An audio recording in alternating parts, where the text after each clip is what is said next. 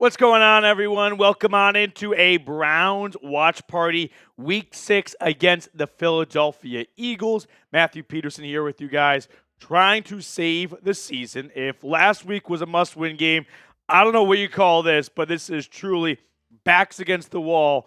If you fall to 1-5, if it's not already over, it's definitely over if they lose today. So we're going to have a fun watch party, hopefully. Hopefully the Browns get a win, somewhat save their season, or at least give themselves a chance down the stretch here. Sorry for the little bit of the late start. My voice is a little bit gone, which is a reflection of coming back from Knoxville. Early flight this morning. Went back to UT for the Tennessee-Florida game. But we're going to have a lot of fun today, so appreciate everyone for hanging out with us. I know it has not been a great start to the year, but I do applaud everyone who has been hanging out with me and not quitting and going strong for hopefully all 17 games this season. I do want to get everyone involved in the chat, though, right off the bat. So let me know who you got. Browns versus Eagles. Be honest.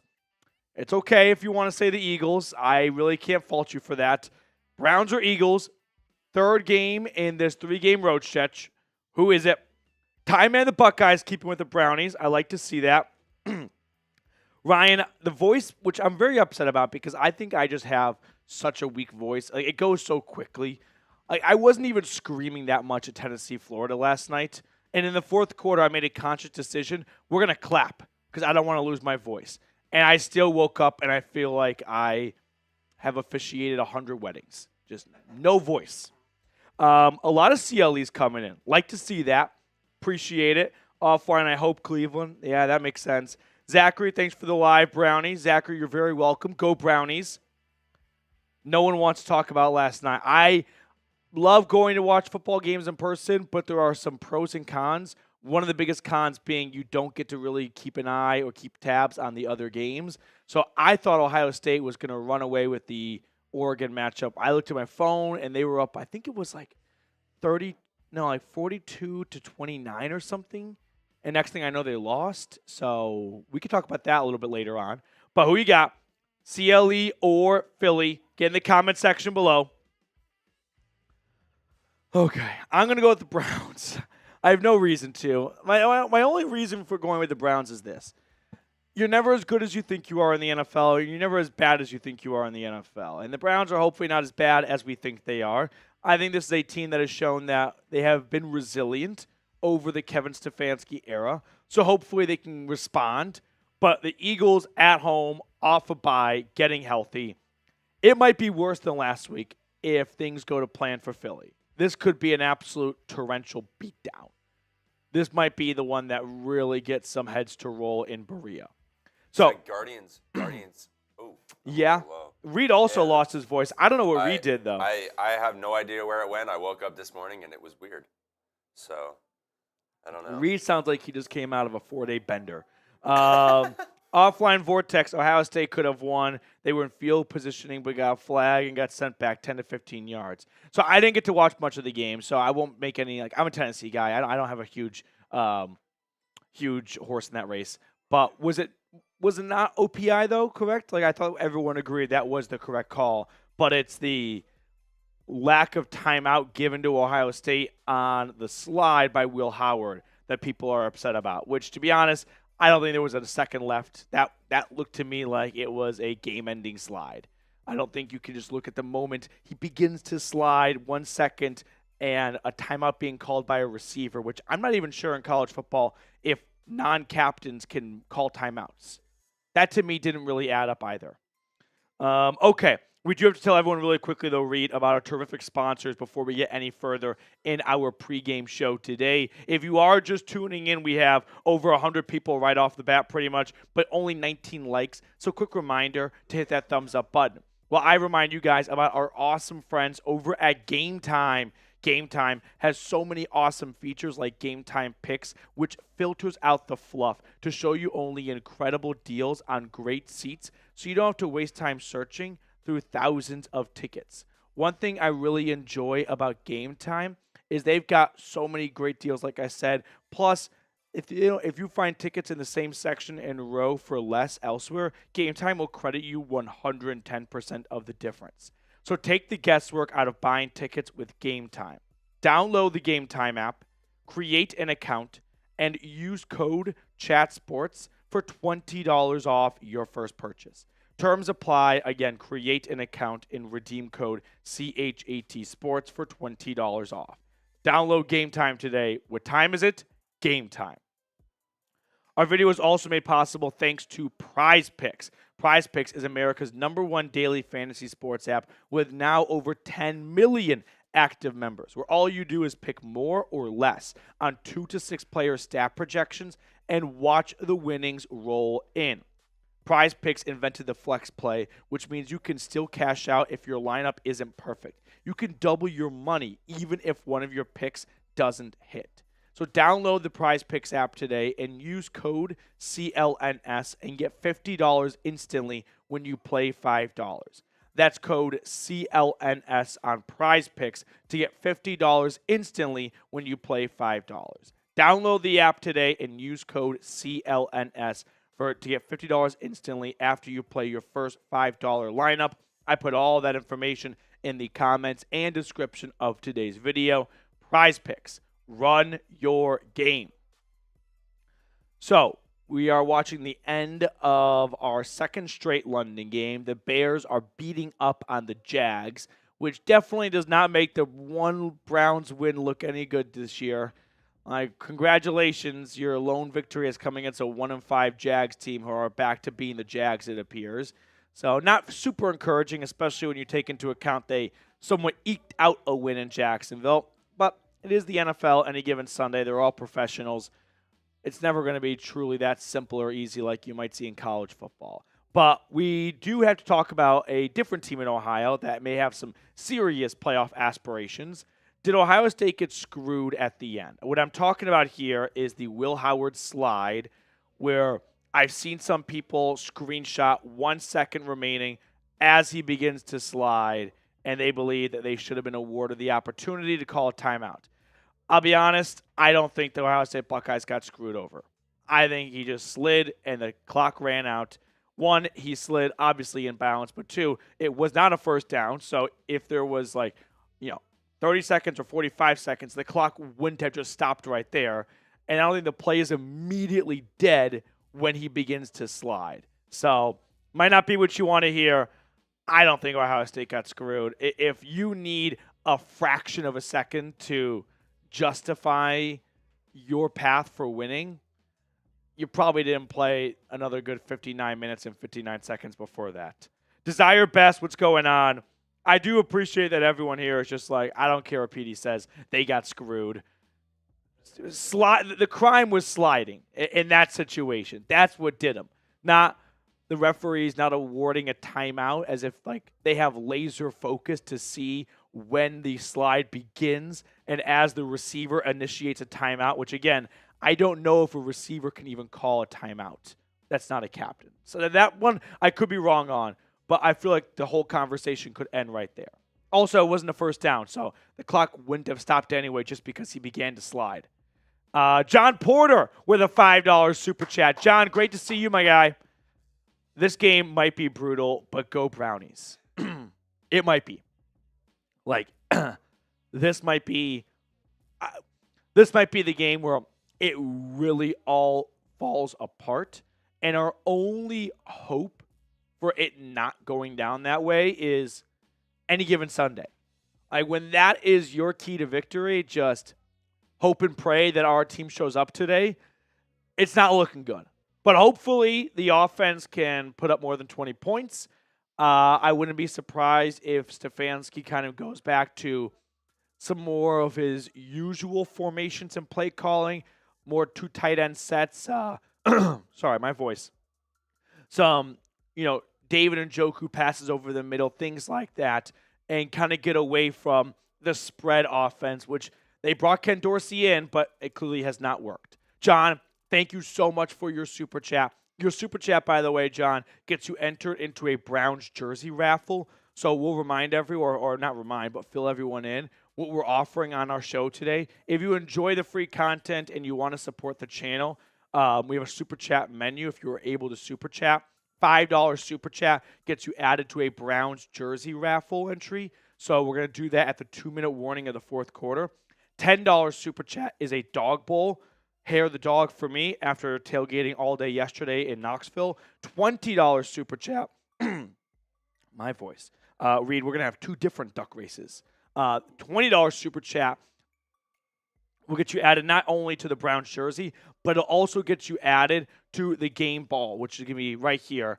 Browns at Eagles week 6. So if you want to get this bad boy and you want to support the channel at the same time, $20 super chat and we'll add you to that raffle. And Mac Jones is in for the Jacksonville Jaguars. I mean, I don't think it's like an actual benching, but just, hey, we're down by 25 with 3 minutes to go. There's no point.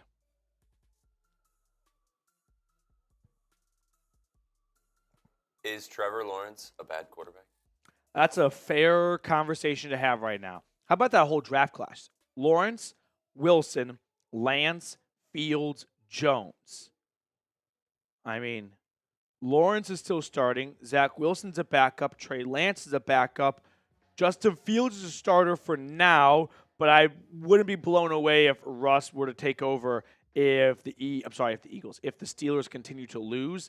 And then you've got Mac Jones backing up as well. So what was supposed to be a loaded quarterback class has quickly disintegrated into 1.5 starters, and the one guy starting is not playing very well.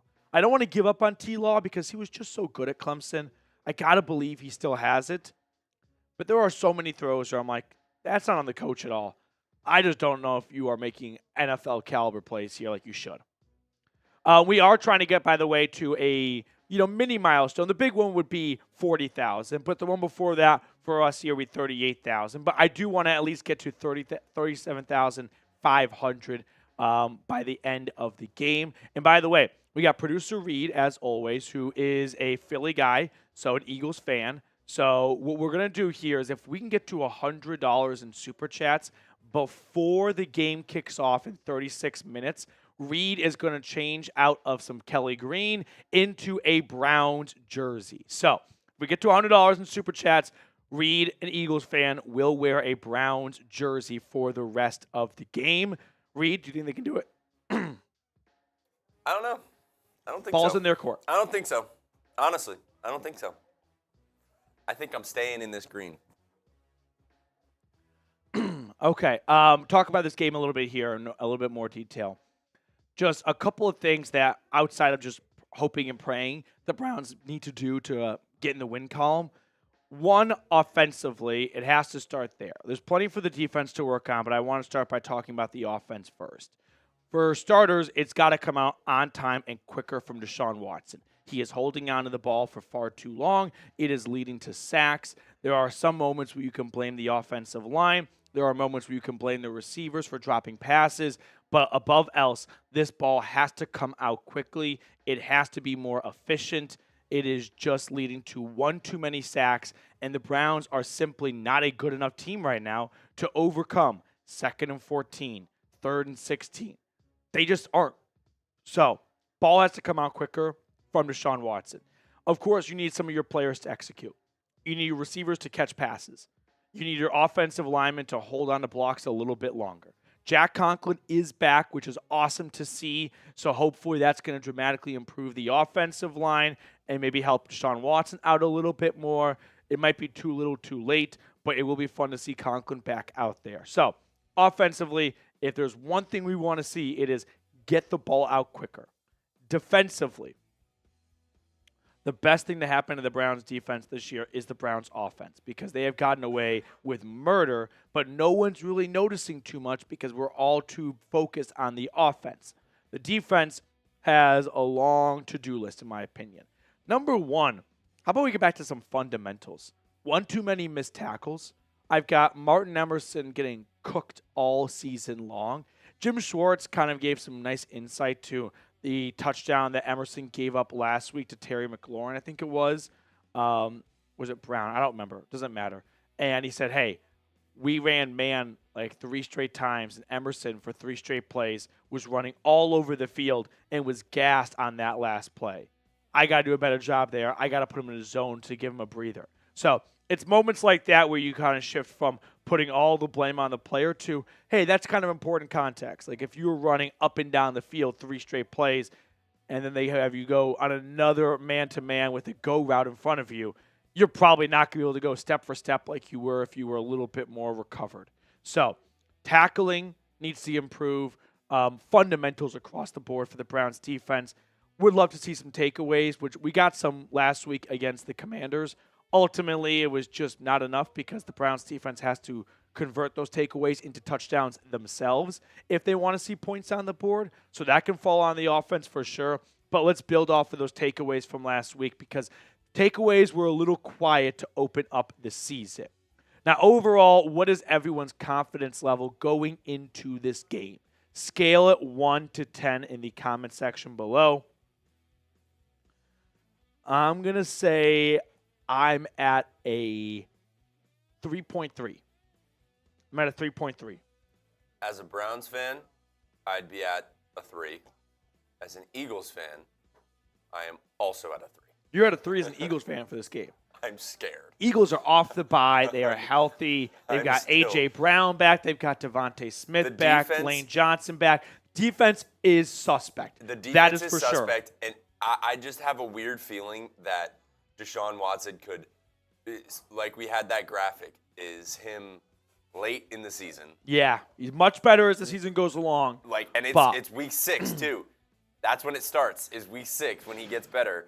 So if I'm just, of course, it would be the Eagles that he just goes crazy on. The way I try and look at it in like a half glass full way is the entire storyline right now is Deshaun Watson is a failure with the Browns and they need to move on. It would only be the most NFL script writing to get us to buy on for another week of Watson if he has a good game today. We have a $10 super chat coming in from the Red Headphones guy. Guardians in the ALCS, but let's go Brownies. Man, I said earlier the best thing to happen to the Browns offense was best thing to happen to the Browns defense was the Browns offense.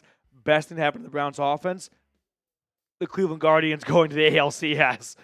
It has taken a lot of the spotlight off of the Browns right now, so that's pretty helpful for Cleveland. But hopefully the Browns can kind of look at their, brotherly team and decide, okay, let's kind of adopt some of their winning ways right now. I mean, the two teams are not very comparable when it comes to the preseason projections and the payroll and whatnot, but I would hope the Browns can at least kind of see the energy in the city for the Guardians and go, how do we bring some of that to our stadium? Because this is clearly a city that's going to treat their teams like kings when they deserve to be treated like kings, like the Guardians right now. So I guess we'll ask, who do you got? Guardians? Actually, give me your World Series prediction. Give me your World Series prediction right now in the comment section.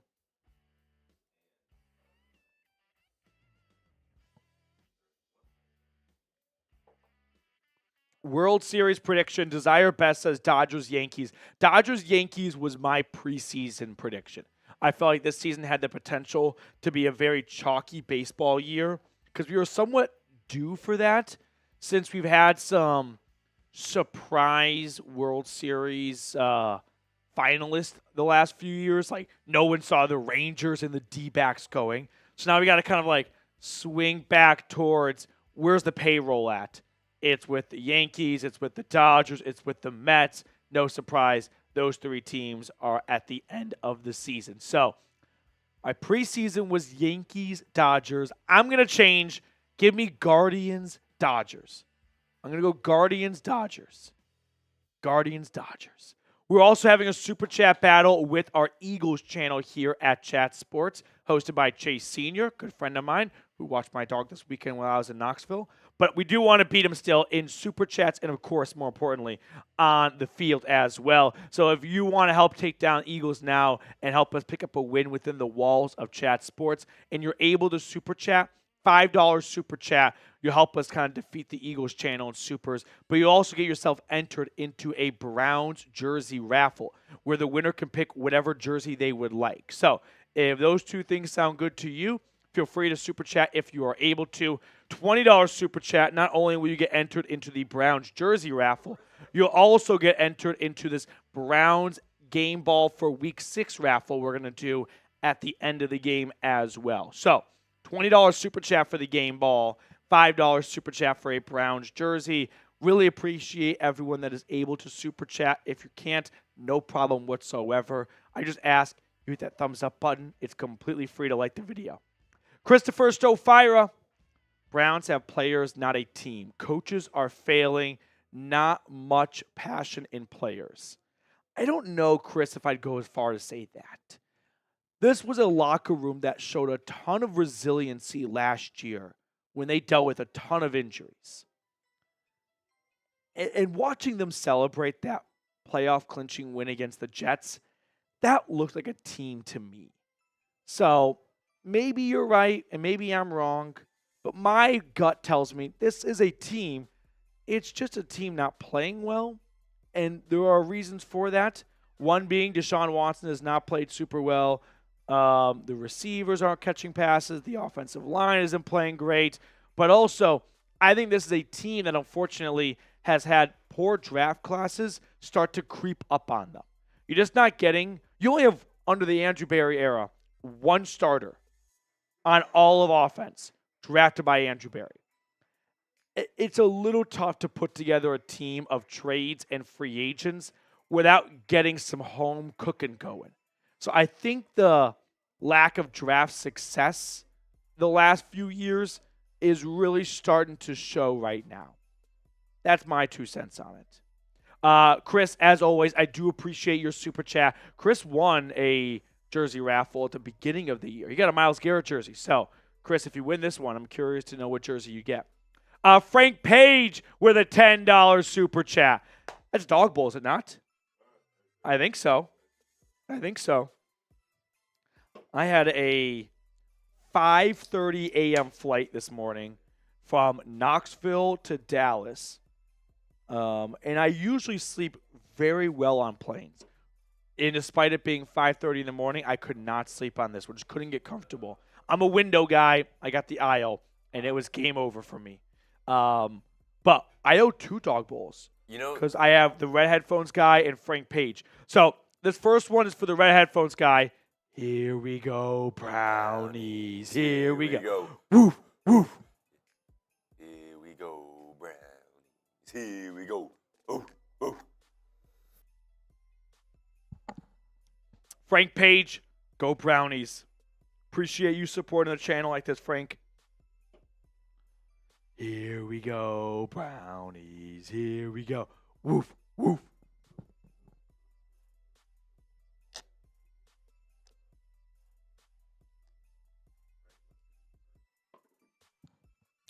Frank, you want to hang out? You can find me in Dallas, where I live. Don't be creepy about it, though. But I'm always down. I did not fly Spirit. I flew American.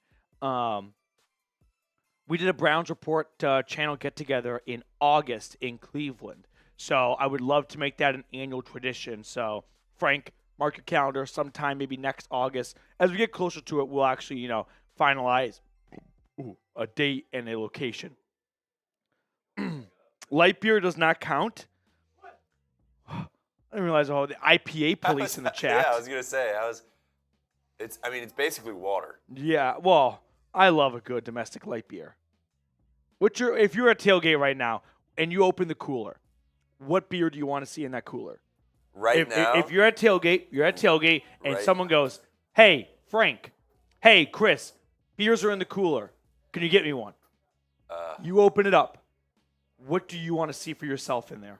Honestly, right now, a nice cold Michelob Ultra. A nice Mickey. Yep. Okay. Last time, if you asked me like maybe a couple days ago, probably Coors Light. But can't beat a good high noon either. Yeah, I've never gotten into the seltzers. Really? It's just not. I don't enjoy the taste of it. It's not even like a Macho Man thing. I don't really like it. Like you can have a couple of them.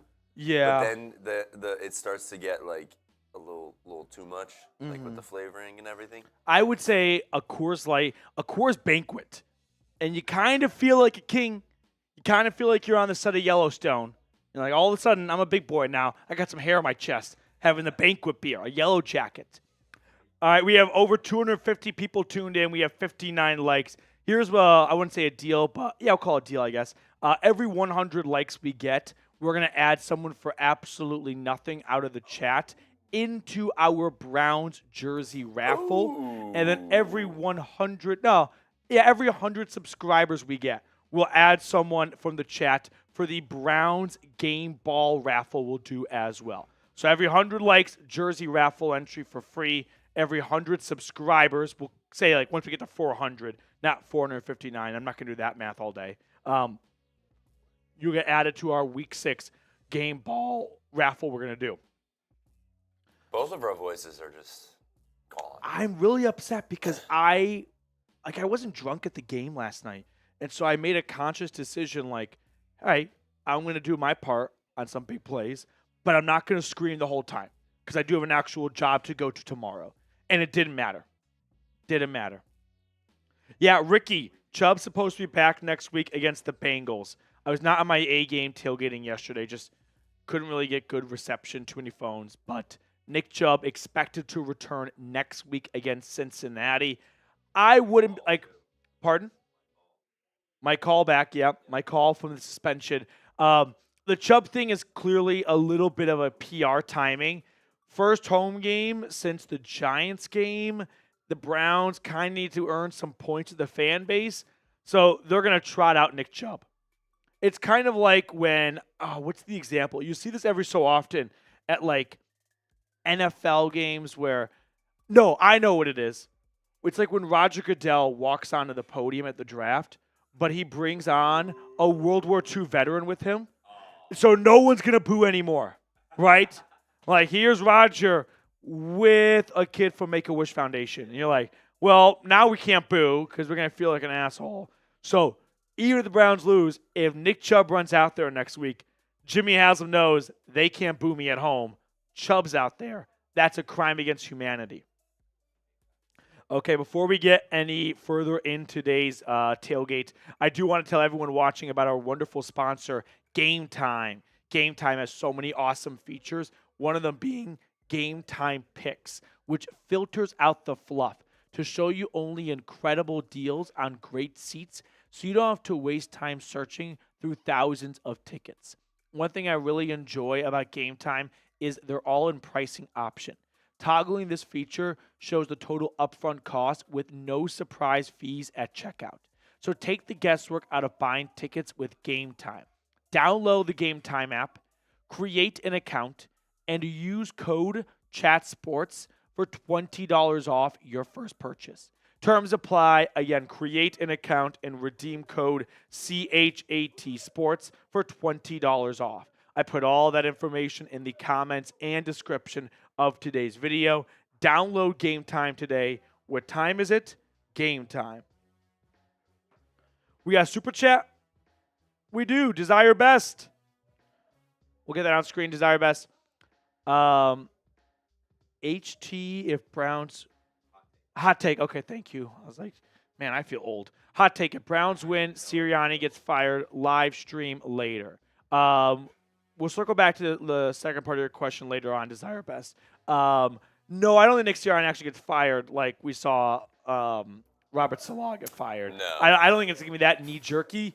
I do believe that he is on the hot seat. Howie Roseman and Jeff Lurie, the Eagles owner, who is very involved as far as owners go. Very involved. The two of them feel like they have put together a great roster, and they know that it's not like a one-year bust if they don't win it this year.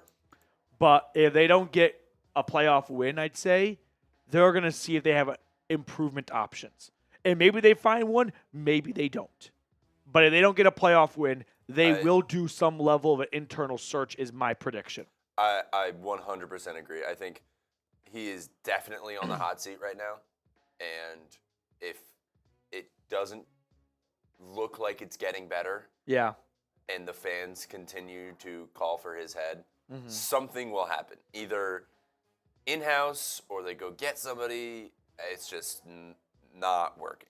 We got a $5 super chat coming in from He's Him. Remember, if we can get to $100 in super chats before the game kicks off, producer Reed, who is an Eagles fan, will wear a Browns jersey for the entire game. And we are closing in with He's Him putting in some contributions of his own. Matchstick Men was just okay. Really? One of my friends was watching my stream. I didn't know he was watching. And he was with me with my college buddies over the weekend. And he watched the movie. And I was like, I didn't know you were even watching my stream or listening to that part. And he loved it. Pete watched 2 hours of William Montgomery highlights as our recommendation exchange. Let me know what you think next week. What is William Montgomery highlights? Is that David? No, it's not David Montgomery. He's him. I'm game. But what is William Montgomery? Am I dumb right now? Sometimes when the lights are on, I blank out on obvious things. But William Montgomery. Lights on, nobody's home. Oh, a comedian? Is he a comedian? That's what I get when I Google William Montgomery. If he's a comedian, I'm all in. I love comedians. I love going to comedy shows. A little fun fact about your host. Really enjoy going to comedy shows. Not even just the big name guys. Love going to comedy cellars and comedy clubs, stuff like that. Love laughing. It's the best. But He's Him. Your game. You're on. Troy, I need that football, Petey. Troy, $20 super chat, and you get added to it. You'll be the first one added to it right now, by the way. Or if you're unable to super chat, not an issue at all.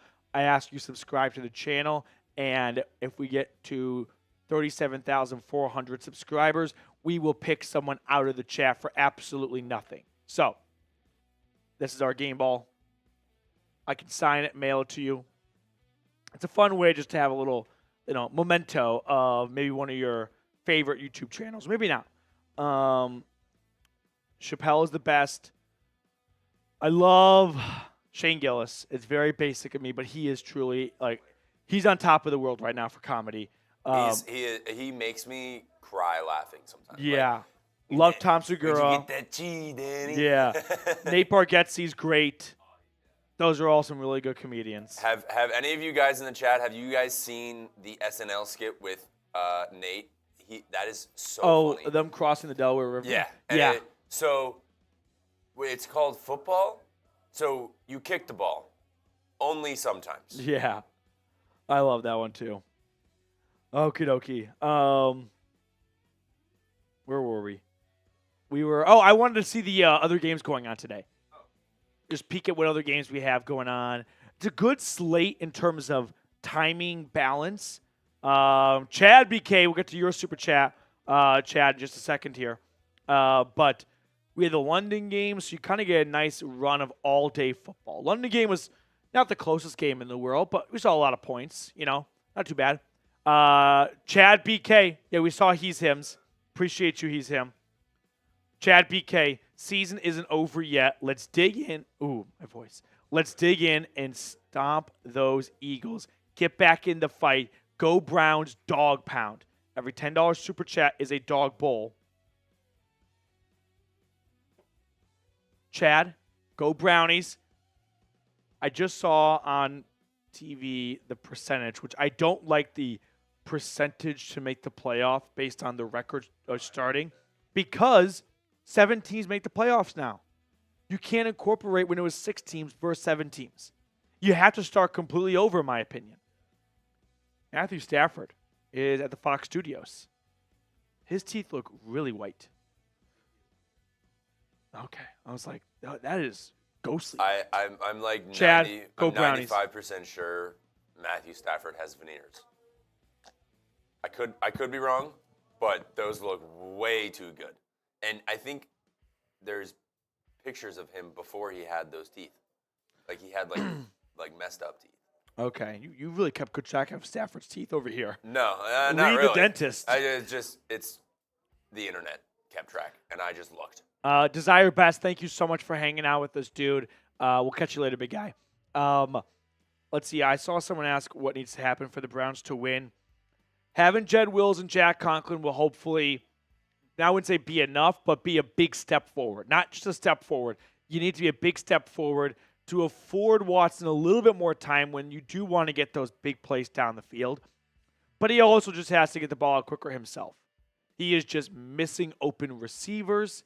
He has missed some throws for sure, but every quarterback does that, and it's not like his misses have been egregious or intercepted. Trevor Lawrence had some really costly misses. But for Watson, I just want to see this ball come out of his hands quicker.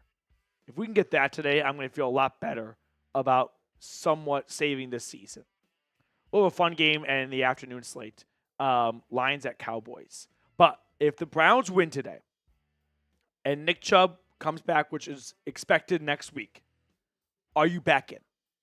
If you have a 2-4 Browns team going home to play a Bengals team that is 1-4 right now, are the Bengals, do they have a bye this week?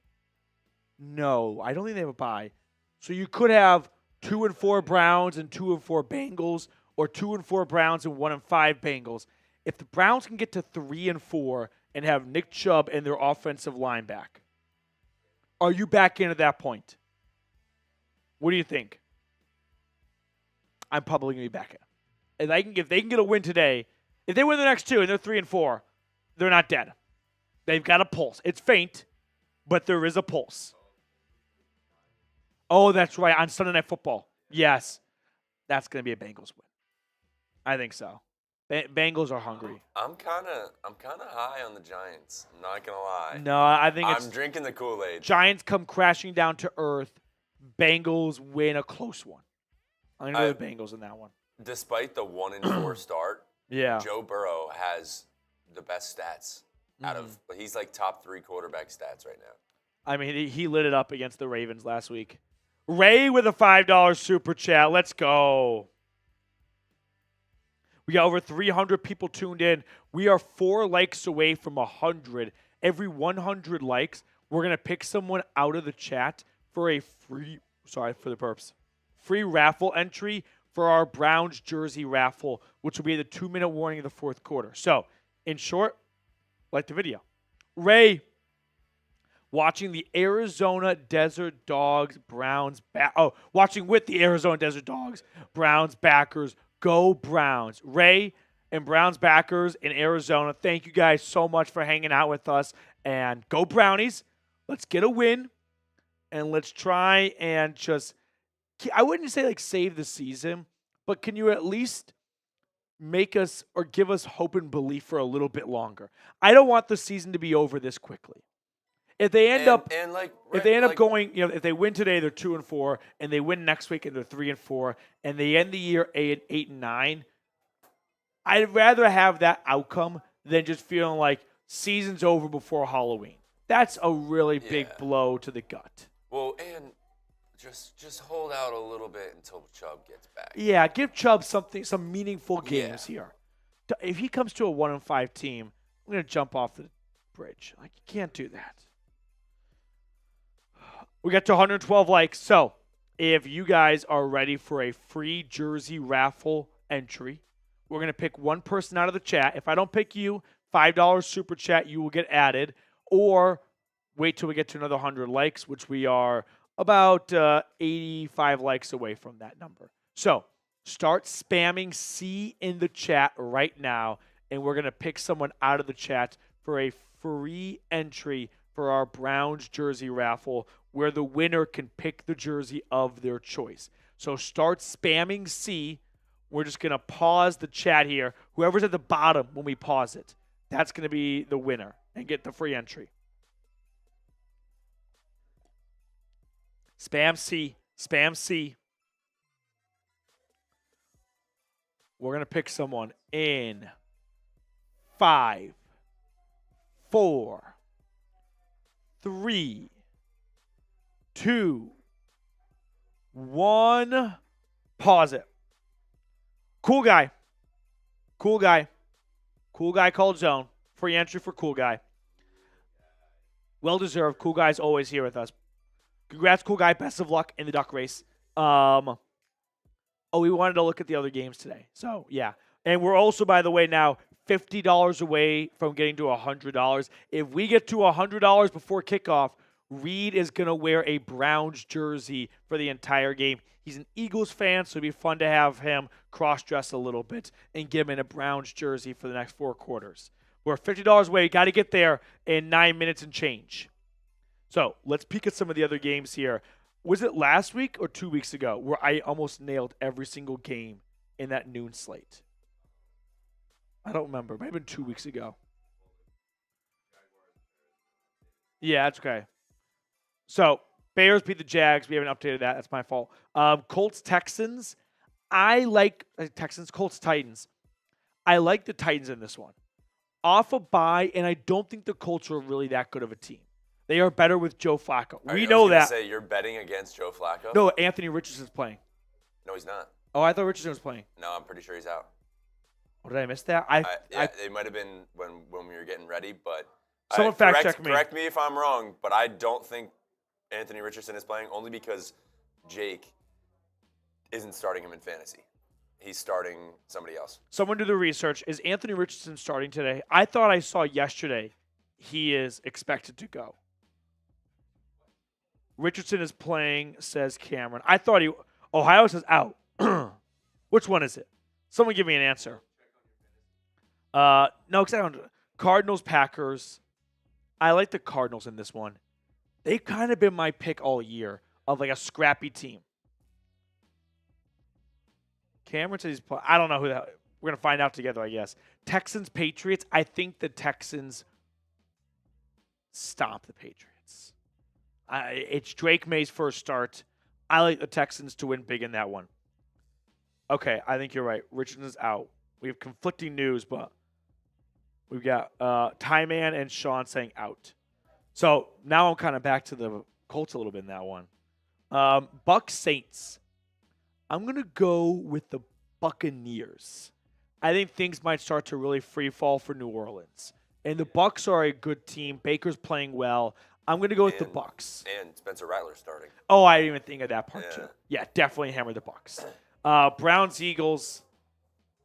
I'm so I have no idea. What do you want from me, guys? I literally have no idea because in the back of my head I'm like, this is the time the Eagles either it's for both teams basically. It's even though their records say something different, it's either the Browns go nuclear and just destroy the Eagles and Deshaun Watson looks like Houston Texans Deshaun Watson, or it goes the other side. And it's not going to be a close game. So here, we were both somewhat right. Flacco is starting. Okay. Richardson is healthy, and he's quarterback 3, so he will suit up. But they want to give him some more time. Okay. So to me, I think they just want to start Flacco. I think because I was like, he did well last week. I was like, I read yesterday that Richardson practiced all week and is expected to go. And then an hour ago, they say, actually, he's going to be QB3. Flacco's going to get one more start. And, yeah, I never liked Anthony Richardson as a quarterback prospect. He's got some fun wow plays to him, but no consistency whatsoever. It's also, he's either throwing a 60-yard bomb right on the dot, or he can't throw 5 yards in front of him. That's it. Commanders, Ravens. Can we all make a pick together? Oh. This is a tough one. I'm going Commanders. I'm going to go Ravens. I'm going Commanders. Dane Daniels is hot. I'm staying away from this game. I really don't know what to make of it. If I was putting my money somewhere, I would stay away from that game. Yeah. Maybe go the over. Yeah, not bad. I'm going to go Ravens, but Commanders they're hot. They've won 4 in a row. They are the number 1 team in the NFC right now. Number 1, number 2. So, exciting times in our nation's capital. And then what are the other? Do we have the afternoon games too? Chargers, Broncos. I kind of like the Broncos in this one. They've won 3 in a row. They're at home. Chargers are off a bye. It's probably going to be a low-scoring, close game. Steelers, Raiders. I got to go with the Steelers. The Raiders are just so dysfunctional right now, which, hey, they beat the Browns when they were dysfunctional, so I don't have room to talk. Adams is not playing, but he might be playing. Hamstring? No, the hamstring injury is real. It's just, I think, very coincidental, and it's very helpful for the Raiders. Lions, Cowboys. I'm going to go with the Lions. I like the Falcons over the Panthers as well. Do we need to do one quick read for Prize Picks? Okay. So we got some tough ones here. We got some good games, though. I'm excited to watch these afternoon games. And then Sunday Night Football, Bengals, Giants. I like the Bengals in this one. I guess I'm picking every AFC North team to win. And then Bills, Jets. I'm going to go with the Bills. No, Jets. It's the Jets. There's going to be the interim head coach boost. You always see that boost. When you fire your coach, the team wakes up for the next game. They get up for that one, and then they come down to earth. So take the Jets this week and then fade them the next week. Done deal. All right. Before we get into the game today, as we are a few minutes away from kickoff, today's show is brought to you by Prize Picks. Prize Picks is America's #1 daily fantasy sports app with over 10 million active members, where all you do is pick more or less on 2 to 6 player stat projections and watch the winnings roll in. You can now win up to 100 times your money on Prize Picks with as little as 4 correct picks. You could turn $10 into $1,000. Download the Prize Picks app today and use code CLNS and get $50 instantly when you play $5. That's code CLNS on Prize Picks to get $50 instantly when you play $5. I put all that information in the comments and description of today's video. Go check them out. Prize Picks. Run your game. We are just a few minutes away from kickoff. Remember, if we can get to $100 in Super Chats before the game kicks off, producer Reed, who's an Eagles fan, is going to put on a Browns jersey for the entire game. We are $48 away. And if you're just tuning in, I lost my voice at the Tennessee game last night. I'm a Tennessee grad, so I went back to Knoxville. My first time back since 2021. It's just really difficult with this job to go to college football games on Saturdays because I have to take a 5:30 a.m. flight to Dallas for work. That's not really fun, so I don't really subject myself to that, but didn't want to miss this game, Florida-Tennessee. So sorry about the voice. I don't know how I lost it because I really try my best not to get carried away in Neyland last night, but Neyland got the best of me. This is our Super Chat menu. If you do enjoy the free content we provide and you want to support the channel, Super Chats go a long way. If you can't Super Chat, not an issue at all. I just ask that you like the video because that's completely free, and it does a lot to help grow and support the channel. So if you want to beat the Eagles, hit that thumbs up button because every 100 likes is a free raffle entry for our Browns jersey raffle. We are 60 likes away from our next free entry. So if you want to get in that and hit the thumbs up button, you'll have a chance to do that. It's a double chunk chocolate cookie. Yeah. Petey, should we draft Jalen Milroe? I'm not super high on Jalen Milroe as an NFL quarterback prospect, but also I am not making my mind up on this quarterback class until this season is done. If you look at this quarterback class, except for Carson Beck. Carson Beck sucks, camel dick. If you look at this quarterback class, though, you got some new-ish faces. Like Milroe, his year one, first year last year. Quinn Ewers, not too new, but he hasn't really jumped out to me as a guy who can make a big difference at the next level. Shador, we're getting more of, but I have some concerns about the Sanders family right now and how much when you draft Shador, you're drafting Dion too. And that might be a little bit of like the ball situation. That might get old for a coach and a GM. By the way, we had an early lead over Eagles now in Super Chats, and they have demolished us in a pregame tailgate.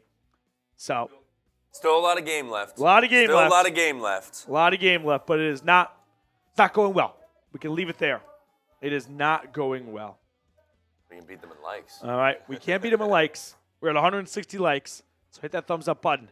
All right, it is 1 p.m. Eastern. If you guys are ready for a Browns win, start spamming CLE in the chat. Spam CLE. But if you want the Brownies to win, show me right now. Let's get this chat moving. Let's get the morale up a little bit. We need it. It's gloomy. Everyone here right now, as I like to say, deserves a Purple Heart. We're watching a 1-4 team voluntarily, but I wouldn't have it any other way. Would not have it any other way. Not going to quit on this team. We're going to be here all year long, baby. You're with us. CLE in the chat. Be a part of the turnaround right now. Got Red Zone on my iPad. We are ready to roll. I have a question for you guys as well. Would you rather that top Browns bar for this scoreboard be orange or brown? Which one would look better? I think you got to show them the orange one. No, but I'm going to. But I'm just saying. Yeah. In terms of how it looks. I know. I'm saying show them the orange one, and then they decide. Yeah. C's in the chat. Let's go. Let's go, Brownies. I feel like the NFL this year has been starting a little bit later than usual. Yeah. They're very punctual, or close to it. Rare for them to be like 2 to 3 minutes late.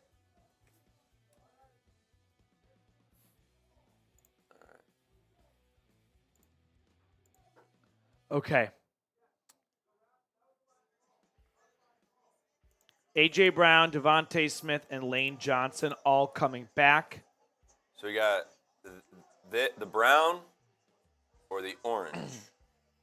I like the orange. I like the orange. I like the orange. Yeah, stick with the orange. We're sticking with the orange.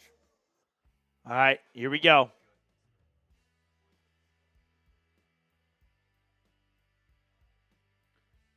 Kevin Stefanski and the Browns.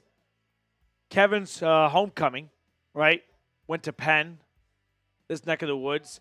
It will be Eagles football to open up the game. The Browns are going to kick it off. And we have football from the city of brotherly love with the return starting at the 2-yard line, getting across the 20 and tackled just after the 25. Aaron Collins with a $2 super chat.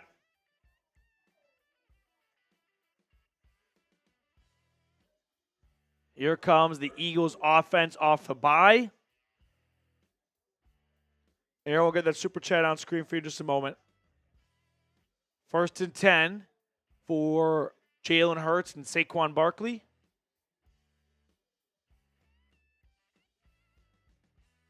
I am just here for the open bar. That is my official line at 50% of the weddings I go to. 1st and 10, it's a pitch to the left for Barkley. He runs it for about 5 yards. So, 2nd and 5 coming up. Come on, defense. Try and get the crowd out of this game early on. Like I mentioned, though, Eagles off a bye, so not only are they a bit well-rested, but the fan base is ready to have their team back on the field. Jalen Hurts opens up 2nd down in the pistol. Takes the snap. Looking to pass on the left sideline. This is incomplete. Nice coverage by Martin Emerson, who would then run over the referee. So we're not making friends with the zebra so far, but not a very good pass, but just good coverage altogether still. 3rd down coming up. 3rd and 5. No Jordan Hicks. So it's Devin Bush again next to JOK. And then you've got Denzel Ward in there, DeAnthony Bell, and Rodney McLeod starting at safety. 3rd down from the 31-yard line. Hurts takes the snap. Surveying, throwing, and this is broken up.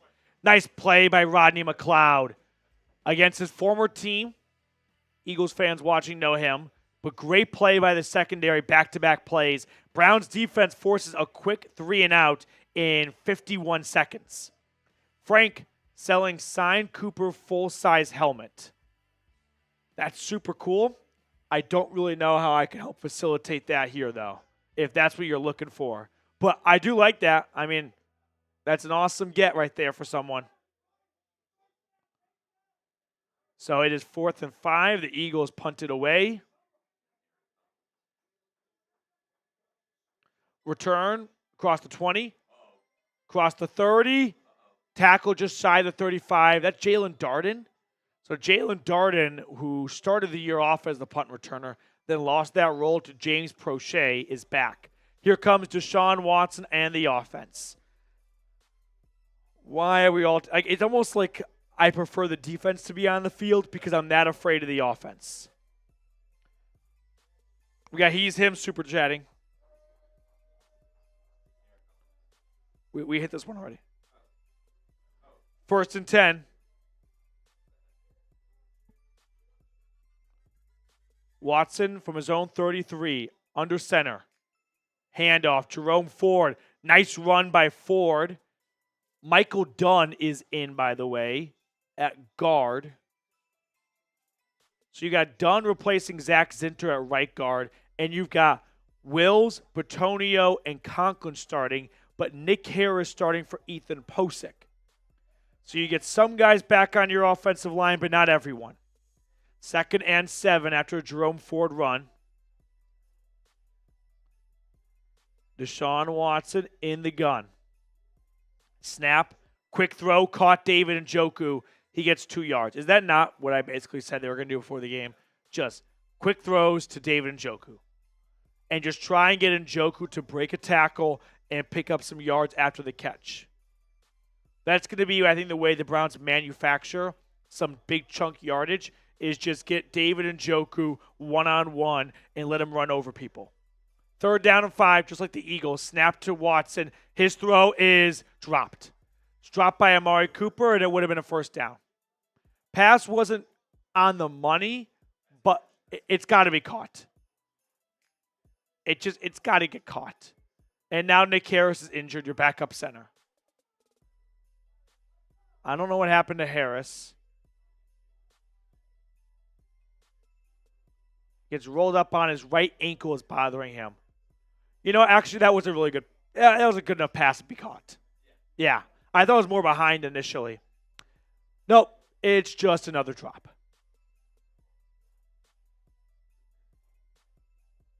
So Nick Harris is injured. My guess is, with no Posick and no Harris, they're going to put maybe Michael Dunn or Joel Petonio at center, and then put Zach Zinter back into the mix. That's a real kick in the nuts on that play. You get a drop and you get an injury. It's just like that play right there. It's like, yeah, there's a lot of plays where Watson screws up, but man, like for a guy that's really having a tough go out there, it'd be nice if he could get a little bit of help, right? And it sucks because that doesn't go on Amari Cooper's stats. He gets a drop. But I'm saying, like, you're right. I know what you're saying. It's incompletion to the rest of the world. It's an incompletion for Deshaun Watson. Yeah, no, I agree, yeah. Frustrating. I guarantee you this. If/when Amari Cooper gets traded, he's going to put up monster numbers for his next team.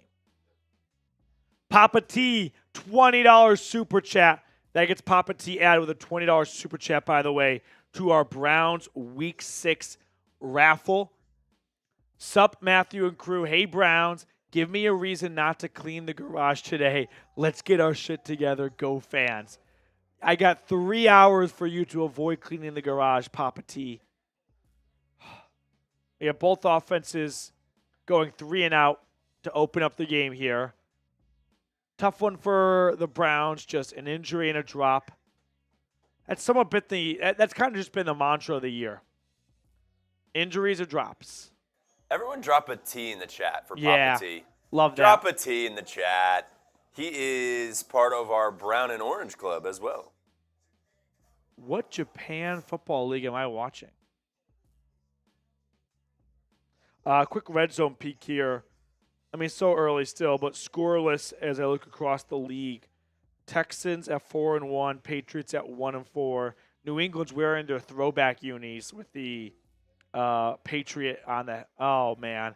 Harris is getting carted off the field. Oh, my goodness. He's got an air cast. He's crying.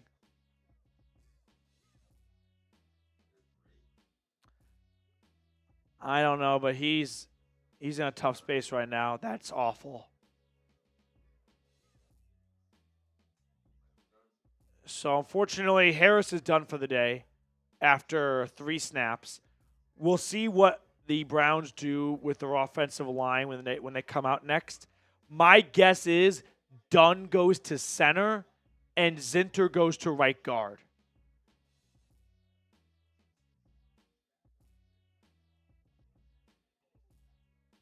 Browns will punt it away.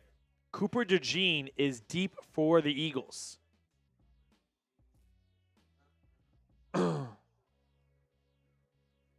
Commanders Ravens scoreless.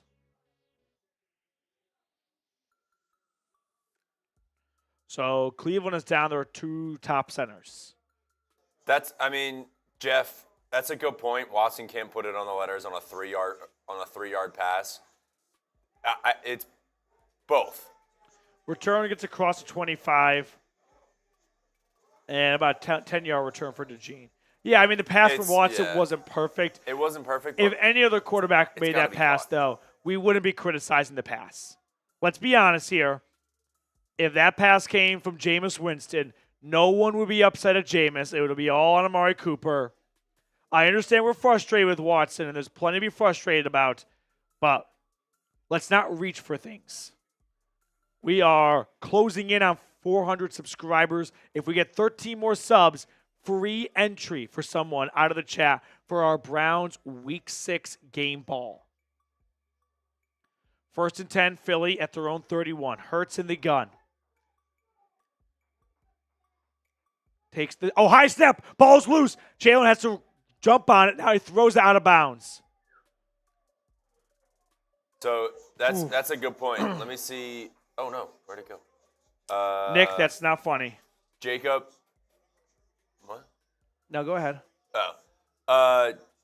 Jacob said Baker makes the same throw in Tampa, but Evans goes up and catches that. So it's both sides. Yeah. 2nd and 10. Neither offense. It's only been 3 minutes, but neither offense doing a whole lot of good. Jalen in shotgun. Takes the snap. Quarterback run to the left. He's got a grass opening that's going to get him 8 yards. So 3rd and 2, 3rd and 1 coming up here. Joe Flacco just threw a touchdown pass. And open receiver. But still, Josh Downs. 3rd and 1. It was wide open. In the shotgun. Jalen Hurts hands it off. Barkley is not going to get it. Looked like he might have had it for a second, but great stop. And they're going to spot him short, I think. Also, did I see Mike Hall on the field? So it's going to be 4th and inches. Barkley did not get it. So Eagles are going to keep their offense on the field for the time being. We know what's coming. Here comes the tush push from their own 40-yard line. Hurts under center. Hard count. I don't know if he'll snap it. Yeah, he does. And he gets it. Yeah, picked up 2 yards, just needed about 5 inches. 1st down, Philly.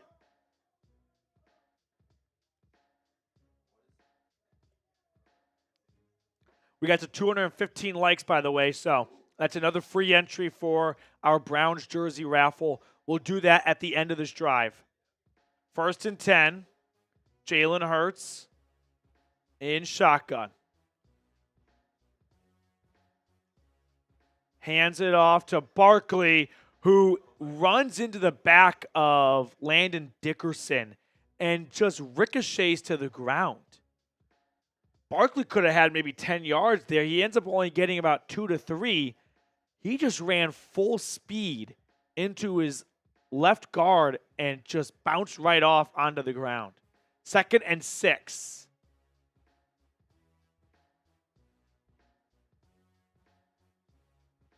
Jalen Hurts in shotgun, approaching midfield. Here's the snap. Going to go deep with it. Incomplete. just a little bit too far for A.J. Brown. And good coverage, but Hurts just not quite on the money for some of these deep passes early on here. Look at the rookie Mike Hall, by the way. He's working on Jordan Mailata.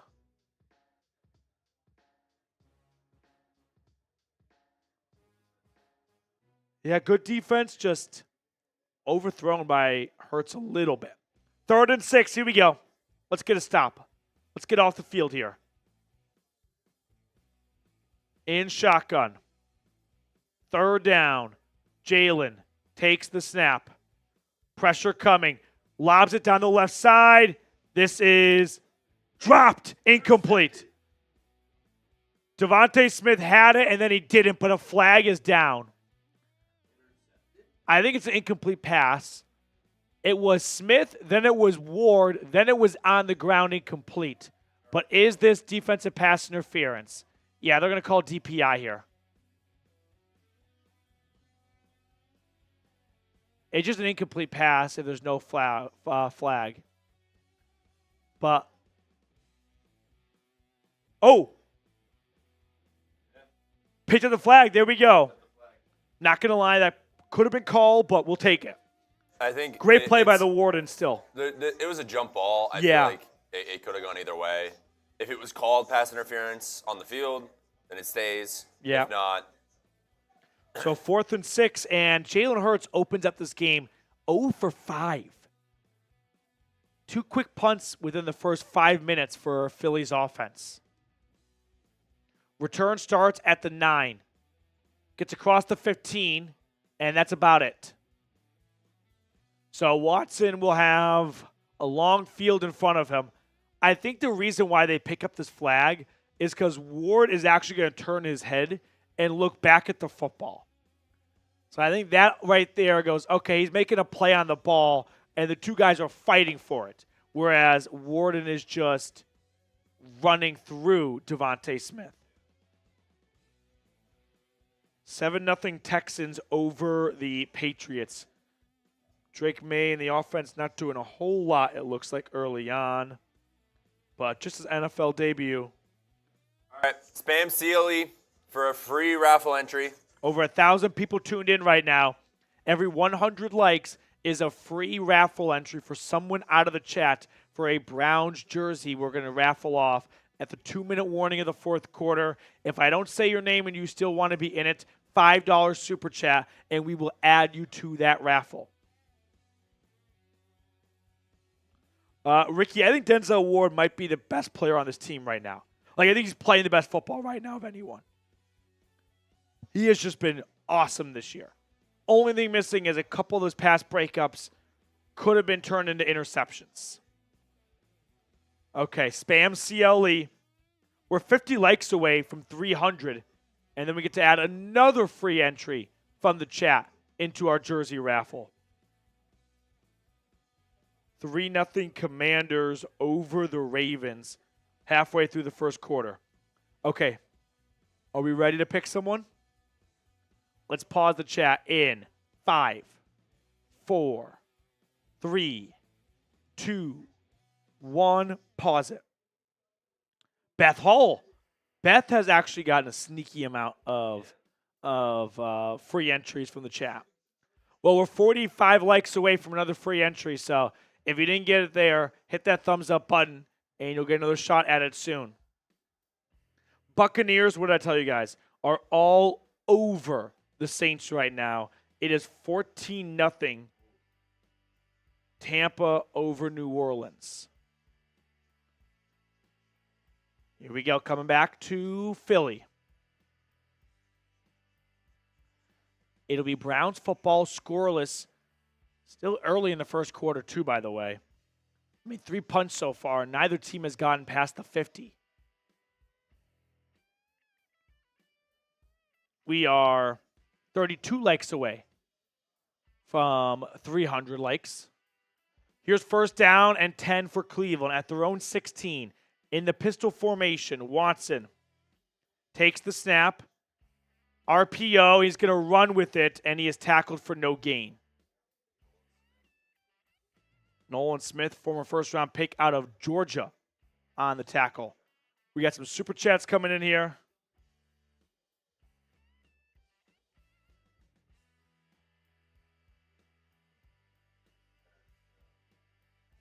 Yeah, Nick Harris, the ankle injury out. 2nd and 10.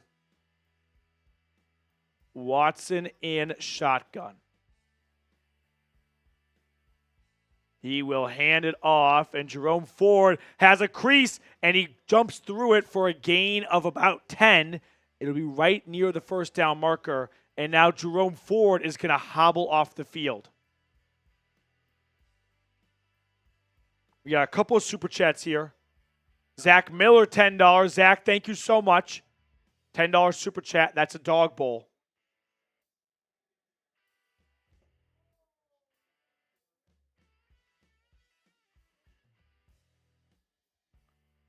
First and 10 from their own 26.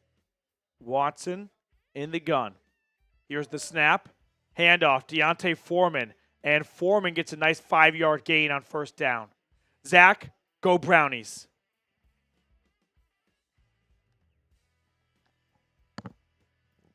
Brian Henning. Brian, let's go Brownies. Let's get a win here. Let's just give ourselves another week of hope. That's what I want right now. Just going to take it week to week here. Give me another week of hope. 2nd down and 6 for Watson. Takes the snap. It's a screen, caught, and it'll be a first down. Jalen Darden using his speed, getting 7, and the Browns not pushing the ball downfield, keeping it short, keeping it simple, and putting together a decent drive right now with a few first downs already. Brian, appreciate your super chat. Thank you so much. Go Brownies. Jeremy, since our Brownies suck, can we do 50-50 and check your Venmo? No 50-50 today, Jeremy. We can workshop something for next week. We have a flag down on 1st and 10, and it's going to be a false start on the Browns. I do see I have a Venmo. Jeremy Stallman with a $50 Venmo. Unbelievable. Jeremy Stallman, ladies and gentlemen. $50 Venmo. We're not surprised. So he gets added to the MVP ball raffle for this week with a $20 super chat or Venmo. Venmo works as well. Venmo somewhat preferred just because it goes right to us here at Chat Sports.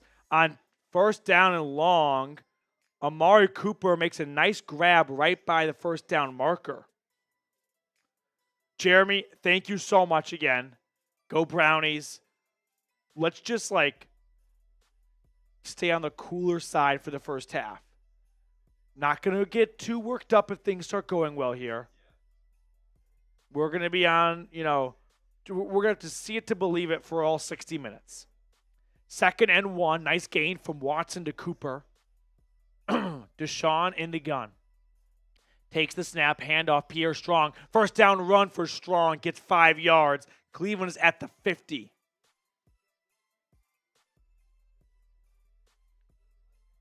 We are 2 likes away from 300 as Jerome Ford is now walking to the locker room. So it's going to be a lot of Deontay Foreman and Pierre Strong Jr.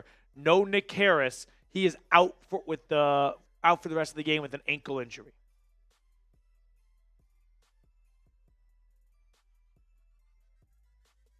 First and 10, another run. This one only goes for about 1.5 yards. So a bigger workload for Strong. Kathy spamming Jeremy Stallman. Love it, Kathy. Jeremy's $50 super chat, by the way, gets him one more on our October MVP super chat competition. So we'll show those numbers in a moment, but add one more to Jeremy's total. 2nd and 9. Snap to Watson. He is sacked. This is going to be intentional grounding. Probably the same amount of yards as the sack. Yeah. I think this is a screen. If it's not a screen, it's the worst job by the offensive line ever. Because there were 3 guys on top of him immediately. Yeah, you can kind of see guys start to release. I think it's a screen, but there's no one to throw the screen to.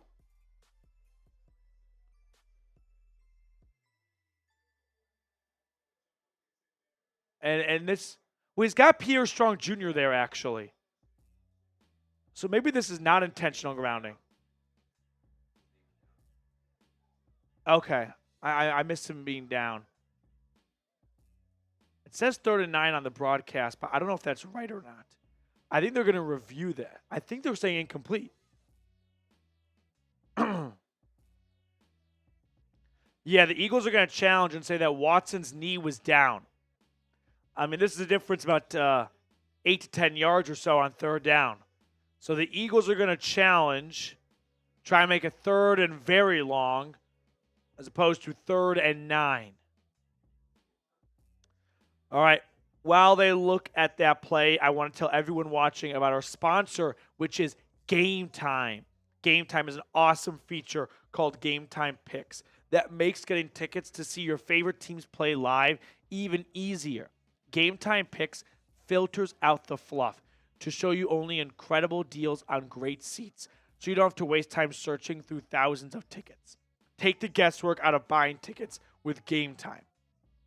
Download the Game Time app, create an account, and use code CHATSPORTS for $20 off your first purchase. Terms apply. Again, create an account and redeem code CHAT Sports for $20 off. I put all that information in the comments and description of today's video. Go check out Game Time today. They're a great supporter of ours. Would love it if you supported them as well. Download Game Time today. What time is it? Game time. It is also time for a couple of free raffle entries. Two. We got over 400 and then over 300 likes. So we're kind of juggling 2 different raffles here. Every $20 super chat or more, you get added to our Week 6 game ball raffle. Every 100 subscribers we gain, we're going to do a free entry from the chat. Every $5 super chat gets you added to our Browns jersey raffle. And every 100 likes gets another free entry from the chat. So let's do a free entry right now for the game ball, and then we'll do one for the jersey. So spam C right now if you want a free entry for our Browns-Eagles Week 6 game ball giveaway.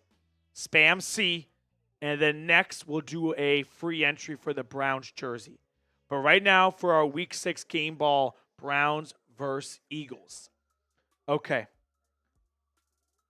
Keep spamming C. We got 1,200 people tuned in right now. Really appreciate everyone who takes their time out of their Sunday to watch with us. Watson is down, I think. Looks pretty down to me. Call reverse. It's 3rd and 24. So a big difference. I thought it'd be 3rd and 19. So let's pause it in 3, 2, 1. Pause it. Big Mike. Big Mike gets a free entry for the Browns Week 6 game ball. And then next, we'll spam C for a Browns jersey raffle entry. 3rd and a mile. To be exact, 24 yards. From their own 36. Drop back to Watson. He is going to try and avoid a sack, and then he throws it out of bounds. 4th and 24, and the Browns, literally a promising drive, is going to be a punt. No one's really open in that shot. Yeah. Antonio kind of loses his man a little bit. All right, let's pause the chat for a Browns jersey raffle entry in 3. After this punt return. Starts at the 5 by DeJean. He's going east and west. He is tackled at the 10. Great play by Bojorquez. Remember earlier I said Denzel Ward might be playing the best football on this team? Bojorquez is not far behind. All right, let's pause the chat in 3, 2, 1. Pause it. Solitis? Solitis? That's for the jersey. Big Mike was for the football. Bucks are in the red zone with a 14-point lead in the first quarter. The Spencer Rattler experience might not be going well.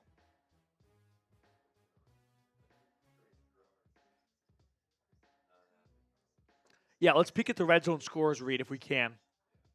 See what else is going on across the league here. Early in the first quarter for much of the games.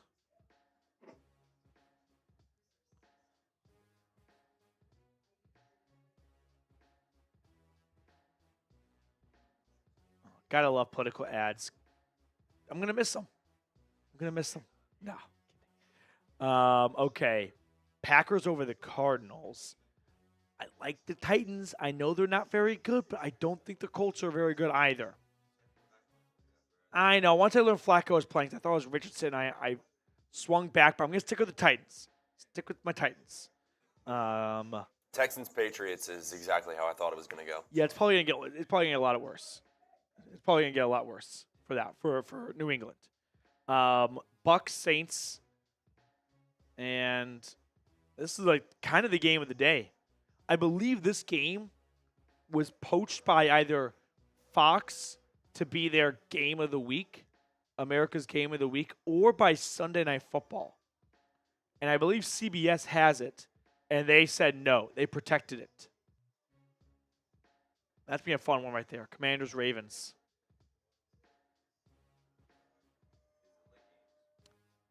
Yep, and then the late game slate.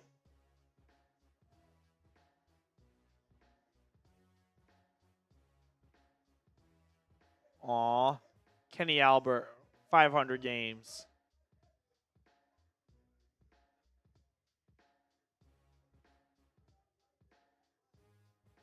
First and 10 for Philly.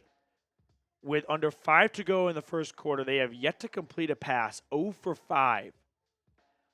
My guess is this first pass is going to be a quick pop throw to maybe A.J. Brown.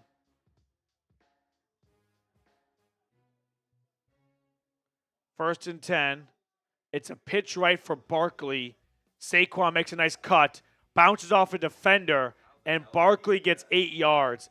Man, Barkley is just good. There's no other way to put it. Gets 8 yards when he should have only gotten like 1 or 2 yards.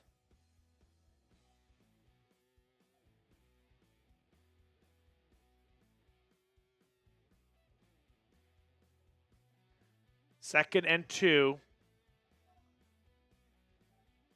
Snap to Jalen. Hands it off. And I don't think Barkley got there. It's going to be 3rd and inches. So tush push probably coming up next here. Okay. This has kind of turned into the Kenny Albert show now. 500 is really cool, don't get me wrong.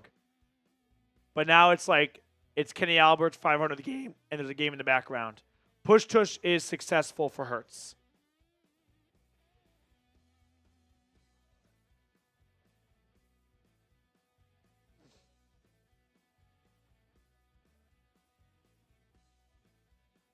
First and 10, Philly. Out to their own 22. Eric, appreciate your super chat. We'll get it on screen for you in just a moment. By the way, that guy's over $100, so thank you so much, Eric. Snap to Jalen. He's going to find Brown or Smith, that is, on a crosser, and he gets the first down. Devontae Smith gets about 15 yards, and the Eagles are marching their way down the field. One high safety here. I think it's man-to-man. Newsom, he just never had a chance. I love that some of the Eagles players, I don't know about the Browns, but some of the Eagles players are wearing pink for October. Yeah. I don't know why we ever got away from that. Quarterback keeper on the option, and Hurts with his legs gets about 8 to 9 yards. And a drive that started at the 10-yard line is rapidly approaching the 50. Whole Browns defense thought Barkley had it. Just a simple option. Read the defensive end. If he crashes in, pull it and run. 2nd and 2, just across the 40.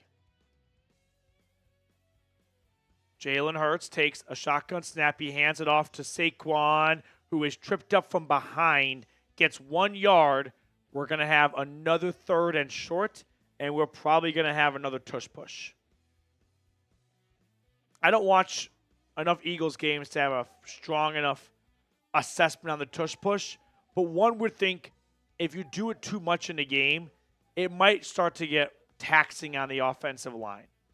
But this one is successful. Now, I will say, every single one he's done, he's gotten less and less yards. This one, I think he has it, but not by much. 1st and 10.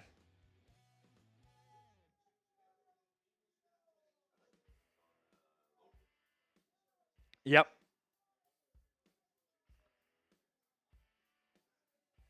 First down, Philly. Come on, defense. Let's go. Let's get a stop.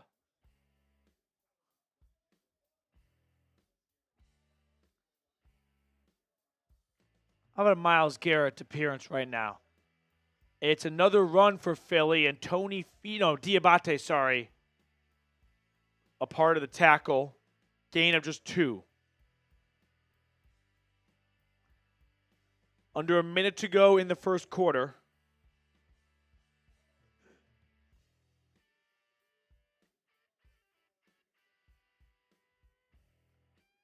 Eagles putting together a 40-plus yard drive right now, but a long drive. Jalen Hurts in shotgun.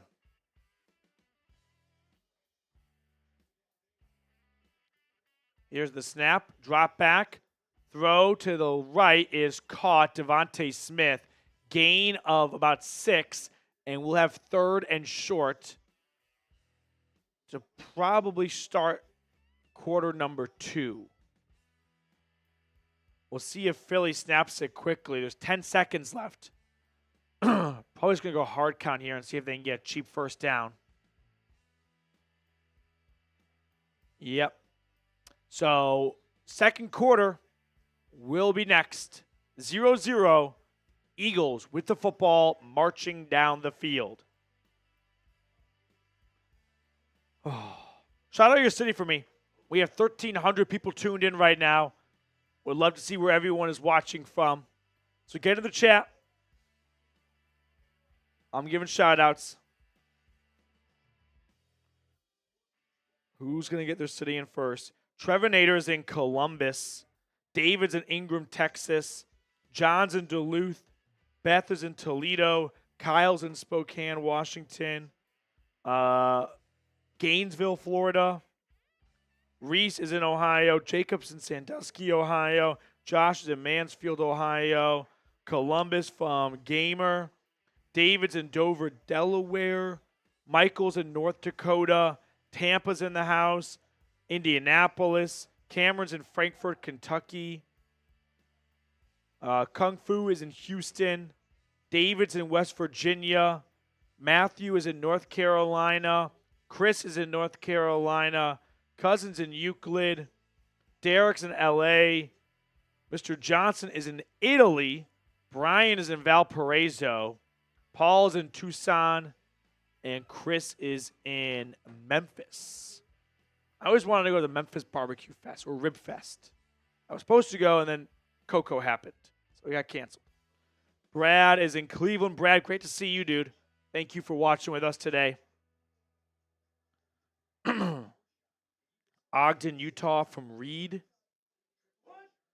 I know. Kathy is in Sacramento.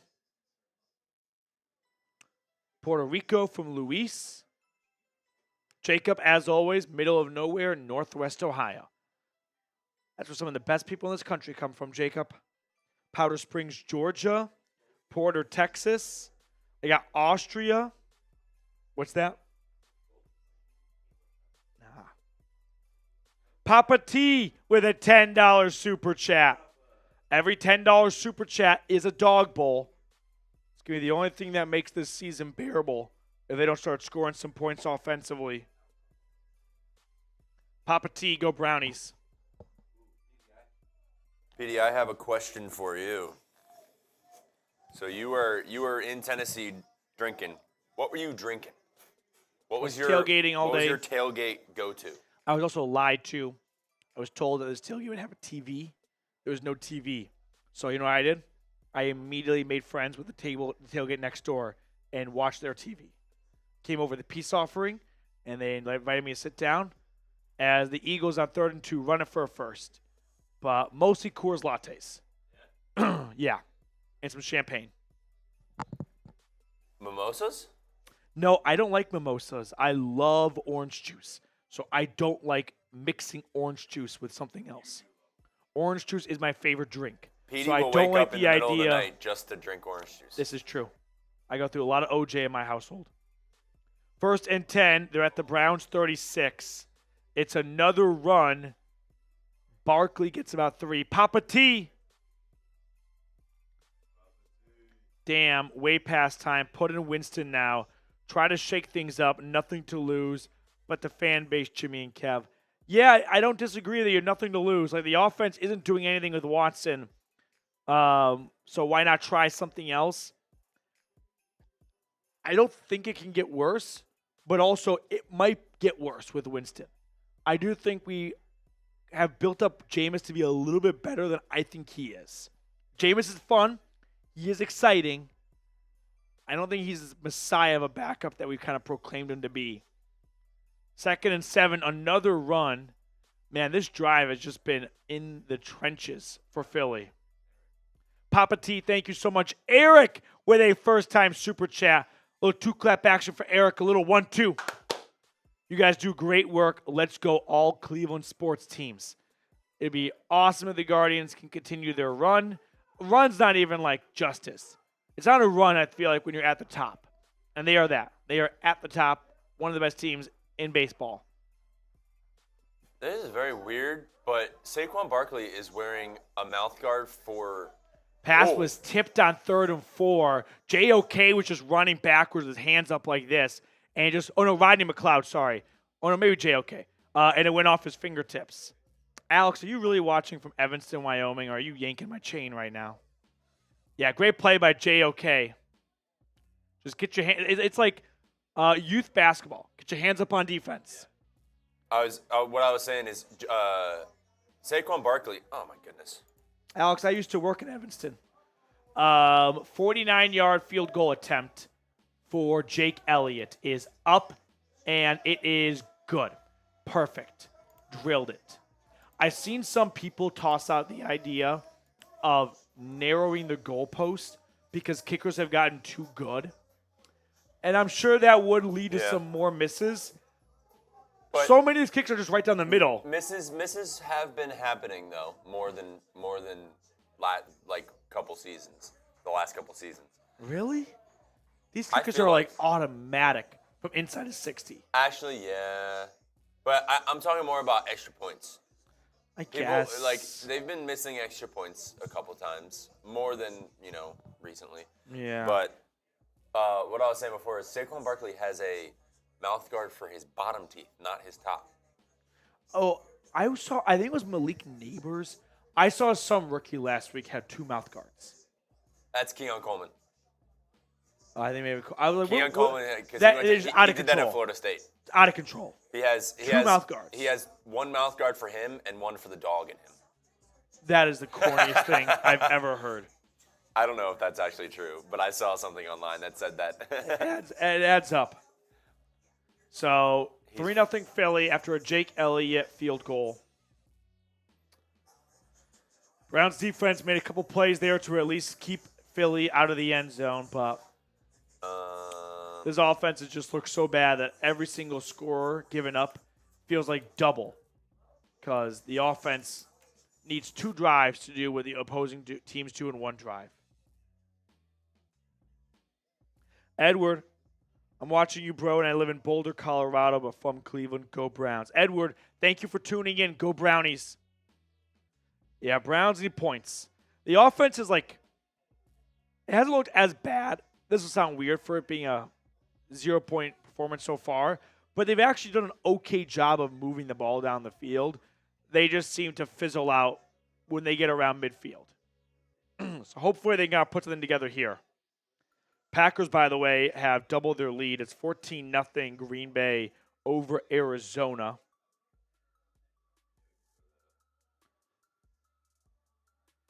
So offense now. At moments, it feels like they are somewhat trying to self-sabotage Watson. Yeah, Cooper dropping a pass. That wide receiver screen that led to a sack where he goes to throw it. And I don't think there was anyone there to throw to. Maybe I just missed it.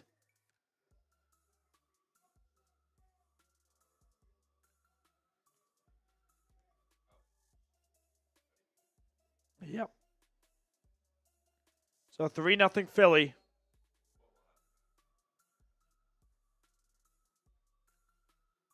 What do you guys think will happen on this drive? I think field goal from the Browns. I'm gonna go touchdown. I'm gonna go touchdown. I'm going field goal, and it's gonna be a 52-yard field goal. 52-yard field goal. Book it right now.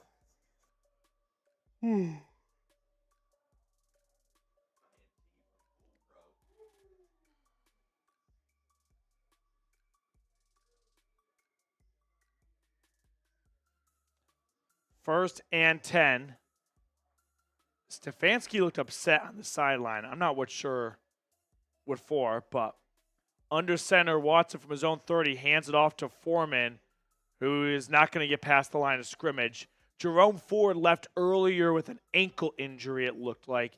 Nick Harris has been ruled out with an ankle injury. He was carted off the field. So we've seen Michael Dunn go to center and Zach Zinter go back to right guard. Conklin and Wills are back, though, at tackle, which is nice. 2nd and 9.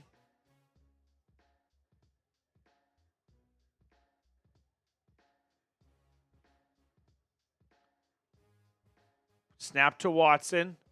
Throwing to his left. About 5 yards over the head of Amari Cooper. I mean, clearly not on the same page for what the route was, I think. Or just an awful throw, but I think Watson thought Cooper was going to keep running, and Cooper runs a curl. 3rd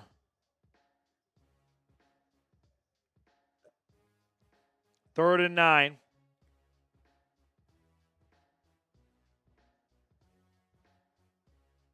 From their own 30.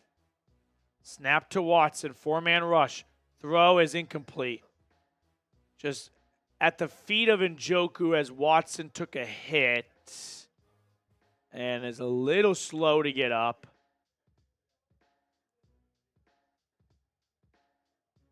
Oh, that's a big boy hit right there from Jalen Carter.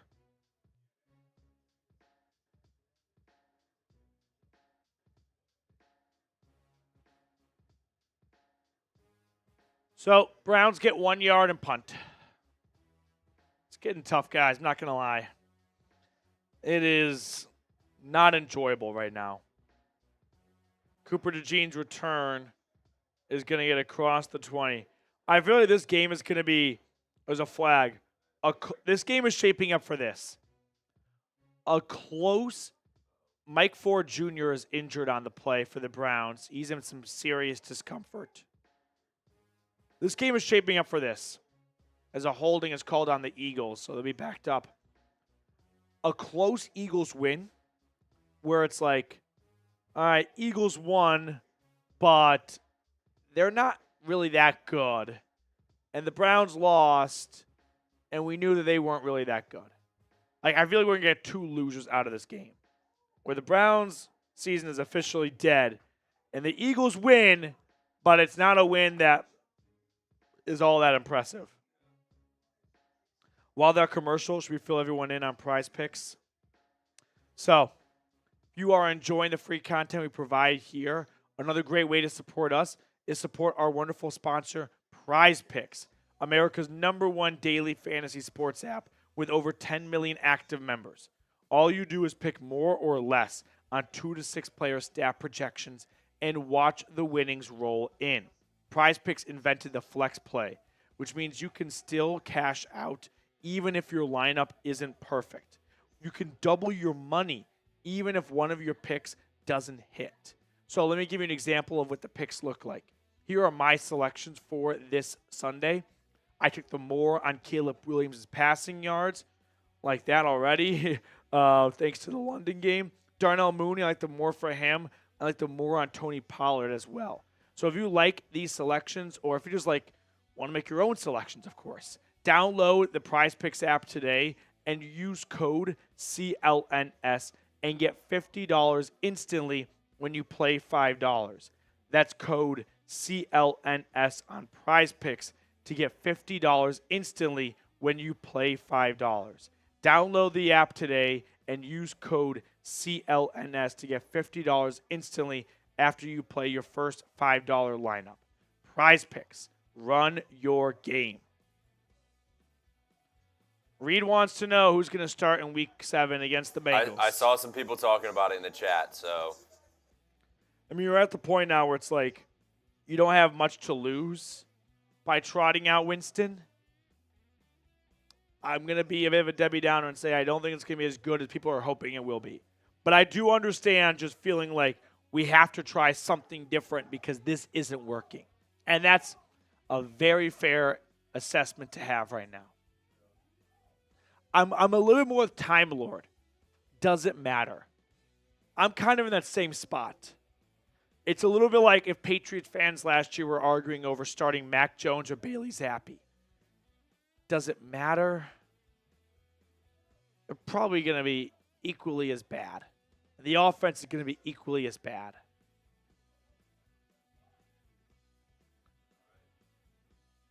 Snap to Hurts. Play fake. Dumps it out to Dallas Goedert. No. Dumps it off in the flat, and this is a big gain. All the way out to the 50-yard line. Biggest play of the game for either side so far. Just a simple play action. You have the tight end look like he's blocking and then release. And then missed tackle. Now I wouldn't even call it a missed tackle. Just never even got himself in a position to make a tackle. Out to the 50. Snap to Jalen. Quarterback keeper is no good. Myles Garrett and JOK hunted down Hurts. Loss of 1.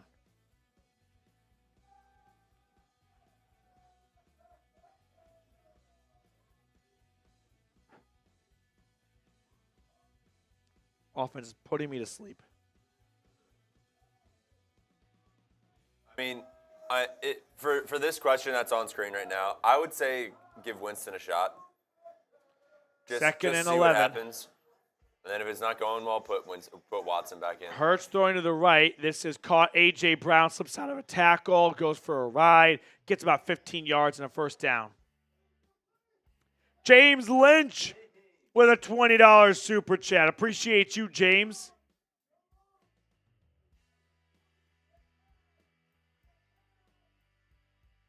That's got to be a tackle right there. 1st and 10. They're out to the Browns' 35-yard line. It's a run for Barkley. He puts his shoulder down. He gets 4.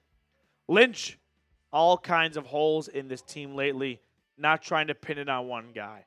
Yeah, James, that's fair and accurate to say as well. That's kind of the tough thing that people need to come to terms with is benching Watson is not going to fix this offense. Is it worth the shot? Why not? You have nothing to lose. You're not going to score fewer than 0 points. Is it going to turn things around? I don't think so. 2nd and 6, snap to Hurts. He's going to run it. And Jalen Hurts with his legs is going to get about 3 to 4. It'll be 3rd down and short. James, $20 super chat does get you added, though, to our Week 6 MVP raffle. We're going to do that in the second half. If you want to get added, $20 super chat.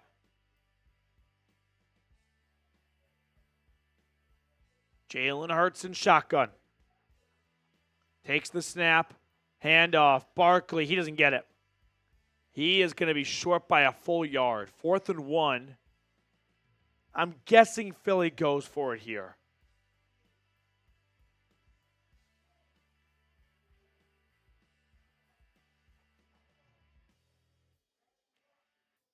Fourth and 1. They've already done the tush push like 3 times. They line up in the brotherly shove formation from the Browns 26. Hard count. Maybe they're not going to snap it. Nope, they do snap it. I don't think Hurts got... He gets on the second effort. Kind of felt like they could have blown that dead for forward progress. He was just standing still for a long time. I think the Saints just heard, you might have just heard the Saints score a touchdown from Trace behind me. Yeah, first down Philly at the Browns 25-yard line. Run for Barkley. He is tackled, 3-yard gain.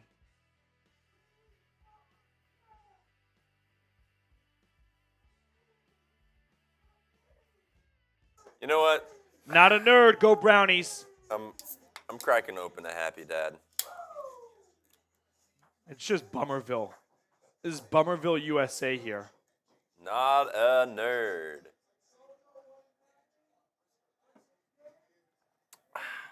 Second and 7. Just outside the Prize Picks red zone.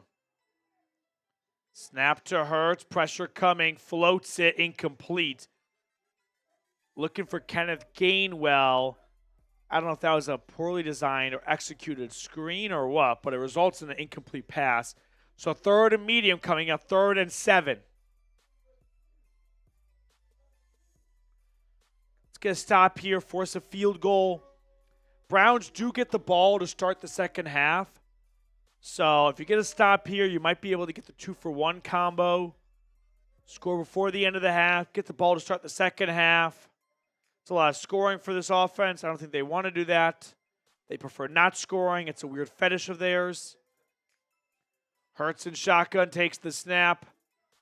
He's going to go towards the end zone with it, and it is caught for a touchdown.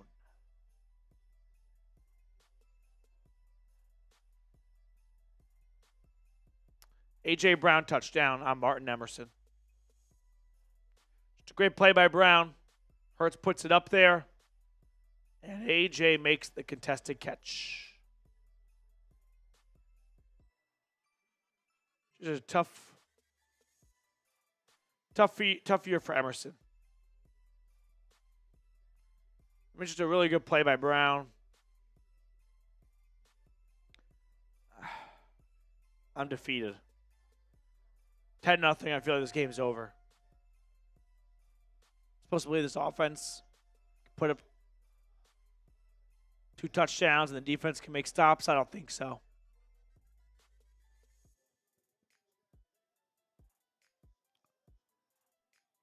Wow. I never thought a touchdown in the second quarter could be dagger. That's game. It's game. It's game. It's game. They can't score.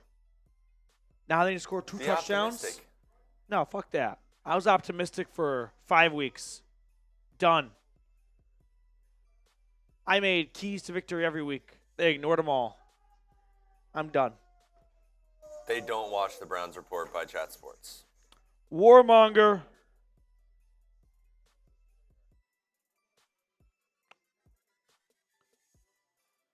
Oh. This team is taking years off our life. Serious question. Will we win any other games this season? Yeah. They're talented enough to, if you want to look at it like in the most pessimistic way possible, they are talented enough to win 2 more home games. That's 3 wins right there. Probably get 1 road game. That's 4. And then maybe 1 other game. I don't know. I don't know. I don't think they're going to go 1-16. I think they're too talented to lose that many games. I mean, probably drop this one. Fall to 1-5. The Bengals win on Sunday night. They'll be 2-4. Maybe you beat the Bengals next week. Get everyone to 2-6 or 2-5. Yeah.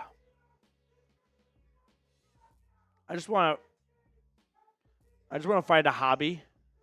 Anyone's got recommendations? I'm all ears. I'm not very good when it comes to my hands to like woodworking and things like that. We get into painting. I like writing letters. Anyone wants to get a letter from me, super chat. I'll put my email at the bottom. I pump out letters against my job. So if you want to get a letter of misery, I do golf, Petey. I like golf. I wouldn't. I shoot between 100, 105.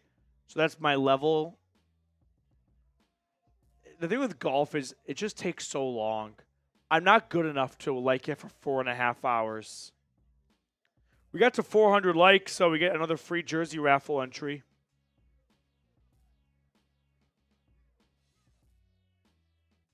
And it's touchback. So if you want a free jersey raffle entry, spam C.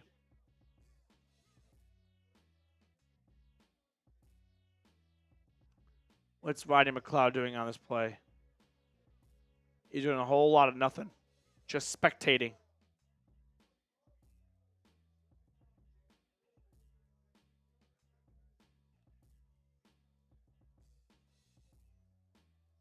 We'll pick someone for the free jersey raffle entry after this play. Keep spamming C. Watson hands it off to Foreman. Good run, Deontay Foreman. Gain of 12. Boys and girls, I don't know if the Browns have had a run of 10 or more yards in the first half all year. They get a couple of like second half 10-plus yard runs in garbage time. I don't know if they ever had that long of a run in the first half. 1st and 10. We'll catch up on these supers after this drive. Snap to Watson. Another handoff. Foreman goes for 2.5. All right, we ready to pick someone for the free jersey raffle entry? All right, let's pause it in 5, 4, 3, 2, 1. Nick Woodruff. Nick Woodruff. 2nd and 7. Watson in shotgun. If they don't get a score here, we're going to end the stream. Incomplete pass.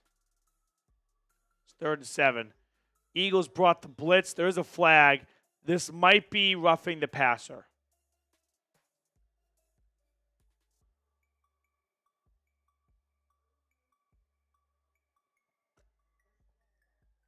Roughing the passer, indeed. Hey, we'll take all the breaks we can get right now. Michael, not a water guy, like not an ocean guy. The ocean scares the bejesus out of me. It's so vast that it's like thinking about how big space is. And I am deathly afraid of sharks. And I am constantly paranoid when I'm in the ocean that a shark is next to me. I truly can't do it. Not a beach guy. 1st and 10. Snap to Watson. Throwing deep down the left sideline. Oh, it's incomplete. The only reason why it wasn't picked off was because 2 Eagles defenders collided with one another. And they both thought they were going to get the pick. And the other guy knocked it away from them.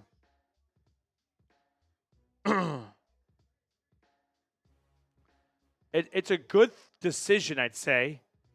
It's just underthrown dramatically.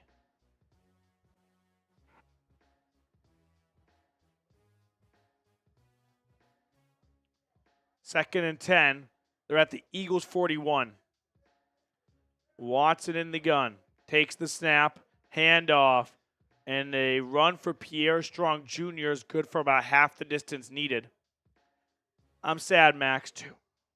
I'm sad as well, Max. The thing that really makes like a bad season like this hurt is just the wait is so long for football. All like half the year we're waiting for football. And then to waste that other half, just lighting a year of your life on fire. 3rd and 4 from the Eagles' 34-yard line. Watson under center. Handoff. Deontay Foreman makes a man miss. Get the first down or more. Inside the 20. Flag down. There is a flag, and it might take away about a 15 holding on the offense.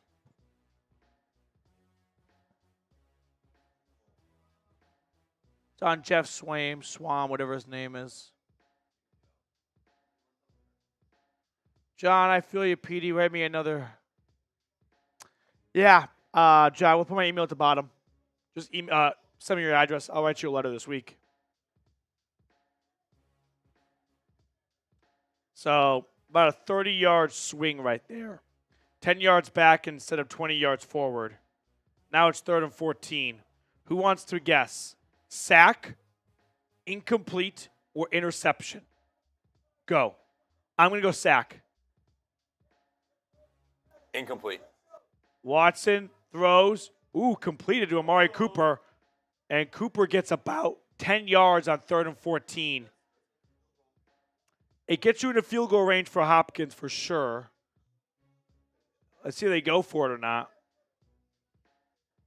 Jeremy, not that this would happen, but just if when 24 comes back and we win out, just what if? If Nick Chubb is the catalyst to a Browns playoff push, we are building a statue for him immediately. Browns are going to go for it at the Eagles 34. Snap to Watson. Throw is caught. David Njoku. First down. Gain about 15. Jeepers creepers. I'm going to say it. That was a beautiful pass from Watson that had to get caught. And I think this is where they missed Njoku. I mean, this is a bullet. It's a fastball. It's got to be. He puts it on the numbers, and Njoku catches it. 1st and 10. Gutsy. They are at the Prize Picks red zone. 1st and 10 from the 20. Watson in the gun. Takes the snap. Throwing. End zone. Incomplete. Searching for Jerry Jeudy. Good coverage by Cooper DeJean. Haven't heard his name. Judy's? Yeah, you're right. He has not caught a ball yet today.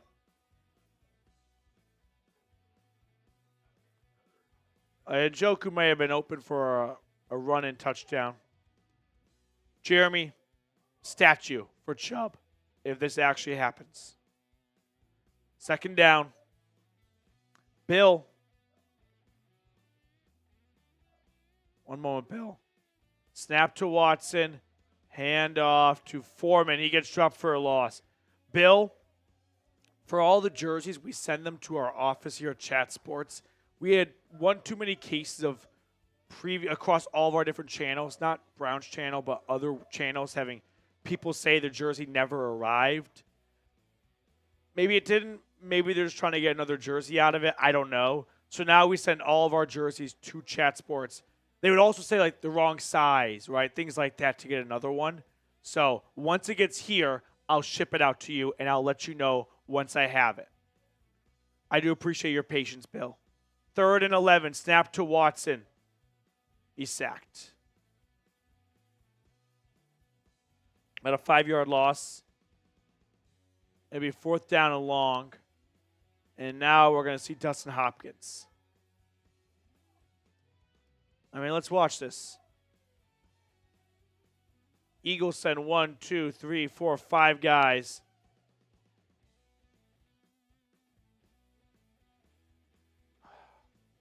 I don't even know who to blame here or who to be mad at. It's a 43-yard field goal attempt, though, for Dustin Hopkins.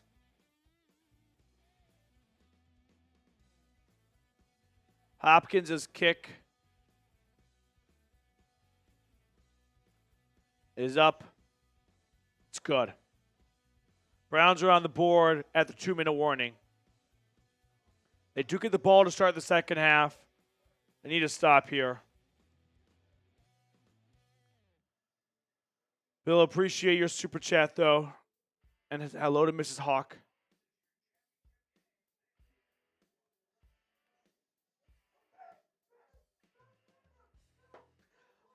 I'll be honest, like Stig's channel, can we please start a petition to remove Haslam as owner? I understand that there has not been much winning with Jimmy Haslam here.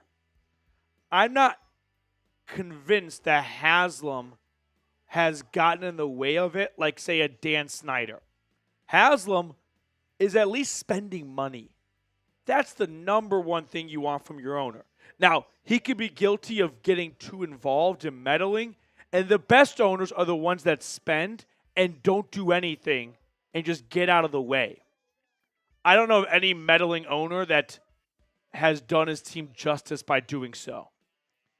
But I'd rather have a Haslam who spends than like the Bengals who can't afford their own receivers. Wouldn't you? Seriously, which one would you rather have? Haslam or Brown? I'd probably rather have the spender.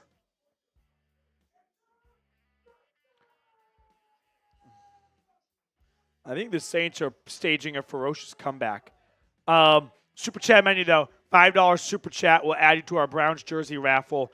$10 super chat. We'll probably need a lot more of these dog bowls to get ourselves through the next 2 quarters. $20 super chat. We will add you to our raffle for the Browns Week 6 game ball. And then $50 super chat. We'll show the Brown and Orange Club here in a real second. But we'll give you shout-outs for the entire 2024 season. Tim Green, Mike Dibble, Jeremy Stallman. Can you guys hear them? I'm curious. Slow but sure, David Botner, Jared Brandt, James Harper, Papa T, Joseph DePorte, Mike, Ray Bidding, Dr. No, Eli Green, John Porter, Scorpion, Max T, Jacob Bate, Drunken Honky. Appreciate everyone for being such loyal supporters, and I'm sorry the enthusiasm just isn't there right now, but when it's 10-3, likely going into the half, if not worse, it's tough to even think of things that are half glass full. Super chat rolling in from Dr. No, our resident Dolphins fan. Is Winston starting? No, and I don't think the way Watson has played today would force the Browns to bench him. Like, by no means has Watson been great or anything, but like, you get a signature Amari Cooper drop on the first drive to end it. A couple of sacks already from the offensive line. Maybe Watson holds on to the ball a little bit too long here and there. But I don't see any reason to think that changing the quarterback is going to fix the offense. Now, it's not, the offense isn't working, so it can't hurt to try something else. But I don't think Jimmy Haslam is going to be interested in trying something else just for the sake of trying something else if the quarterback is not solely responsible for the issues. If everything was on Watson, then yeah, for sure. But as long as it's not all on Watson, how are you going to tell the owner, can we bench this $230 million quarterback of yours? Oh, is he our biggest issue? Not really. We have other issues, but he's a part of the issue. Well, how about we fix the other issues, and if he's still the problem, then you can bench him. I don't really blame. I can't fault Haslam too much for that line of thinking. As long as there are issues with the drops in the offensive line, how are you going to get the ownership to get on board with benching that quarterback if it's not even guaranteed to fix things? 1st and 15. Hurts in the gun. 2-minute warning. 2-minute drill, I should say. Throw over the middle is caught. Gain of 14. Calcaterra, that's a fun name. 1st and 10. Jeremy with the $5 super chat.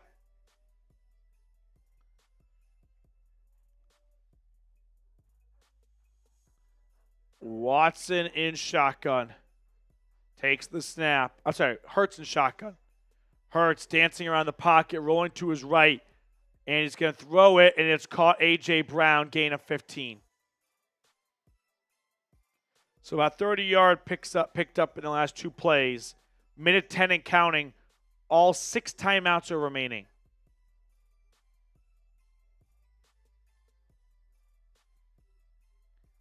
Hurts in the gun from the Browns 40. Throwing to A.J. Brown again. Catches it for a gain of 9. Under a minute to go.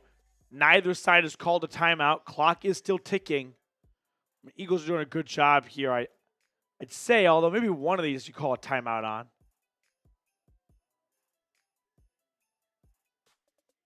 Snap to Hurts. Swings it out to Barkley, who runs out of bounds. I don't think he got the first down there. I think he went from 2nd and 1 to 3rd and 1. He does stop the clock, but I think Barkley just had a bit of a mental lapse there. He did not run to the first down marker. I think he thinks he got it, though. Yeah, it's definitely 3rd and 1. Denzel Ward goes to the sideline, by the way.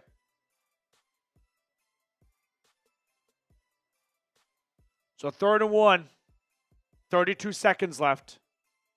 That might be costly if they don't get this here. And a whistle is blown. Timeout Philly. So Eagles burn their first timeout. Hit that sub button. We have 1,200 people watching right now. If you are not subscribed, would really appreciate it if you consider doing so. It's completely free.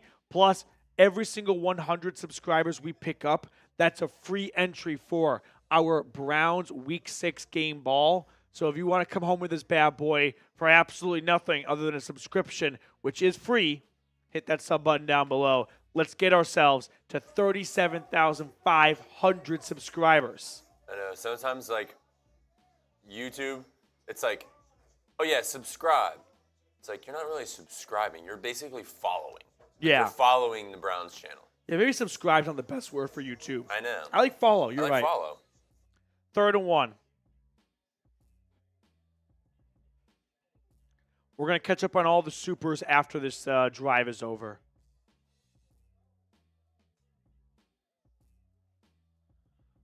I'm guessing a run to Barkley here. Maybe a bootleg. Little sprint right. Hurts is sacked. JOK. Timeout Browns. JOK with about a 10-yard sack. Great play by JOK. Browns load up with some pressure. And JOK comes in almost untouched. Barkley just doesn't get enough of him in his block. And that leads to a sack. Excellent job by number 6. Ball goes back to the Eagles 40. Eagles called a timeout 4th and 9. It would be about a 57-yarder from here. Surprised the Eagles called a timeout. Unless they plan to go for it, why would you call a timeout? I think they're going to go. Here comes the kicker. Why would you call a timeout if you're Philly? Why not just let the clock go all the way down? Maybe to decide. That's strange clock management. 57-yarder. And you save time for the Browns offense? Unlikely they do much. But if they were to miss this, though, they'd get good field position. Yeah, that's weird. Strange by Sirianni. It's blocked. It's blocked. Scooped up. Return. Inside the 30. Rodney McLeod. Touchdown. Touchdown. Browns block the kick and return it for 6. Oh, my God. Yes. Rodney McLeod, his second scoop and score of the year. It's a carbon copy of what Isaiah Simmons did last week for the Giants.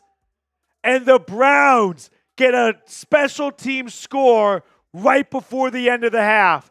Myles Garrett jumps over his second block of his career. And this one leads to a touchdown. Myles Garrett just hops right on over And now the extra point to tie the game. He missed it. Oh, he's good. Oh. That was really close. I'm not going to lie. I thought he missed it. But you can't review those. Rodney McLeod. Another scoop and score.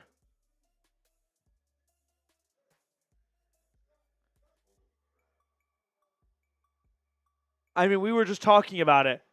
It was just strange. Not that the time actually impacted this at all. But the whole setup was weird. Call a timeout. I said, what if you miss it, though? You're going to give the Browns offense good field position. And Myles Garrett. I can't even begin to describe the level of athleticism for someone of his size, his weight, to just hurdle another large human being, a larger human being, and then get a hand up to block it. Let's go. Oh, Myles is ginormous. He is Superman for a reason. He was made in the lab. Offense is going to score fine. How about special teams? Browns kick it off. Cleveland does get the ball to start the second half, too. So 10 straight points from the Browns to tie up the score. Let's go.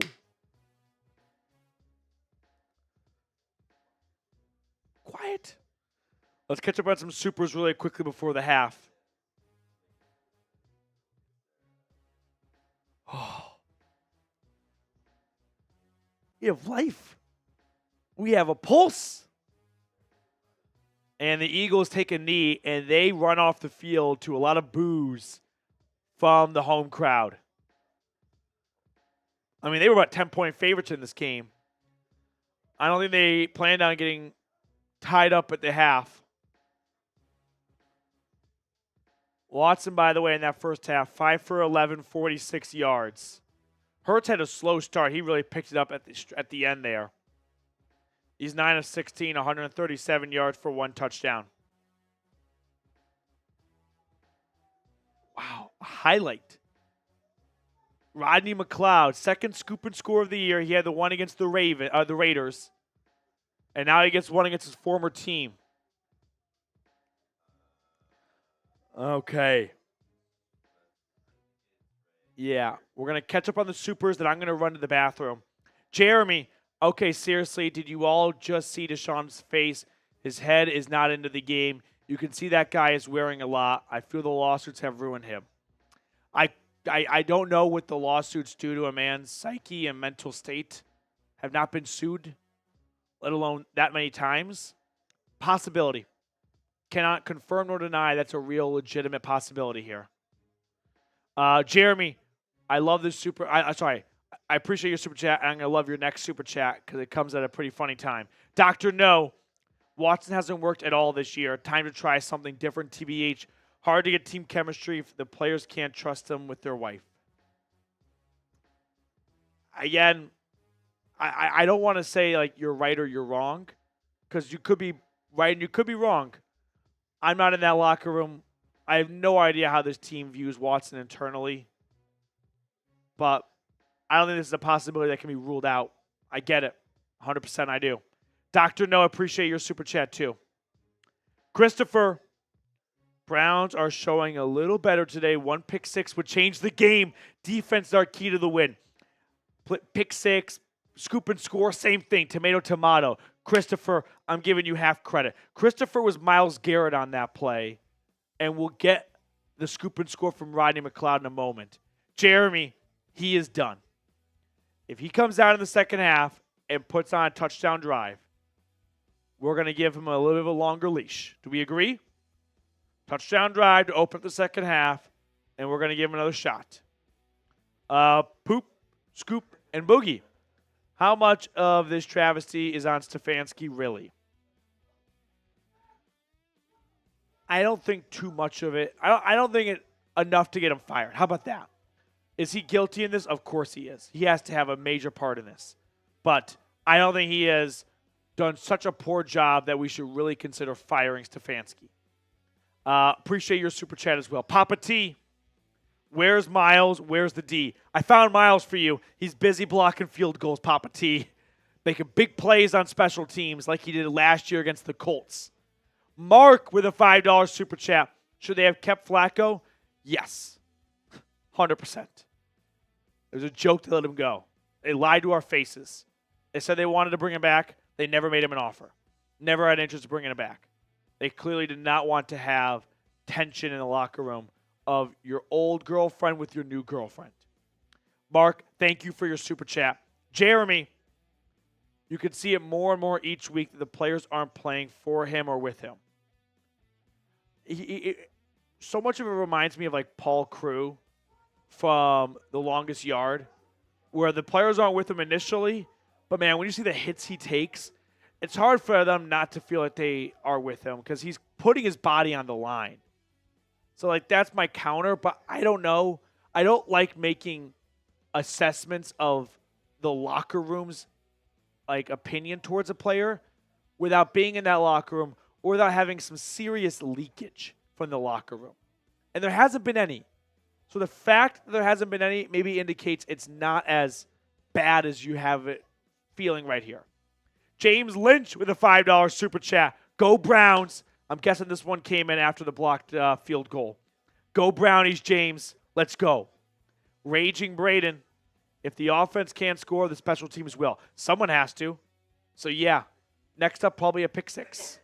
If a Martin Emerson pick six happens.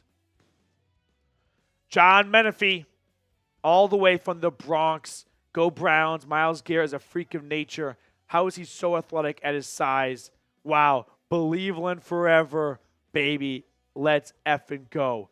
Let's go Brownies, John. Thank you for tuning in. I don't know if you're going to have a lot of friends in the chat, though, with your Bombers going up against the Guardians. Josh, tied despite Deshaun Watson, not because of. Yeah, that's accurate. That's fair. 100%. Offense has not contributed to the scoring. Well, I guess they got one field goal, but yeah. I don't disagree with that. Yeah, nice throw to David Njoku on that fourth down play. Keep the drive alive, result in a field goal. So that's one good thing he's done. A lot of bad things, though. Josh, appreciate your super chat. We are all caught up on supers. Okay, I do need to run to the bathroom and refill my water. We're going to have Reed just hold down the fort for the next, 5 to 7 minutes or so. So I'll be right back. Man, the Saints, by the way, have put together a comeback here. It's 24-20. Buccaneers in the lead still with a few minutes to go in the second quarter. So here are the first half stats. Reed will take it over from here. Watson, 5 for 11, 46 yards. No Jerome Ford. He left early in this game with an injury, and Nick Harris is out as well. And then Amari Cooper, 2 grabs, 24 yards, and a bad drop as well. So, Reed, they're all yours. Take care of them. What is up, everybody? Weird game. I am an Eagles fan, so it's kind of weird. I was scared of this, but what can you do? Mr. Keen saying go Birds, or Mr. Nee saying go Birds. Go Birds. I'm a Browns fan with you guys anytime they're not playing the Eagles. So unfortunately today I am an Eagles fan. Stinks though. Yeah, you guys can boo me in the chat if you want. You guys can boo me in the chat. I do have some deals because if anyone knows what this is, it is half off halftime. So I got some deals for you guys. All right.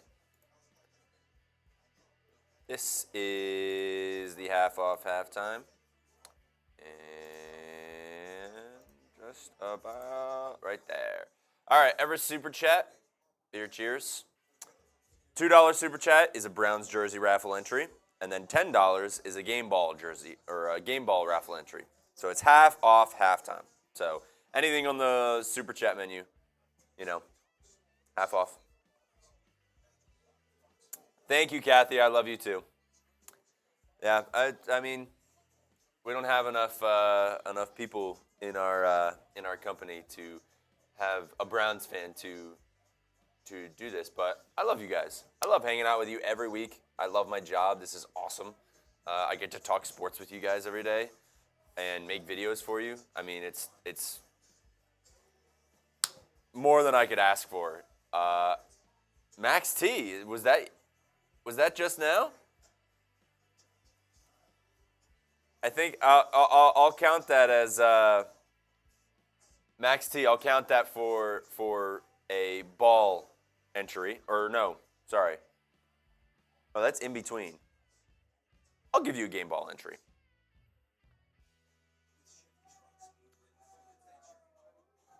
Alrighty. Let me get that up for you. Also, in the chat right now, grade the first half. Ugly first half. It's 10-10, but grade the Browns first half.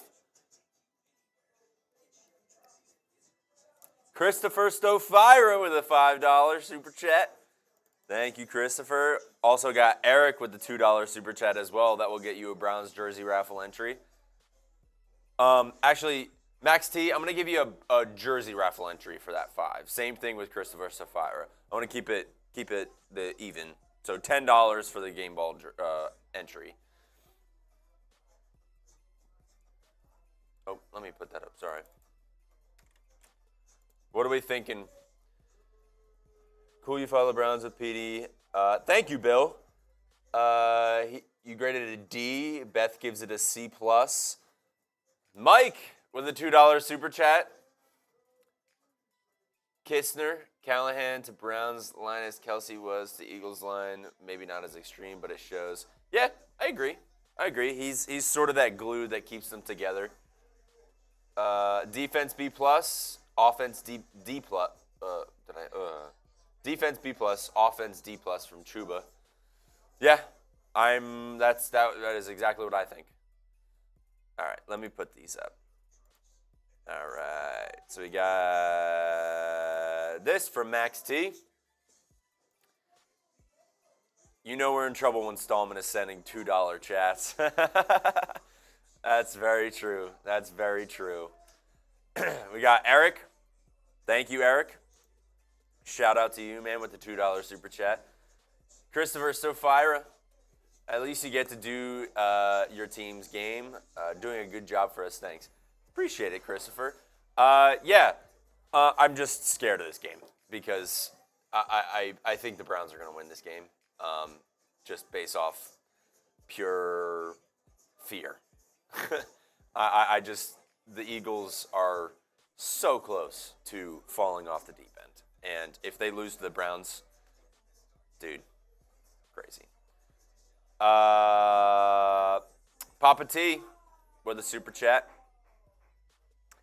So $10, you get both the jersey and the jersey, or the jersey and the ball, if you send $10 during halftime. Let me see here. All right, so we got Christopher, Mike. Let's go Browns. See, if they weren't playing the Eagles, I would be very in on that. Joshua Miller. Deshaun Watson outplayed Drake May and Spencer Rattler. Sad. Why is that sad, Josh? I mean, a win's a win. You know, playing better than other quarterbacks in the league. I don't know. What's up, Nicholas? All right, and then we got a $10 from Papa T. How's $5 jersey entry? So let me put this back up. The list. Oh my goodness, what am I doing? Cheers. I think my voice is coming back a little bit.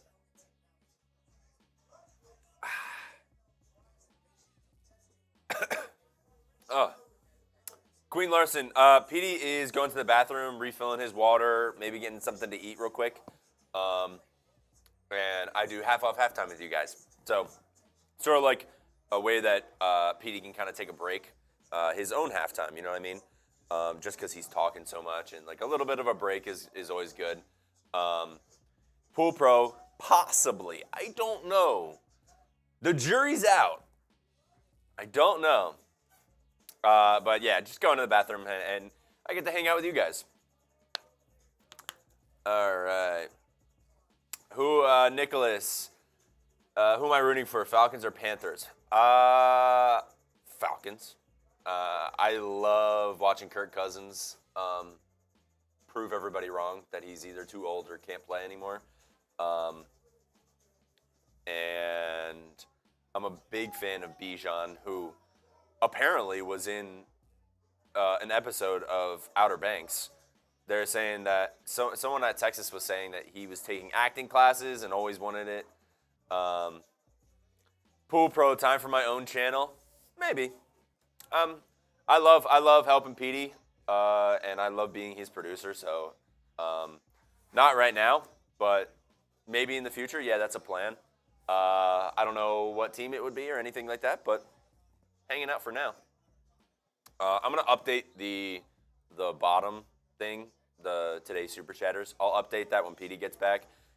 Kind of want to focus on talking to you guys and everything. Gosh darn. All right. Oh, the game's back. Coming to the Browns. Petey is on his way back. And that concludes Half Off Halftime. I will go back into my little box now.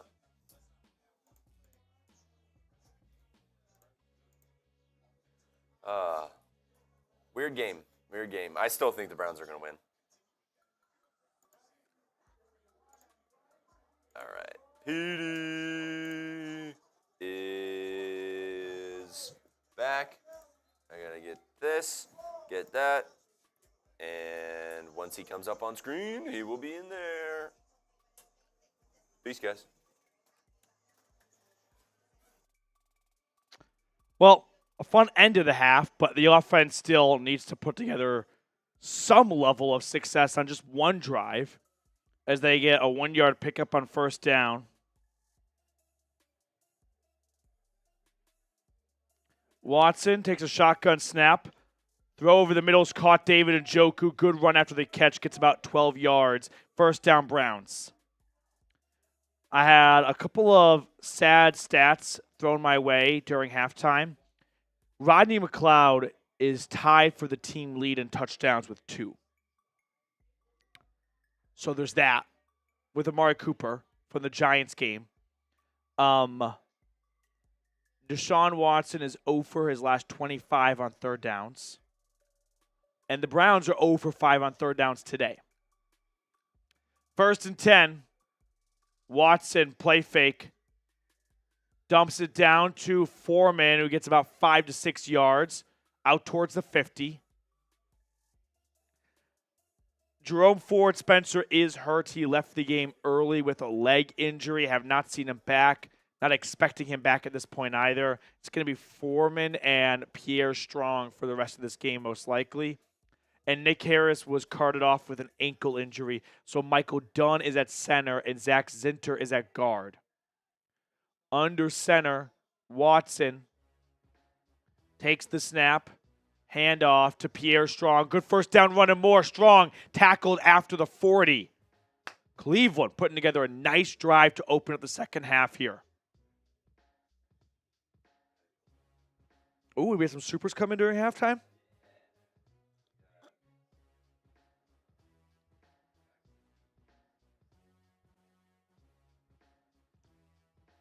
Max's super chat.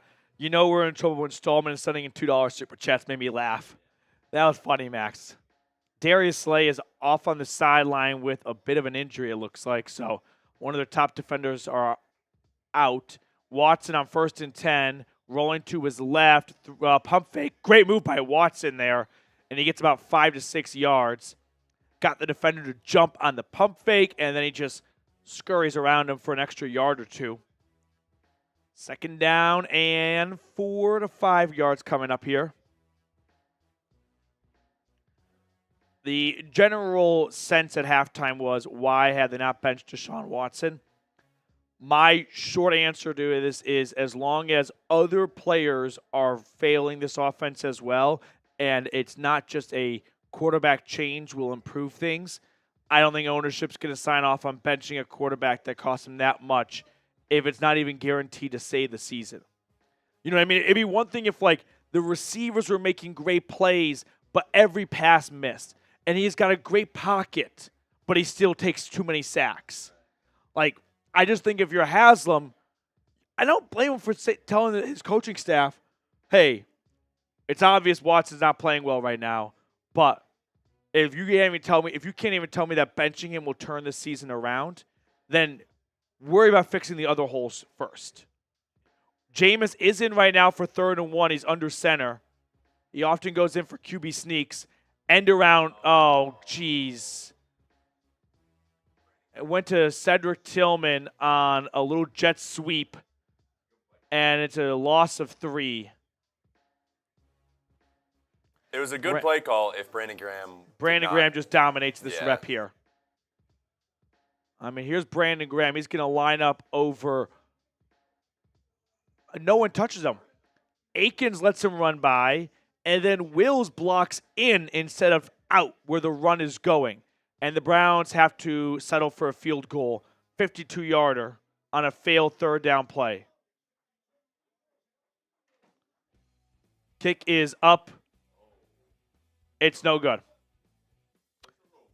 It's a little windy, and Hopkins from 52 pushed it to the right. Jim, had to drop my son off, missed the first half, tuned in just in time to see the block. I feel good about this game. Let's go Browns. Jim, $10 super chat. That is a dog bowl. Unfortunately, your super chat came just as this game started maybe go downhill for the Browns with a momentum surge at the end of the first half. Cheers to you, Jim.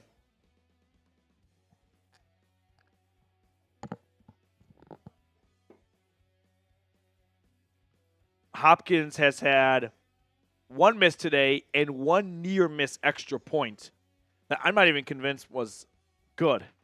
Looked really close to me. Yeah. Peeking at Spencer Rattler and the Saints. I think Rattler just threw his first career interception. Ravens, by the way, lead the Commanders 17-10. We can kind of whip around the scores here. This is like whoever wins this Browns-Eagles game is not going to go anywhere this year, I feel like, unless they dramatically turn their play around. There's just nothing you're going to be inspired about. I don't know if I said this during halftime when you weren't here, but if the Eagles lose this game, they're heading off the deep end. Yeah, 2-3, a loss off the bye. Off the bye to the Browns. To a one-win team. Not great right now. And also, like, the Commanders might be running away with the NFC East. 100% the Commanders are maybe winning the NFC. Yep. Jim with a $5 super chat.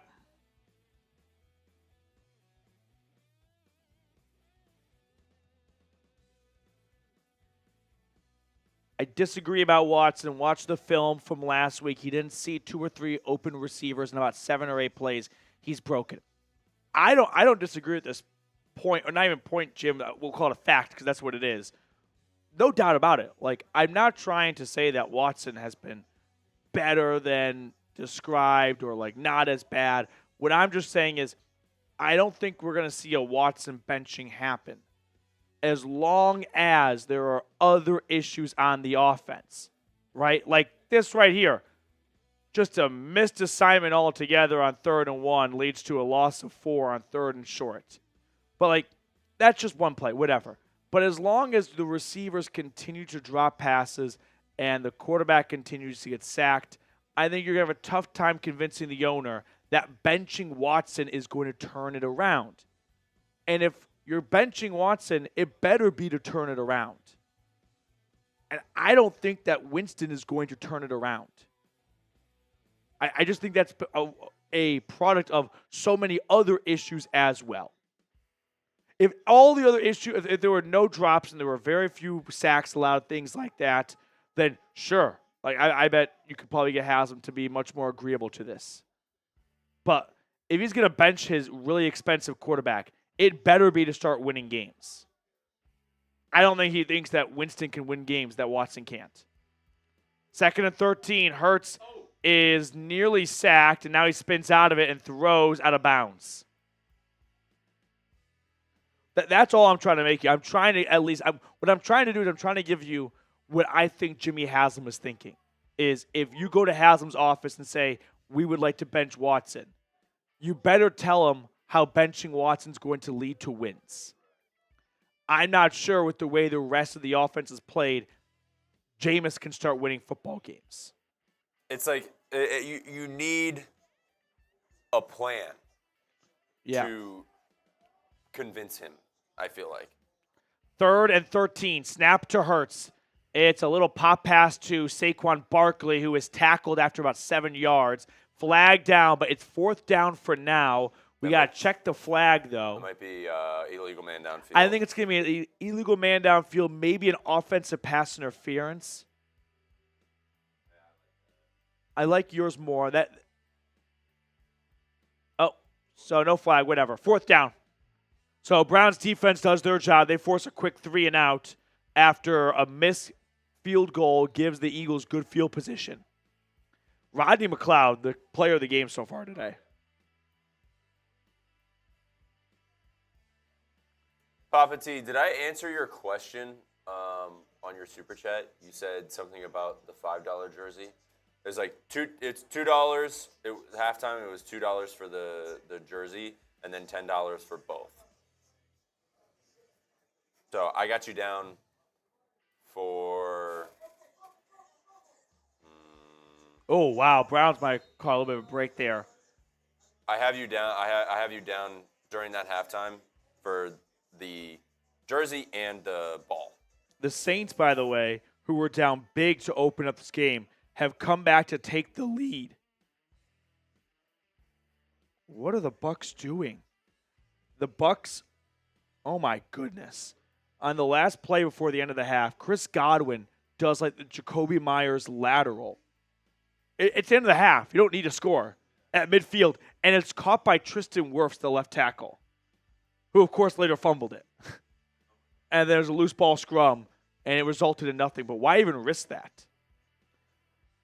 We are 15 subs away from reaching 37,500. If you have not subscribed, would really appreciate it if you consider doing so. We put out daily content here on the channel. Everything's completely free.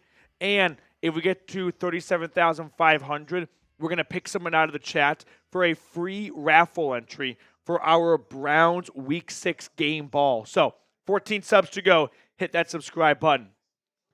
Some super chats to catch up on, and we're also 5 likes away from 500. Every 100 likes is a free raffle entry for our Browns jersey raffle. Yep, next one. Josh, Deshaun Watson outplayed by Drake May and Spencer Rattler. Sad. I haven't seen enough of either of those games to really give an honest assessment on them, but from a box score standpoint, yeah, it definitely looks that way. I know Drake May had 1 pick. I don't really know how Spencer Rattler has done, to be honest with you. Chat Sports is in the chat. Ooh, Hello. Chat Sports is here.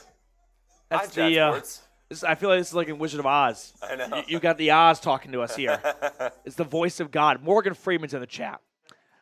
Josh, appreciate your super chat, though. Go Brownies. We have another super chat coming in from Jim. Do you think Winston is better than Flacco? Right now, I'd rather have Joe Flacco. Like, if I had to have one quarterback to win a game, I'd pick Joe Flacco. I think there's a fair reason for why Winston lost his starting gig in New Orleans and never got it back when his competition was Andy Dalton. It wasn't like they had to go to the young quarterback who could be the future. If any chance, like, Winston had a better chance of being their future. I think Winston is a really fun guy to have in the locker room. He's awesome for clips. He has funny sound bites. I don't think he is as good as a quarterback as people think he is. 1st and 10, Watson in the gun. Takes the snap. He's sacked. No safety, but he's sacked. Loses about 4 yards. It'll be 2nd down and 14-ish inside the 5. Did Cooper DeJean just get this sack? I mean, this ball just has to come out. I don't think Watson ever realized that there was a corner blitz coming. It completely caught him by surprise. And Cooper DeJean doesn't know how to sack a quarterback. He tries to, like, push him. I think he was surprised. I think he was, like, worried about, like, I don't know, getting a penalty? That was very weird. He's like, Second and 14. Handoff. Deontay Foreman. Gain of maybe 1. So it'll be 3rd and long from the 5. Probably going to be another run. Just try and flip the field a little bit here.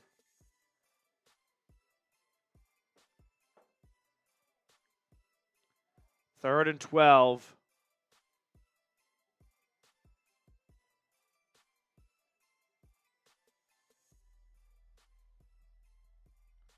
Carlos, I don't have Cash App, sadly. Just Venmo.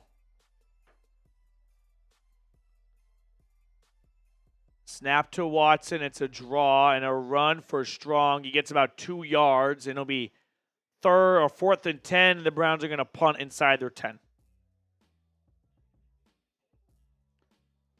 And defense playing great today. I mean, outside of 1 touchdown, they forced a lot of punts. Offense has not done anything with it. The best players on the field now. Yeah, Corey Borka is our best player for sure. He is going to punt from the Eagles' from the end zone.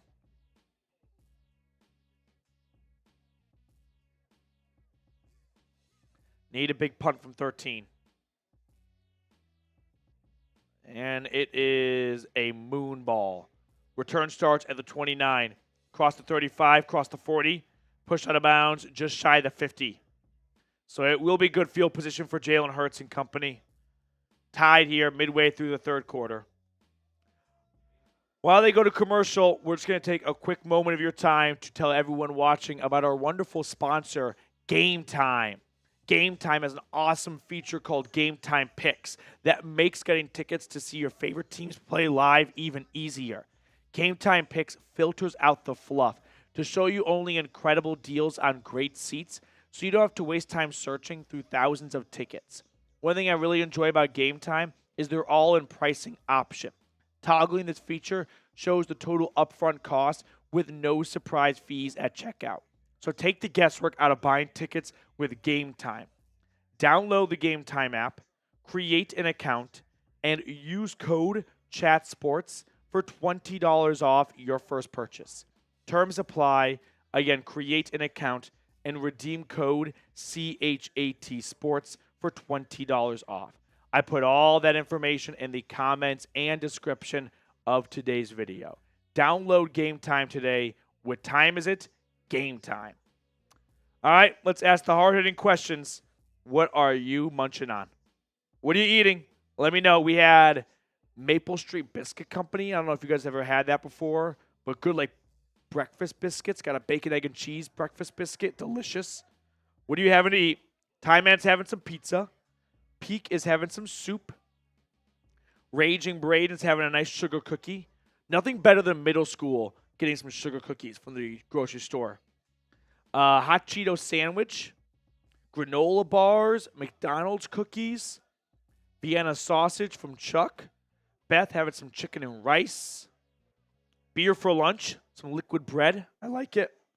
Roast beef, I would assume from Christopher. Or maybe beef roast. Kathy's having a sandwich. Ravens have extended their lead. It's 20-13 over the Commanders.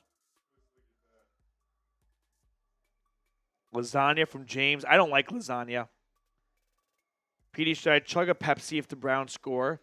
I'm going to say yes because guess what? You don't have to worry about it. The offense will not score a touchdown. They are going to need a pick six here if they want to win this game.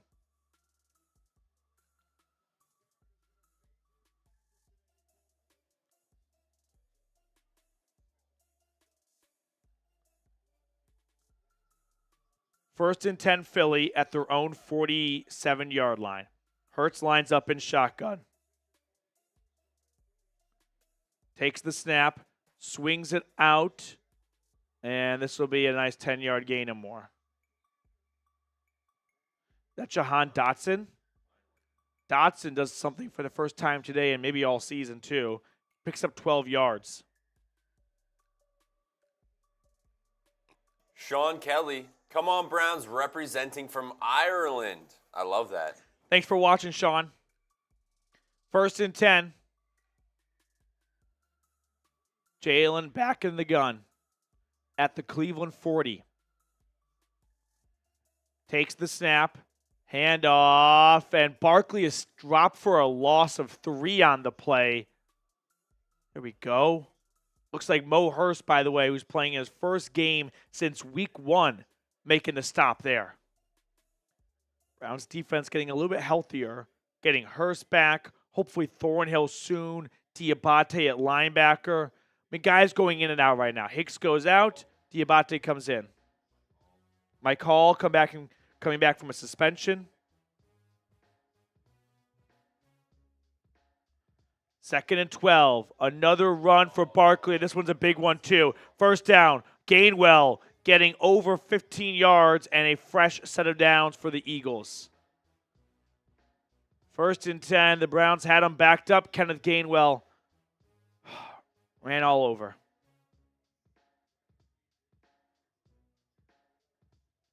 Garrett just takes a wide approach, almost, like he's rushing the passer, and it just opens up a big hole for a run.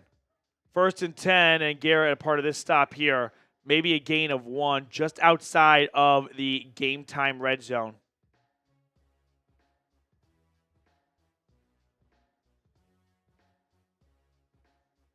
We are 5 subscribers away from reaching 37,500. If you have not subscribed yet, make sure to do so.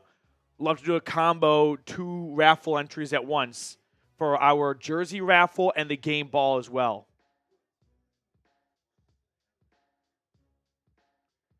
Second and 9.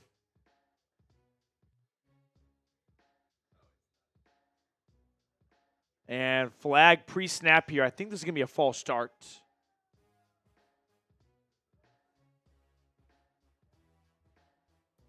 Chat Sports. False start. I'm a fake. Yeah. That's funny. That's very funny. We have an imposter. I like it.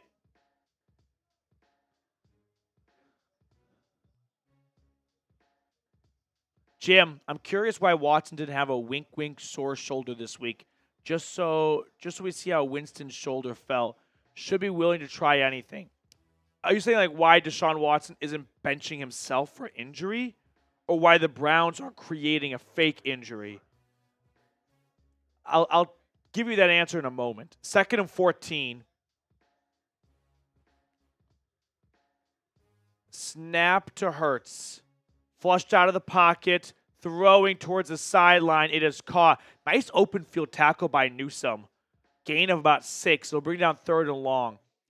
If you're asking why the Browns don't create a wink fake injury for Watson, because Watson will just come out and say, I'm not injured. Watson knows if he does not work out in Cleveland, his football career is over. No one's going to take him. So he'll just out the Browns for making up a fake injury, which is a big no-no in the NFL with all of the gambling the NFL has gotten in bed with. So Watson will just say, this is a lie, I'm not injured. And that'll be a really big fine for the Browns.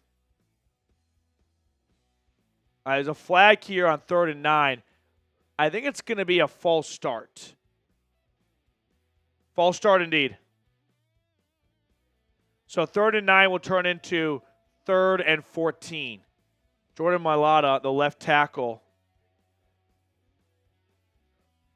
Let's see. We got a replay.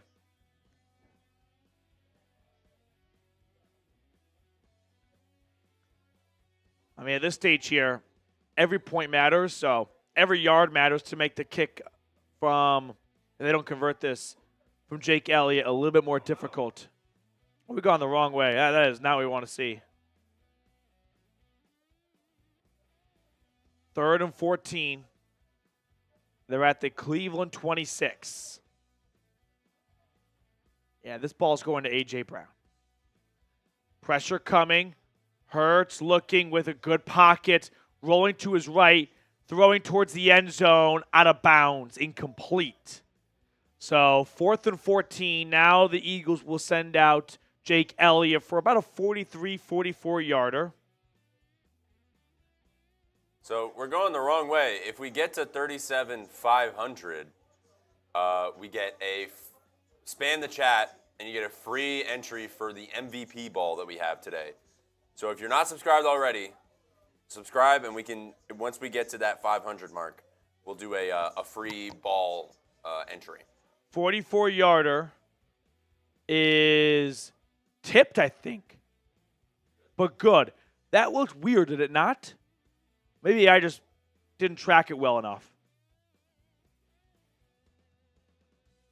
Regardless, it is 13-10, Eagles over the Browns with under 3 minutes to go in the third quarter. We got to get 30 more subscribers before we can do a free raffle entry. We did get to 533 likes. This is just depressing. This is the Browns season right here, going the wrong way. Let's do a free raffle entry for the Browns jersey. Spamming C. Okay. Spam C if you want to get added to a Browns free jersey raffle. Winner gets to pick their jersey. Spam C. Let's go. Let's go. We're going to pick someone in 5, 4, 3, 2, 1. Pause it. Aaron Collins. Aaron Collins gets a free entry for our Browns jersey raffle, which will be at the 2-minute warning of the fourth quarter.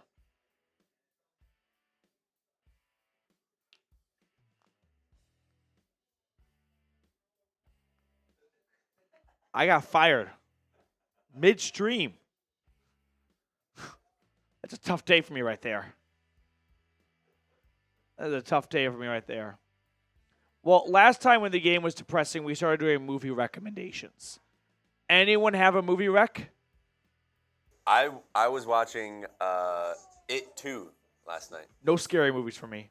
See, I'm in my scary movie era because Yeah. of Halloween. I watched It 1, and then now I'm It 2. But I fell asleep in the middle of it. Uh-huh. So I think my monitor is still on right now. I want to see how some other quarterback stat lines are looking here. I know we're all obsessed, and understandably so, of comparing to other QBs. Joe Flacco is 12 for 22, 103 yards, 1 touchdown, 1 interception. Baker is 19 for 30, 232 yards, 2 touchdowns, 3 interceptions. And then people were talking about Drake May. In his NFL debut, he is 9 of 16, 106 yards, 1 touchdown, 1 interception. And then Watson is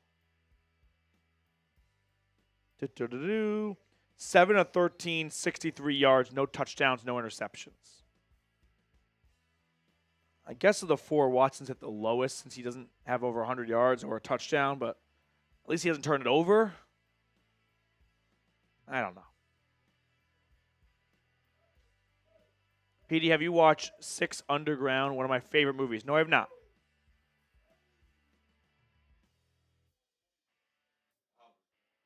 Yeah, it's been a tough. Kathy said Bob Ross documentary. That's always good. I always like a good Bob Ross. John Porter with a movie rec. 1st and 10. Maybe we'll just start doing movie reviews on Sundays. You guys just send me movies to watch throughout the week. Snap to Deshaun. He is sacked. A loss of maybe 2 yards. Like, Pocket kind of, you haven't seen that movie. It's a great movie. Pocket starts to deteriorate a little. Just got to get rid of it. I don't know how else to say it. Is it a perfect pocket? No. Is it workable? Absolutely. 1 yard loss. 2nd and 11. Snap to Deshaun, another pass play. Good pocket. Scrambles out of it. Runs with it.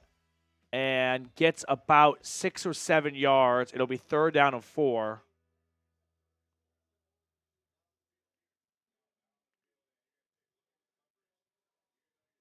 Is that Darius Slay? Is anyone open? Like Watson? No one's open really. Unfortunately, that's an instance where you go like, good pocket. Why didn't he throw at the ball?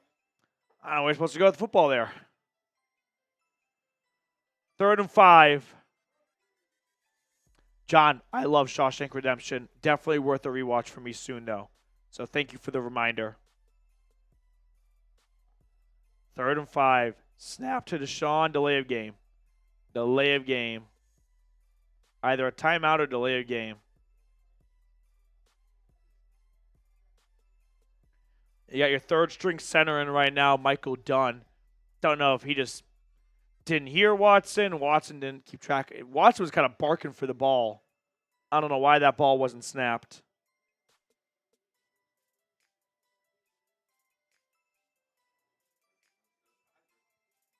Third and 10 now. I mean, this team cannot. They are 0 for 7 on 3rd down today. 3rd and 5 you can work with. 3rd and 10. Made it twice as difficult.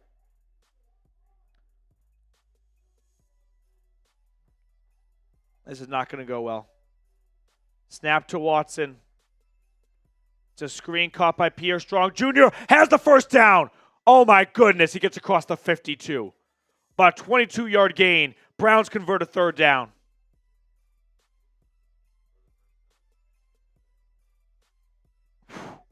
Eagles bring the blitz. Good play by Strong. Chris, Blues Brothers, you asked for what 2nd jersey. When would it be? D-Hop. Okay, I like that. Kicker jersey. Josh has a Cade York jersey. That did not go very well for him. So, buyer beware. Watson takes a 1st down snap, hands it off to Pierre Strong, who gets 4 yards and across the 50. Chris, appreciate the movie rec. I have not seen Blues Brothers in a very long time. It's been so long that if I watched it, it would basically be like watching it for the first time. James, Googling the last 1-4 team to make the playoffs, only 6 since 1970. The Bengals 1970 and the Colts 2019. I do appreciate the research, James. I just think it is worth mentioning we are now at a 17 playoff. So I don't think these facts can apply anymore. Adding an extra team dramatically changes like all the playoff probability and odds based on a 6-team playoff. But I do remember that Colts team. That was oh, I thought the Colts did that once with Andrew Luck. But 2019 Colts. Was that? No, Phillip Rivers was 2020 Colts. Jacoby Brissett Colts? No, he was 2018. I don't remember who quarterbacked the 2019 Colts. Someone let me know.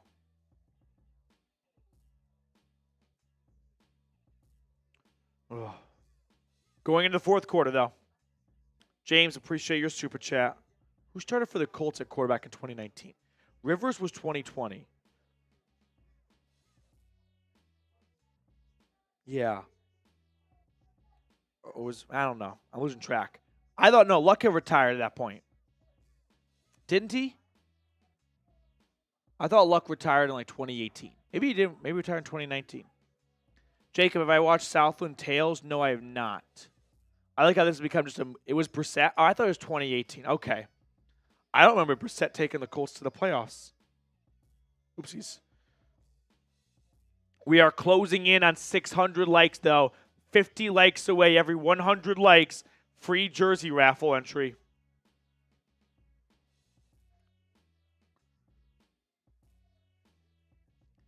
Hit that thumbs up button. I'm guessing a purge happened. Jim with a $5 super chat. Ravens lead the Commanders 20-13. They have the football, and Mark Andrews is inside the 15-yard line for them. Stop scrambling. Stay in the damn pocket and be a QB. this is getting infuriating to watch. He's seeing ghosts. He I definitely agree. abandons the pocket way too quickly. That last one that you were referencing, based on the, I wouldn't call it the all 22, but the shot of the receivers all being covered, I can understand maybe in that instance. But yes, I agree that by and large, Watson abandons the pocket too quickly. He just kind of quits on it and wants to kind of play Patrick Mahomes ball, but Mahomes doesn't really play that style of football anymore. He has dramatically shifted his style of play. 2nd and 6, Watson in the gun. Handoff, Deontay Foreman. He gets about 4 yards. It'll be 3rd down and 2.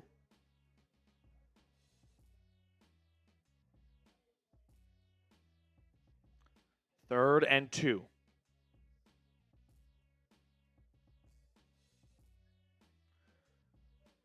They've converted their first 3rd down of the game on this drive. Can they do it for a second time?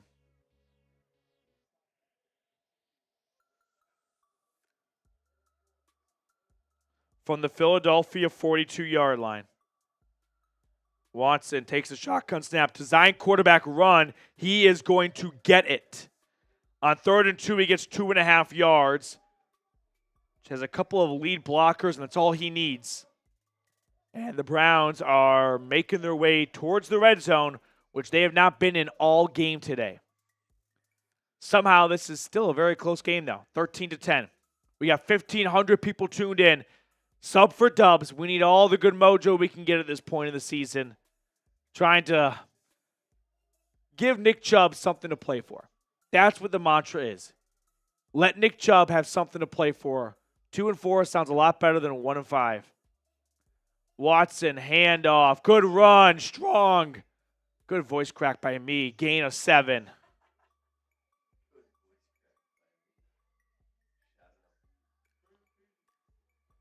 Derrick Henry is a scoring machine for the Ravens. 2 touchdowns today already. I think he's probably up to now 8 on the year. 7 or 8. 2nd and 3 for the Browns. This has to be 6 here. Like, you just finally have some momentum going offensively. You've actually converted on 3rd down twice this drive. Have to cash in for 6. Watson under center. Handoff. Pierre Strong Jr. gets the 1st down. Picks up 4 yards. Move the sticks. Hit that sub button. Let's get the good vibes going right now. 4th quarter, lock in. Wedding Crashers time. Lock it up. No, you lock it up. Come on.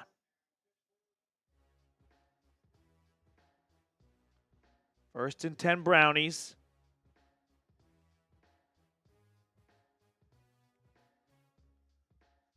Deshaun in shotgun at the Eagles 28. Here's the snap. It's a handoff to Deontay Foreman, an option play, and Foreman gets about 3.5 yards. There we go. Man, if Hopkins makes that earlier field goal, we're a tied game right now. Touchdown to make it a 7-point lead potentially. But whatever.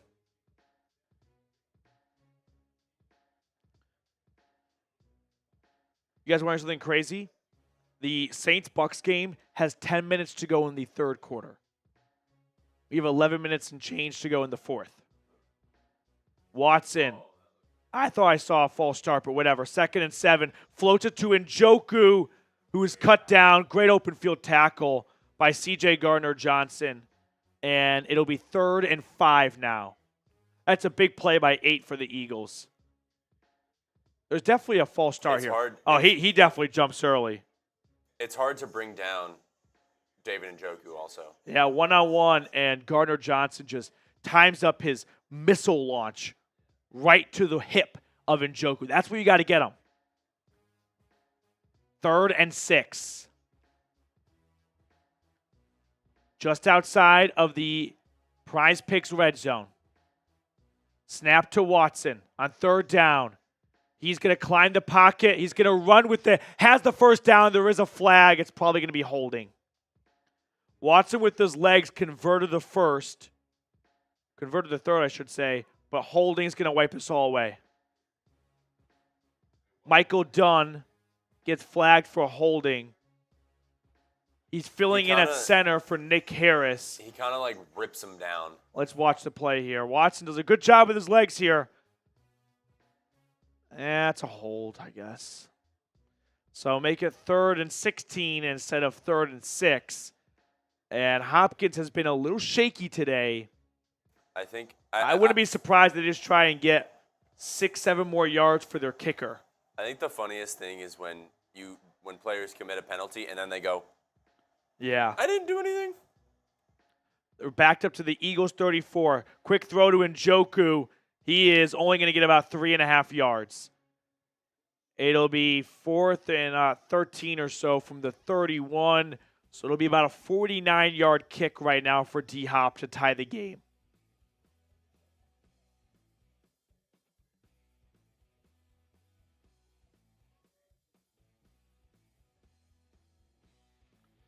So here comes Hopkins.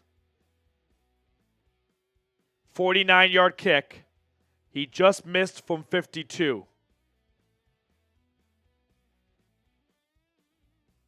49-yarder from the left hash to tie the game in the 4th.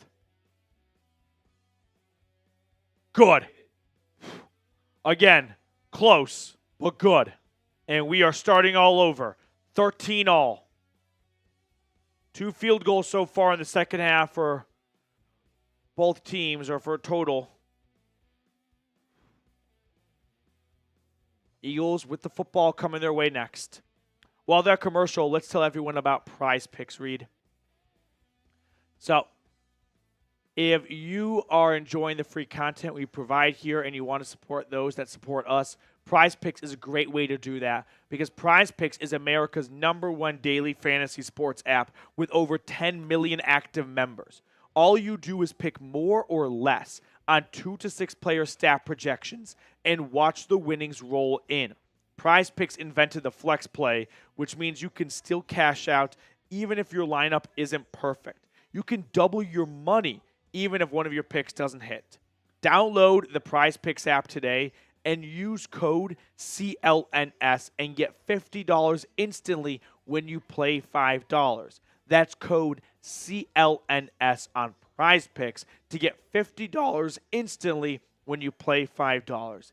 Download the app today. I put all that information in the comments and description of today's video. Prize Picks. Run your game. As we head into the last 10 minutes of the game, 2 quick reminders as we have a bunch of new people joining the stream here. First off, thank you guys for hanging out with us. Hit that thumbs up button and subscribe as well. Also, we are doing a Browns Week 6 game ball raffle. We're going to do that at the 2-minute warning. $20 super chat to enter for the game ball. If you want to get added to a Browns jersey raffle where the winner picks their jersey, $5 super chat. Both of those are going to be at the 2-minute warning. So, giving you guys a heads up now because once that 2-minute warning gets here, we're going to start both those races. So, Reed will have them both ready at that point. So make sure if you're interested to get your super chats in now while you can. Okay. 13-13. A win. I'm not going to let a win completely let me fall back in love with this team. But I am going to let the win buy me another week. And if Nick Chubb next week just torches the Bengals and the Browns are sitting there at 3-4, maybe some momentum and an offensive surge because the ground game's producing, although the ground game's been pretty good today, to be honest. I could be convinced to buy back in. The kickoff is kneeled down for a touchback. It'll be 1st and 10 Philly with 10 minutes to go at their own 30.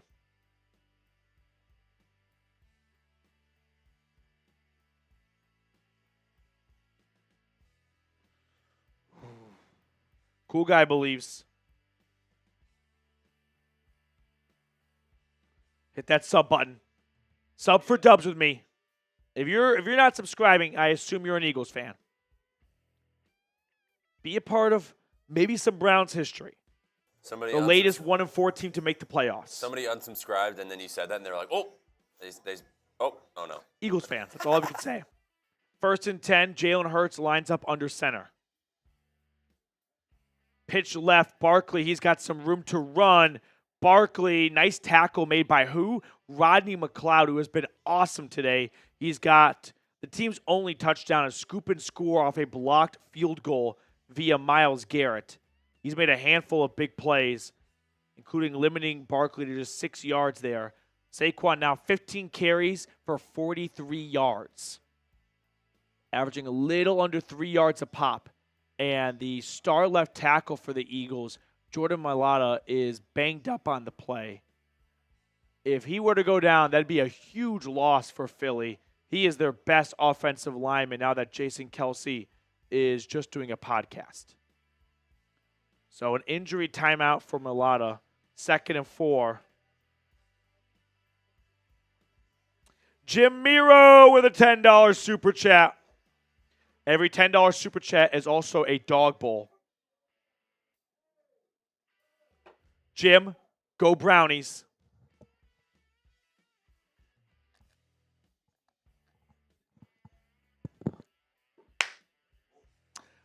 We got our Derrick Henry back. We get our Derrick Henry back next week. I'm so excited to see Chubb suit up again. It's honestly going to bring tears to a lot of grown men in Northeast Ohio. It's so sad that it's been so long, but I can't wait for Chubb to come back. And it's looking like Week 7 against the Bengals. 1,600 people tuned in right now. Can we get some good vibes going when it comes to the sub for dubs here? I just started a new live poll. Do you believe in the Browns? Mm-hmm. Okay. Overall, not a great turnout for the yeses.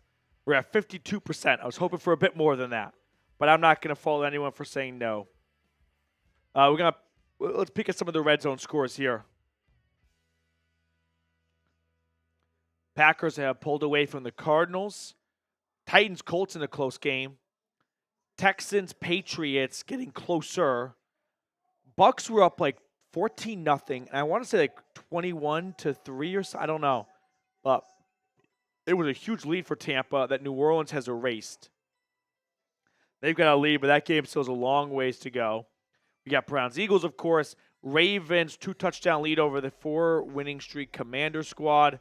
Bears beat the Jags in London this morning. We had Thursday night with the Niners holding on to beat the Seahawks. Okay. Who you got? Browns or Eagles? Let me know right now in the chat. Who you got? Jordan Mailata is hobbled off the field. Is that Dom right there? Yeah. So Fred Johnson is going to fill in at left tackle. Big loss for Philly. I mean, that is their Joel Petonio. 2nd down and 4 at their own 36. Hurts in shotgun. Takes the snap. Gets it out just in time. Man, there was a defender barreling down on him. Gain of 7. It'll be a 1st down Philly. Little corner blitz from Martin Emerson. No, DeAnthony Bell. Get a little bit of a lick on Hurts as well. 1st down and 10 at the 43. Jalen in shotgun.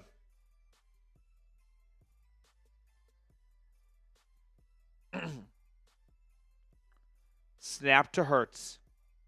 Throws on the slant. It's caught. A.J. Brown spins out of a tackle. Brown is going to get across the 50. He has been a menace to the Browns today. Hurts has thrown for about 170 yards. I'm guessing 100 of it has gone to A.J. Brown. This time it's Greg Newsome working on him. Greg Newsome just can't bring him down, and then Hurts spins around and gets upfield.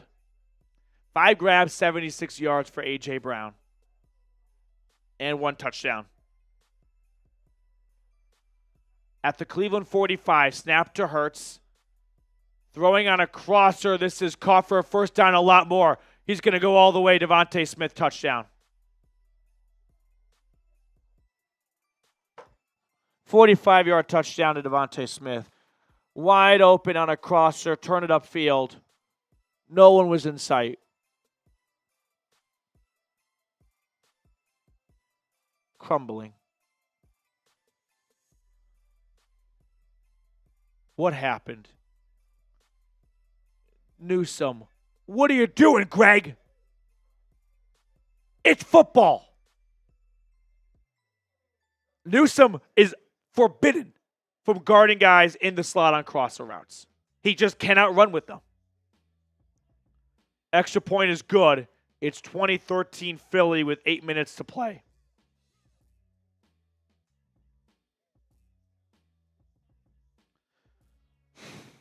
Still time left. Yeah, there's still time. But you need the offense to score their first touchdown in the entire game right now. They've been good for 3 field goal trips, 2 of which have been made.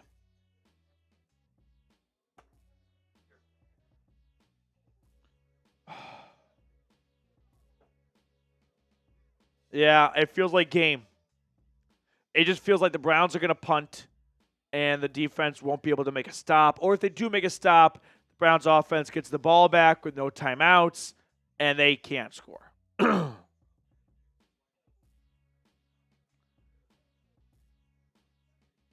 I would love to see a big play down the field here. It's just everything's been short, and I understand why. You're trying to get some rhythm going. You're trying to get some surefire things. Now you might need to be a little bit more aggressive.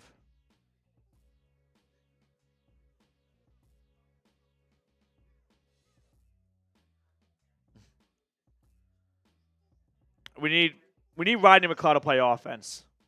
That might be the solution.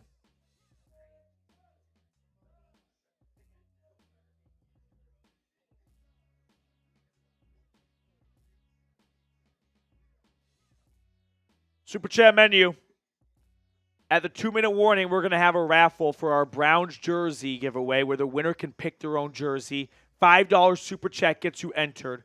$20 Super Chat, you'll be entered into our Browns game ball raffle. So if you'd like to come home with the game ball, $20 Super Chat, and we will add you to that. Also do that raffle at the 2-minute warning, as Jim Miro has sent in another $5 Super Chat. Hold on. We got 1,600 people watching right now. If you are not subscribed, make sure to do so. Lock yourself in for the best free Browns content. It's completely free. Jim, this is it. If Watson can't lead a game-tying drive, he isn't the guy. Jim, I agree.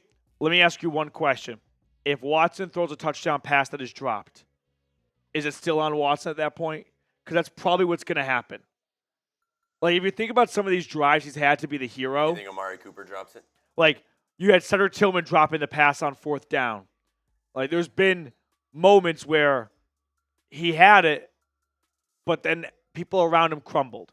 And I agree that you need that game-winning drive from him. But how do you judge it? Kickoff goes out the back of the end zone. It'll be 1st down, Cleveland at the 30.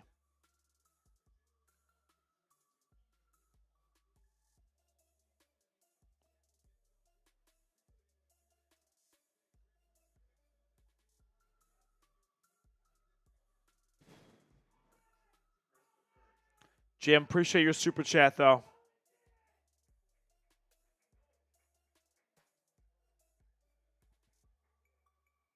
First down and 10. Watson under center. Play fake. Watson throwing over the middle. Caught wide open. Jerry Jeudy across the 50. Jeudy inside the 40. Jeudy shimmying around. Jeudy tackled at the 35. Great throw, great play by Jerry Jeudy and Deshaun Watson. There we go. Watson with a good pocket and just lays this up right to Jeudy in a perfect position for him to run after the catch. First grab of the day for number 3. It's a big one. Picks up a huge chunk of yards for the Browns, needing a touchdown. We have an injured Eagle on the play. 34-yard gain on first down. Got to say the biggest play from the offense all day. 1st and 10. Chris, appreciate your super chat. Sydney, if Browns give up 18 or more, they lose automatically. I love the lack of spaces in this one here. I'm guessing you ran out of characters. Yeah, I mean, the Browns can't score 20 points. If they score a touchdown here, they will have scored 20, and they have not scored 20. Okay, hit that sub button right now. We are 40 subscribers away from what I wanted to accomplish today, which was 37,500 subscribers, 1,700 people watching right now. Hit that sub button. Let's try and just give us another week of hoping that the Browns could turn this season around. A win today could start that. It's going to be a week-to-week kind of game here, or week-to-week kind of season for the Browns right now.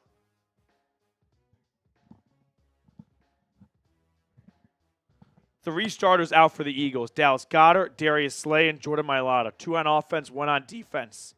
1st and 10 from the Eagles 35. Watson flings it over to Strong in the flat, who cannot. No, he does make Nakobe Dean miss. Oh, that's got to hurt. Nakobe Dean. Sorry, Pierre Strong Jr. made Nakobe Dean miss. And then as he's like working his way down the sideline, he just gets decapitated. That's a big hit on number 20. A smaller dude as well. That's got to get your bell rung. Ooh. When you hear it, you know it hurts. 1st and 10 at the Philly 21. Snap to Deshaun. Watson throwing towards the end zone. Incomplete. Flag comes out. Amari Cooper could not get free from the defender to try and make a play on the football. Defender was grabbing him, holding him. This will be a spot foul. Should be 1st and goal, Cleveland. Big drive right now by 4. After this game. Just copy. Yeah, I mean, that's a penalty all day. Cooper trying to go back to the football. And Keely Ringo from Georgia not letting him. Papa T with a $10 super chat. Face mask. What? Face mask on Amari Cooper. What?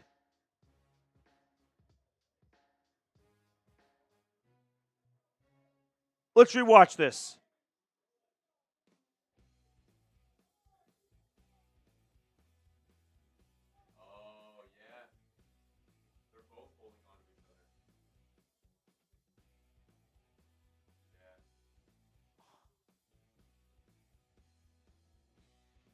Oh my gosh. It should be offsetting. It's definitely a face mask, and it's definitely pass interference. Now it's 1st and 25 from the 36. This is what I mean. Like, yeah, Watson has not been able to lead that drive, but man, every single time it's 1 step forward, 2 steps back, it feels like.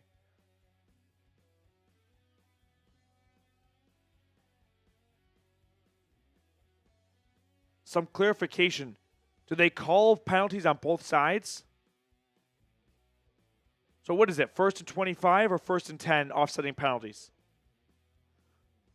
1st and 25 from the Eagles 37. Watson in shotgun, 6.5 to play. Snap to 4. Throwing over the middle, caught Amari Cooper. He gets about 5 or 6 yards on it.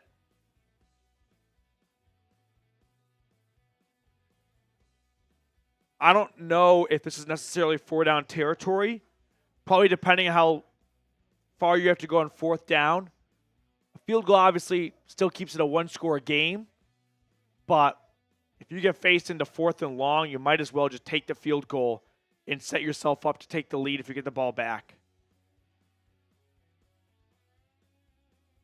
On 2nd and 20, Watson in shotgun.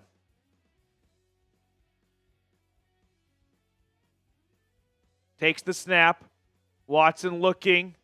Dumping it off to Deontay Foreman in the flat, who gets about 10 yards, and that'll bring up 3rd and 10.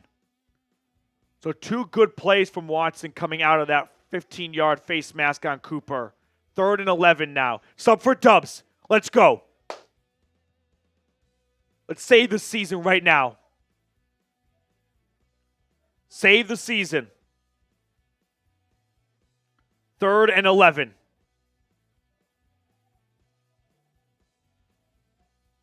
Watson in shotgun.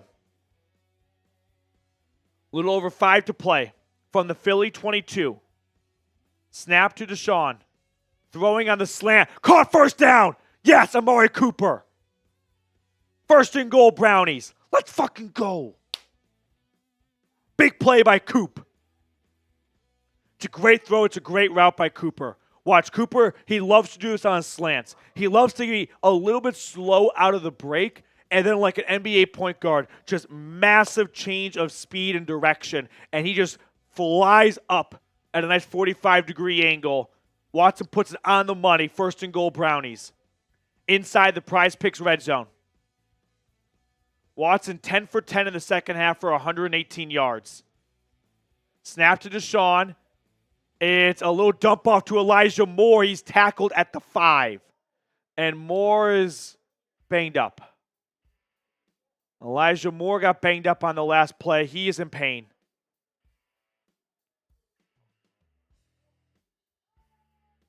Elijah Moore is in pain.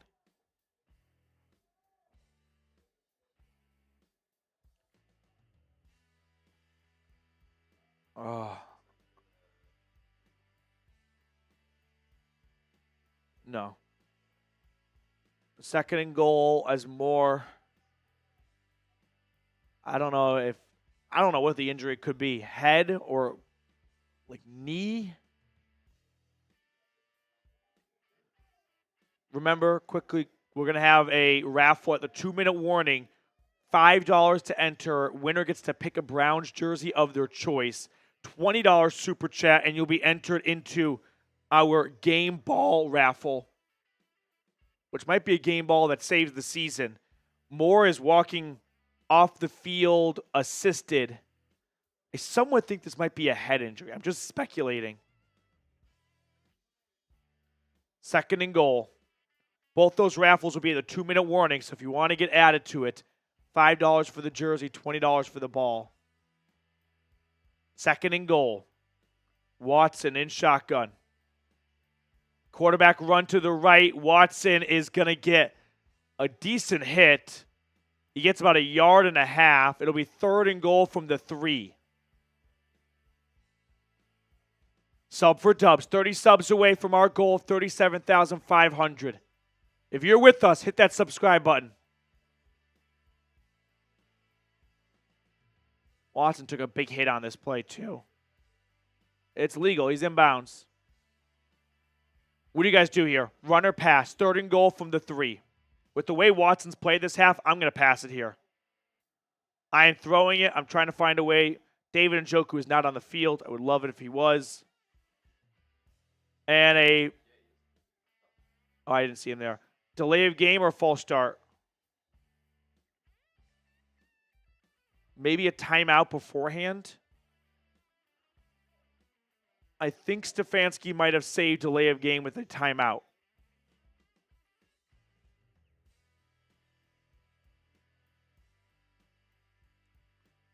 There is a flag, but the referees are discussing it.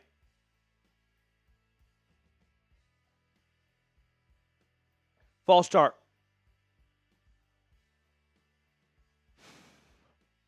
On Zach Zinter, the rookie, false start, the right guard.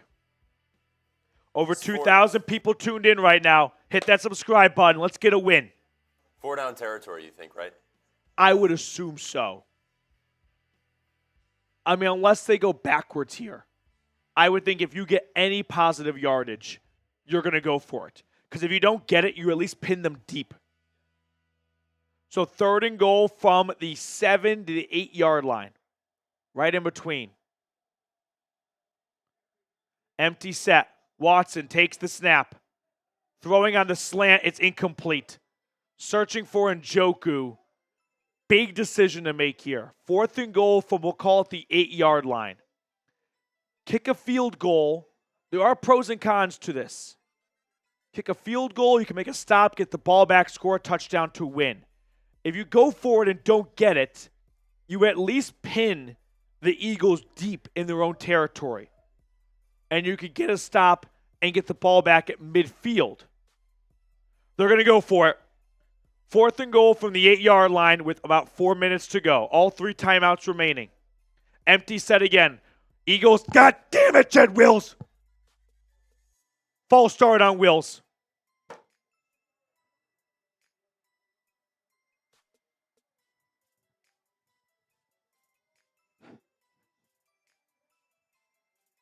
Idiots. How do you get 2 false starts at the 5-yard line? Now the field goal unit has to come out. You're 4th and goal from the 12.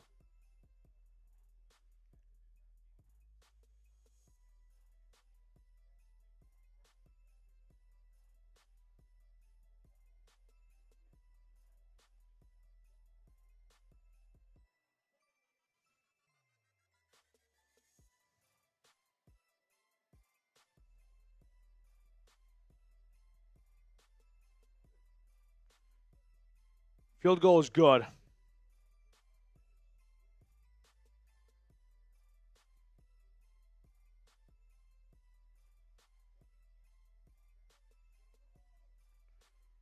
So, 2016, basically every single Browns game this year has been somewhat like this, at least offensively.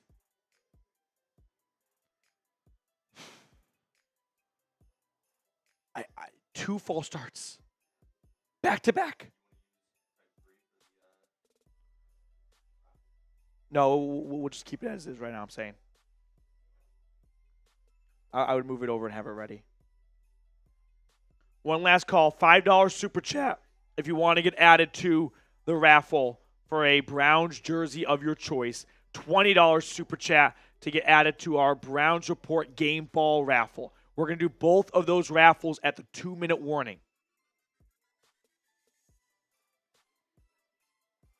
Come on, defense. I've already lost my voice, but I'll lose it and I'll never find it again if we get a takeaway here. Give me a takeaway.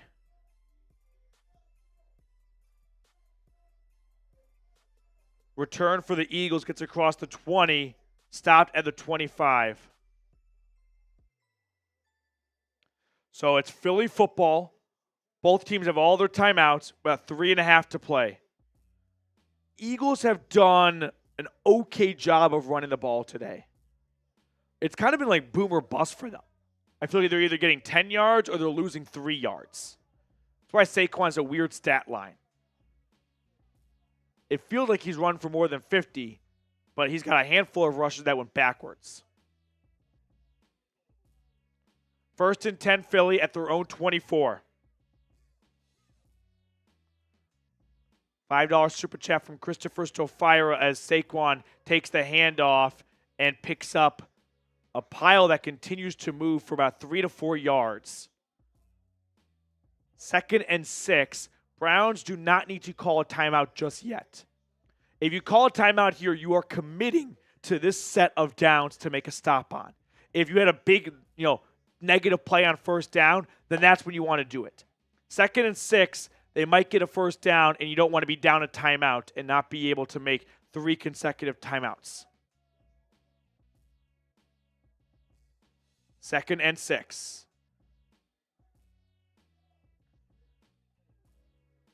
Snap to Hurts, a design quarterback run. He is going to get about half of the yardage. It'll be 3rd and 2. Under 3 to go. Clock stopped. I think the Browns called their first timeout. They do. So the Browns are kind of committing to this series right here to make a stop. They get a first, the game's not over. Mathematically, the Eagles cannot run the clock out, but it can definitely run more clock off than the Browns would like. So 3rd and 2.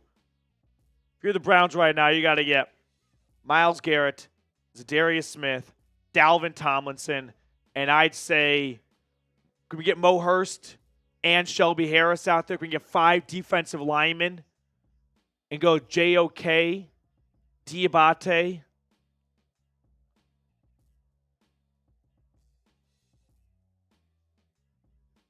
Browns have 1, 2, 3, 4, 5, 6, 7, 8 guys, 7 guys within 1 yard of the line of scrimmage. Eagles are on the pistol. Make it 8 guys at the line of scrimmage. All out blitz. Hurts is going to keep it. He gets the first. It was an option.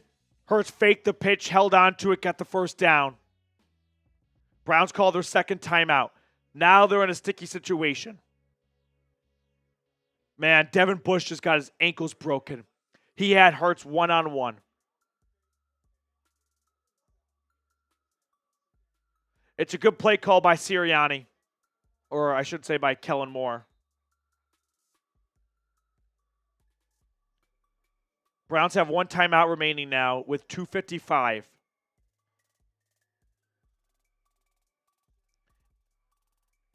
If the Browns are smart, they will not call a timeout after this next play because the Eagles are forced to snap the ball before the 2-minute warning.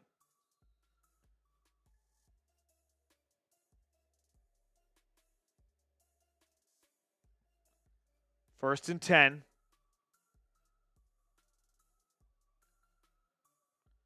Back in the pistol, Philly is at their own 38.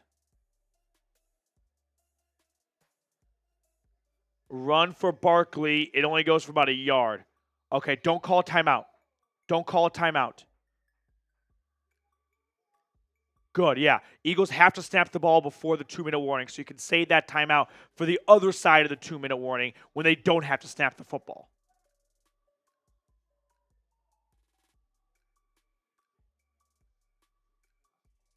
Last call. Did you get the last one from Chris just a moment ago? $5 super chat if you want to get added to a Browns jersey raffle. We're going to do the 2-minute warning. $20 super chat to get added to the game ball raffle. Shotgun snap to Hurts. Drop backs to pass. Hurts rolling to his left, throwing, and it is caught. First down. Jahan Dotson. I don't think mathematically they can run the clock out, but just made a whole lot more difficult.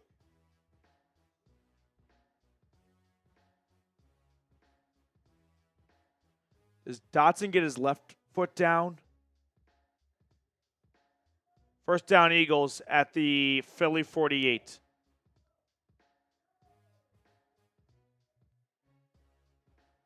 A run for Barkley. And that's going to take us to the 2-minute warning. We got a couple more $5 super chats flying in. We're going to hit these super chats after, but they've all been included in the raffle. But I want to run these duck races ASAP, Rocky. All right, that's it. Yep. No more. Kitchen's closed, as my grandma says. All right. We're going to do a duck race first for the jersey and then for the ball. Okay.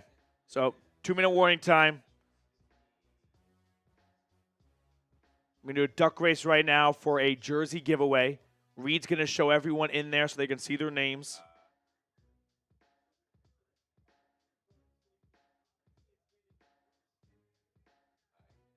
Yeah, you can. Hit edit.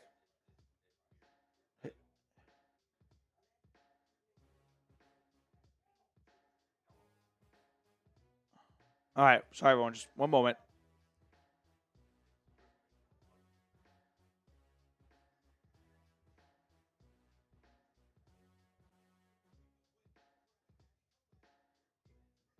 Just put that across.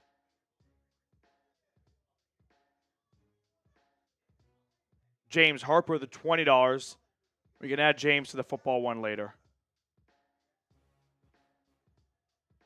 Okay. Yeah, that'll do. So these are all the names we have for our jersey raffle. All right. Let's send the duckies.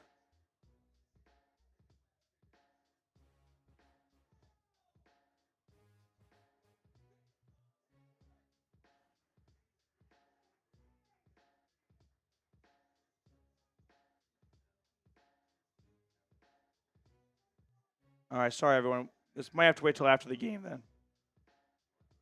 Yeah, we don't have a choice.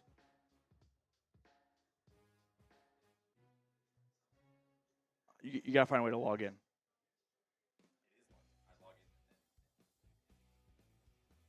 All right, we're going to do the raffle after the game. I'm sorry, guys. We're having some technical difficulties.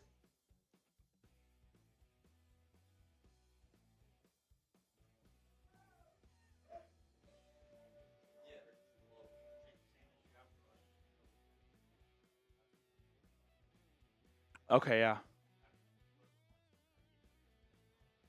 Okay. We'll do the wheel.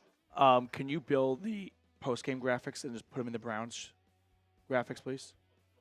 Yeah. For me, yeah. Okay. We're going to have to audible a little bit. We'll do this all after the game. 2nd and 11. Shotgun formation for Hurts. Browns have 1 timeout. Hurts going deep on 2nd down. It's caught. A.J. Brown. That's game. Unbelievable. I mean, just the balls on the Eagles to do that play. And it pays off.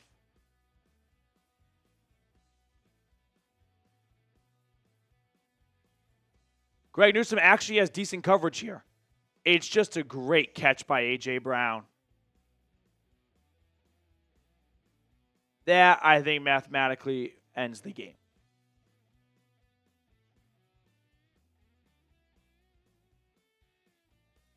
I don't know what to say. Browns call their final timeout. Pretty sure the Eagles can just kneel it out now.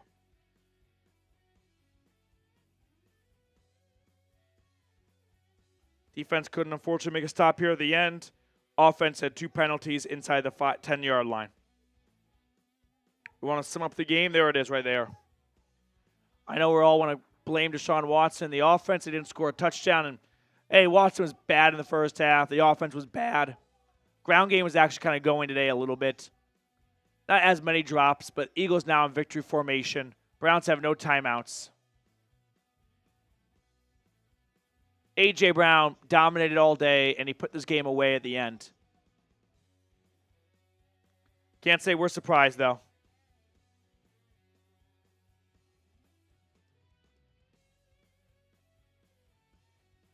Just a gut punch right there. Brown season's over. 1-5. I mean, 1-4 is tough. 1-5 is impossible. Okay. Let's add James really quickly. Eagles continue to kneel it out.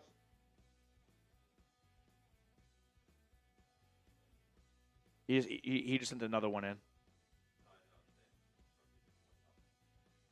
Okay, yeah. Oh, add Dr. No. This is it, though. Dr. No's the last entry. You're going to give Reed an aneurysm. That doesn't count. Well, they can't see it. Okay, just rapid-fire thoughts after this game. Watson clearly just not playing well enough still. He had a great – I wouldn't say great. He had a good second half. It's unfortunate that, just when Watson starts to get going, everyone else crumbles, right? It's like they can't ever be on the same page. That's what's probably the most infuriating thing. And that's why I feel that, you can bench Watson, and I don't think you're going to get a different result offensively. But if you are tired of the product, I understand your claim for benching him, and you're not wrong for that. But I am only interested in finding ways to help the Browns win. And I don't think Winston is going to help the Browns be any more successful than Watson is right now. Okay. We're going to spin the wheel. Our duck race system is not working, so it's a wheel spin. Whoever wins this wheel spin, we'll get my email at the bottom for you in a little bit. You are going to get a Browns jersey of your choice. Are we ready to spin that wheel? Spin that wheel. For the Browns jersey. And the winner is... The wheel kind of fucks. I like it. Ooh, who's it going to be? A lot of Jim Miros. Oh, my gosh. Oh! I can't tell. I think it's John Porter. John Porter. Wow, Dr. No. I don't know how you sleep tonight. John Porter. John, email me so we can get you the jersey of your choice. Now we have one more wheel spin. This one is for our Week 6 game ball, which for a while did not look like a good game ball. Then it kind of went up in stock a little bit, and now it's gone down. So let's spin the wheel for the game ball.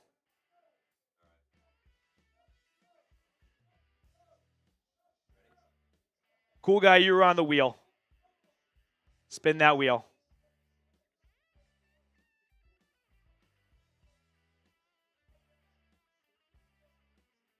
For the game ball.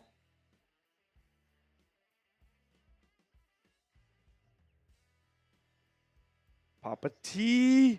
I think Papa T's got this one. Papa T. Congratulations, Papa T. Thank you for always supporting the channel. Email me, Papa T, so I can get your address, and I'll send you the game ball. Okay, now we have a post-game show coming up here. We're going to break down this loss. It's a lot like a lot of the losses this year. It's similar to the Raiders' loss. It is similar to the, well, not similar to the Commanders' loss. Similar to the Giants' loss. Unfortunately, the offense is not effective. And benching the quarterback is an acceptable and reasonable request given how bad the offense has been. Which just so frustrating for me, and I'm going to repeat all this in the post-game video, is every time Watson starts to heat up a little bit, everyone else melts. The penalties. This is not the first time this has happened either. I mean, remember against the Raiders? They were moving down the field, and then all those penalties just backed them up. Just killed that drive. It's just like, it's impossible for Watson to play. It's impossible for all 11 to play well at the same time. If Watson's not playing well, then everyone else is actually getting open. When Watson's playing well, receivers drop passes, offensive line gets penalties. Is it so much to ask that all 11 get in sync in October? That's what just kills me. Spencer Rattler and the Saints have fallen behind after staging a big comeback. I'm ready, Reed, whenever you are. Just let me know.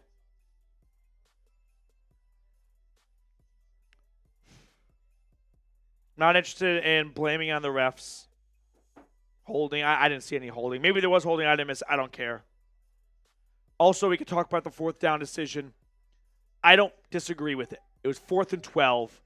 If you don't get it, you're down 7, and you've got them pinned deep. Chances are from 12-yard line, you're not converting. You're going to need another score, another offensive drive. And if you kick a field goal, you still need another score, but that one gives you the win. So if you need another drive no matter what, why not make the second one be for the win? Because I don't think you're going to score from the 12.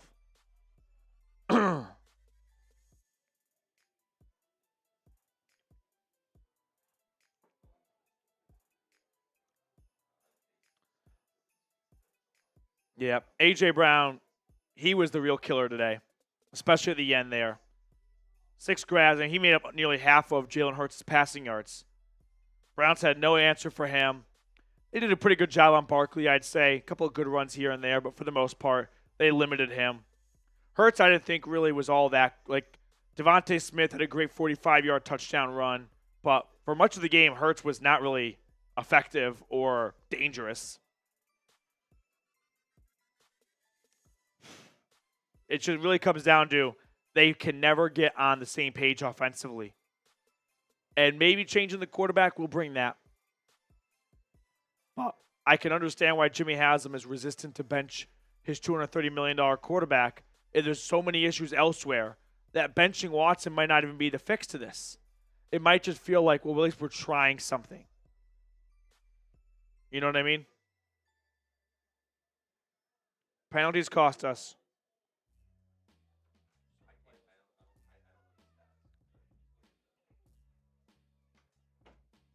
Quick peek at Red Zone really quickly before we dive into the post-game show. Ravens have a 30-23 lead, and Lamar's on the field. So I think the Ravens are going to win this one. Now we start to really look ahead, though. You're at 1-5. Mock draft season, baby. Just so frustrating how when we get some good play from Watson, everyone else self-destructs around him. Max, Browns offensive line, offense has given up on the season. Body language says it all. Maybe. Every option's on the table. Yeah, let's recap the Super Chats while we get the post-game show ready.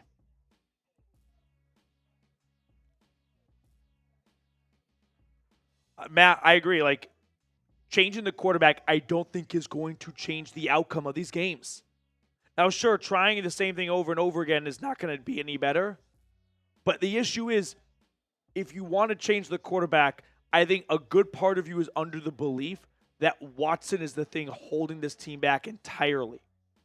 If Amari Cooper catches that first third down pass, maybe that drive goes somewhere. If we don't get false starts from Zach Zinter and Jed Wills, maybe the Browns score to tie the game there. If Amari Cooper doesn't get a face mask penalty, maybe the Browns have first and goal because a PI is called. Jim, why kick it? Still need a touchdown and a stop. Because if you go for it, I'm going to say you're not going to get it from the 12. Anyone that offense is going to score from 12 yards out? No. So, sure, you do back them up, which is a pro for going for it. But you still need to score again.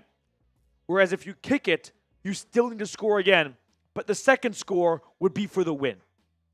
So I have no issue with going for it because I think there's a 0% chance they convert from the 12. Praying for the win right now. This coming right before the game ended. Fortunately, we had to find different gods to pray to because ours did not work today. James Lynch, coaching is way too conservative for me. Castrate the team's progress seems this way too many times under Stefanski. No, I think Stefanski did a good game plan today. They were going to keep it short and sweet and simple. Try to get some rhythm going. And they were able to for a little bit, but every single drive fizzled out at some point when they got near the red zone. James Harper, appreciate your support and contributions. Go Brownies. Dr. No, go Dolphins. Dolphins have a bye. Tua coming back next week. Lions fan. Good news, Browns defense holding Barkley under 60 yards. Yeah, the Browns defense, 20 points. You can't be too upset with them today. Didn't make every play you would like them to make, especially at the end there, but they certainly did enough to at least give the offense a fighting chance. T-Bands, thank you and good luck against the Cowboys. James added your name to the raffle. Yep, Dr. No. Yeah, paper bags probably come out on Sunday. Home against the Bengals? Oh, yeah. There will be paper bags. There will be paper bags. I would say my first fire the offensive line head coach or offensive line coach. That's a great move. Andy Dickerson, get out. Dr. No, appreciate your super chats. Browns offensive line, speaking of the devil, and offense has given up on the season. I don't think anyone's given up this early. These guys they are playing for their next contract. So I don't know if they've truly given it up so quickly, but maybe that's the only way to justify how bad they've been. John Porter, White, 95 Garrett. Got it. Thank you. And congratulations. Jeremy, Petey, that's play calling. Tillman call was bad. I agree. Cedric Tillman's not the guy to do a jet sweep with. That's not really what you drafted him for. I agree. That was a bad play call for sure. 100%. We all caught up with that? Yeah.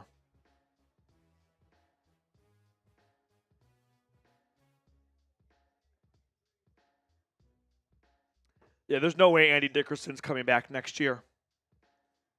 That's going to be one of the first moves Stefanski has to make. Which Stefanski, he has fired a lot of his coaches. He has fired his offensive coordinator, his defensive coordinator, and his special teams coordinator from his original hires. He's about to fire an offensive line coach, and then he also fired who along with AVP? Oh, who else did they fire? There was a couple other firings I'm forgetting about.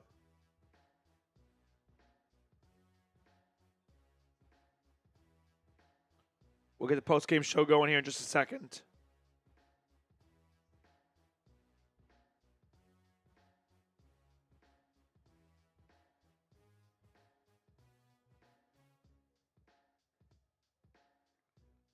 Okay.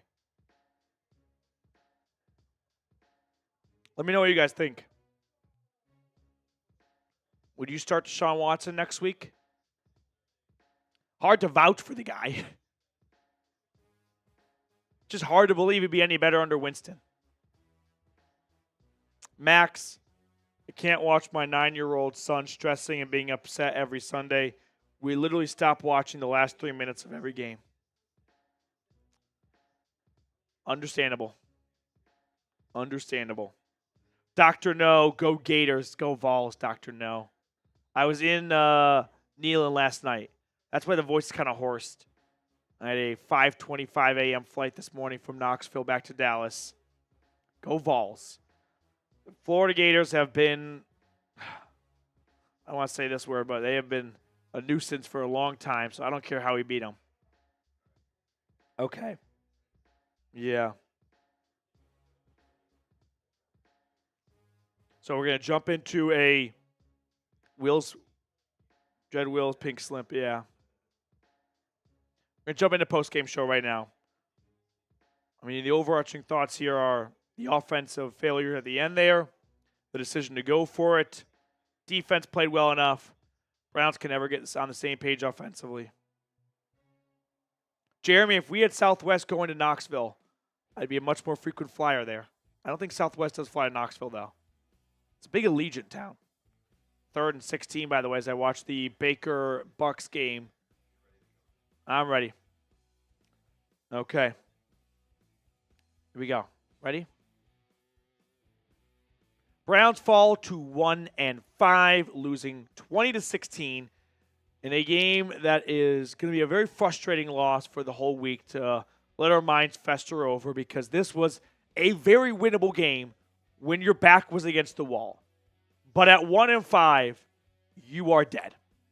If you weren't dead at 1-4, this was the nail in the coffin. And ultimately, it was the offense yet again failing themselves more than the defense impacting the offense. I mean, Watson didn't have a great second half, but he had a pretty good second half. He completed every single pass he threw. He was on target. He was on time for the most part. He found open guys like Jerry Jeudy down the field. Watson put together his best effort at a game-winning drive at the end. And unfortunately, what's kind of been the story of the season is Watson and the other 10 players on offense refuse to play good football at the same time. Right when you get Watson kind of cooking a little bit, you get 2 false starts inside the 10-yard line. Just can't have it. Zach Zinter and Jed Wills. It's so frustrating that we can never get everyone behaving at the same time. When Watson is playing well, you get false starts. When the offensive line gives Watson a good, clean pocket, he holds onto the ball, he runs out of it, and he misses an open guy down the field. Like, we just never see these two groups, which is Watson and everyone else, get on the same page. It's October. That should have happened a long time ago. But as the story has been for the entire year, the offense just cannot get into a rhythm, cannot find consistency, and today couldn't even score a touchdown because Rodney McLeod is tied for the touchdown lead with this team at 2. Rodney McLeod might be the best offensive player on this team. Sad to say. When it comes to benching Deshaun Watson, this is where I stand on it. The offense has been so bad through 6 games now, no 20-point performances, that trying the same thing over and over again is not going to change anything. On the other side, I think the problems, like we saw at the end of the year with 2 false starts by Zinter and Wills, are so big elsewhere as well that changing the quarterback is not going to change the result of these games. Now, do you want to keep trying the same thing over and over again? No. So I understand and sympathize where the bench Deshaun Watson crew comes from. But I am under the belief of putting Jameis Winston out there, you're going to get the same result. And so if you're Jimmy Haslam, and I'm trying to be in the mind of Jimmy Haslam right now, if you gave that quarterback $230 million guaranteed, and sure, you are not where you want to be, and he is not playing nearly as good as you want, but he is also not the only issue on offense, you're probably going to have a tough time convincing Haslam, let's bench your $230 million quarterback, but we don't believe we can be any better with Winston because Watson, Winston, Flacco, Brady, those guys can't stop their offensive linemen from jumping for a false start inside the 10-yard line 2 out of 3 plays. They can't stop Amari Cooper from getting a face mask penalty at the 1. We're just basically inventing new ways to shoot ourselves in the foot here. So I somewhat even sympathize a little bit for Watson just because he has done so much bad harm to himself with missing open players, missing opportunities, holding onto the ball for too long. But when he finally starts to get going, when he has a great first down run on 3rd down, holding on the offense, wipes it away. When he marches them down the field and he gets them inside the 5-yard line, false start, which then leads us to a decision that's going to be discussed over the next few days. Fourth and goal from the 12. Do you go for it, or do you kick a field goal to make it a 3-point game? I agree with Stefanski's decision to kick a field goal. It is my opinion that the Browns had a 0% chance of scoring a touchdown from the 12-yard line based on everything we have seen this entire season. So if you go for it and don't get it, that's not the worst thing in the world because then you pin the Eagles deep. You still have all 3 timeouts, and you have the 2-minute warning. And you can get the ball back, but you still need a touchdown. If you kick a field goal and you kick it off and you make a stop and you get the ball back, you still need a touchdown, but at least that's to win the game. So I'm okay with going for the field goal. I don't think they had any chance of converting 4th and goal from the 12, and then your next drive, you still need a touchdown, but that's just to tie the game, whereas with a field goal, you still need a touchdown, but that one is to win the game. So 4th and goal from the 12, I think is far enough from the goal line where you can reasonably say they're not going to get it. Let's at least make our next potential score to win rather than to tie and feel like we could have had this game sewn up in regulation instead of going to overtime and it coming down to a coin toss and whether it's head or tails and we even see the football. But Browns offense, yet again, collectively failing each other. Watson, bad first half. Watson, good in the second half. Offensive line, too many penalties, like how they started the year off. 3rd downs were somewhat better since they converted them for a change, but still bad. Before we get any further in my post-game show, I do want to fill everyone in on our wonderful sponsor, Game Time. Game Time is a feature called Game Time Picks that makes getting tickets to see your favorite teams play live even easier. Game Time Picks filters out the fluff to show you only incredible deals on great seats so you don't have to waste time searching through thousands of tickets. One thing I really like about Game Time is their all-in pricing option. Toggling this feature shows the total upfront cost with no surprise fees at checkout. So take the guesswork out of buying tickets with Game Time. Download the Game Time app, create an account, and use code CHATSPORTS for $20 off your first purchase. Terms apply. Again, create an account and redeem code CHATSPORTS for $20 off. I put all that information in the comments and description of today's video. Download Game Time today. What time is it? Game time. Let's talk about the defense for a minute here. They played good enough today. They held the Eagles to 20 points. That should be enough for winning football. Ultimately, at the end there, what kind of haunted them all day really haunted them, which was A.J. Brown. I mean, a ballsy move by Nick Sirianni, throwing it there when the Browns were down to their last timeout. No timeouts, could have stopped the clock, could have been turnover. But A.J. Brown went scorched earth on Martin Emerson and Greg Newsome. That was, I wouldn't say the difference maker today, but like that was a huge reason why the Eagles won this football game. Once again, give credit to Myles Garrett. He continues to make plays, blocking that field goal, scoop and score by Rodney McLeod. He was really good against the run today. He had some big tackles for loss, but the Browns defense is in a tough spot where they're not playing as well as they were last year, and they have to be, and then some more if they want to have any chance of winning football games, because your offense can only score 16. It's a race to 17. Offense couldn't score a single touchdown today. I thought they did a good job of containing Barkley for the most part. 18 carries, 47 yards, about an average of 3 yards a carry. But Greg Newsome continues to be one of the most polarizing corners in recent memory for the Browns. He makes some big plays. He loves the celebrations. But then, God forbid, you put him on a crosser with Devontae Smith, and he is just toast immediately. 45-yard house call. Defense this year is just not as good as it was last year, which that was one of my biggest fears coming into the season.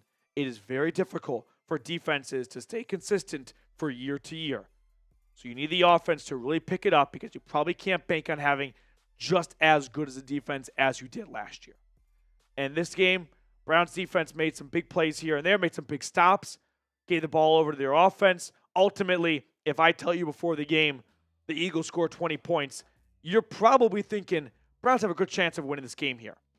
But then you factor in, it's a Browns offense that can score 20 points. Well, for most teams, I would say over half of the NFL, if I tell them the opponent scores 20 points, they're probably going to be confident saying, well, I guess we won this football game. Not with the Browns offense. I sympathize for the defense. I don't think they are completely off scot-free here. I do think there are some issues defensively.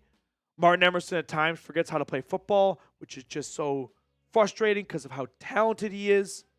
Greg Newsome is he's probably going to be Eagles DB soon, because he loves the celebrations and he loves to give up big plays at times and then make some big plays himself, and loves to show everyone what he's been doing in practice, which is mostly practicing his celebrations. Denzel Ward is still awesome. Injury news off the top of my head here. Nick Harris carted off in the first quarter, on the second or third play. He's probably done for the year. He was crying. It was pretty emotional. So with Ethan Posick injured, it's Michael Dunn at center. Hopefully Posick can return and the Browns can start to get healthy again on the offensive line, since Conklin and Wills returned, which I thought those guys played pretty well up until Jed Wills' false start to make it 3rd and 12 from the 3rd and goal from the 12-yard line. And you had Jerome Ford go down in the first half. He did not return, but Nick Chubb should be coming back this upcoming Sunday against the Bengals, which I just hope if the Bengals win tonight against the Giants, the Browns can at least play spoiler and bring Cincinnati down to the cellar of the AFC North, and no one from Ohio gets to play postseason football. But that's going to do it for us. 20-16. Season's over. Don't leave the channel, though. Selfishly, I do ask you stick around. We're going to do our absolute best to keep you guys informed and entertained. So if you're not quitting on this team when it comes to at least showing up every Sunday, I won't quit either. And I'll see you guys next time. 20-16, Browns 1-5. All right. We have some supers. Let's catch up on super quickly. And then we got to sign off. I do appreciate everyone that super chats. Thank you guys so much for supporting the channel. I know it sounds cliche, but you have no idea how much it means.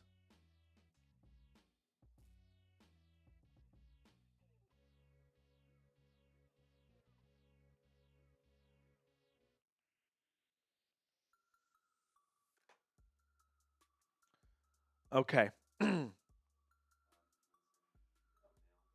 Yeah. Okay. Let's get the super chats on so I can start doing that then.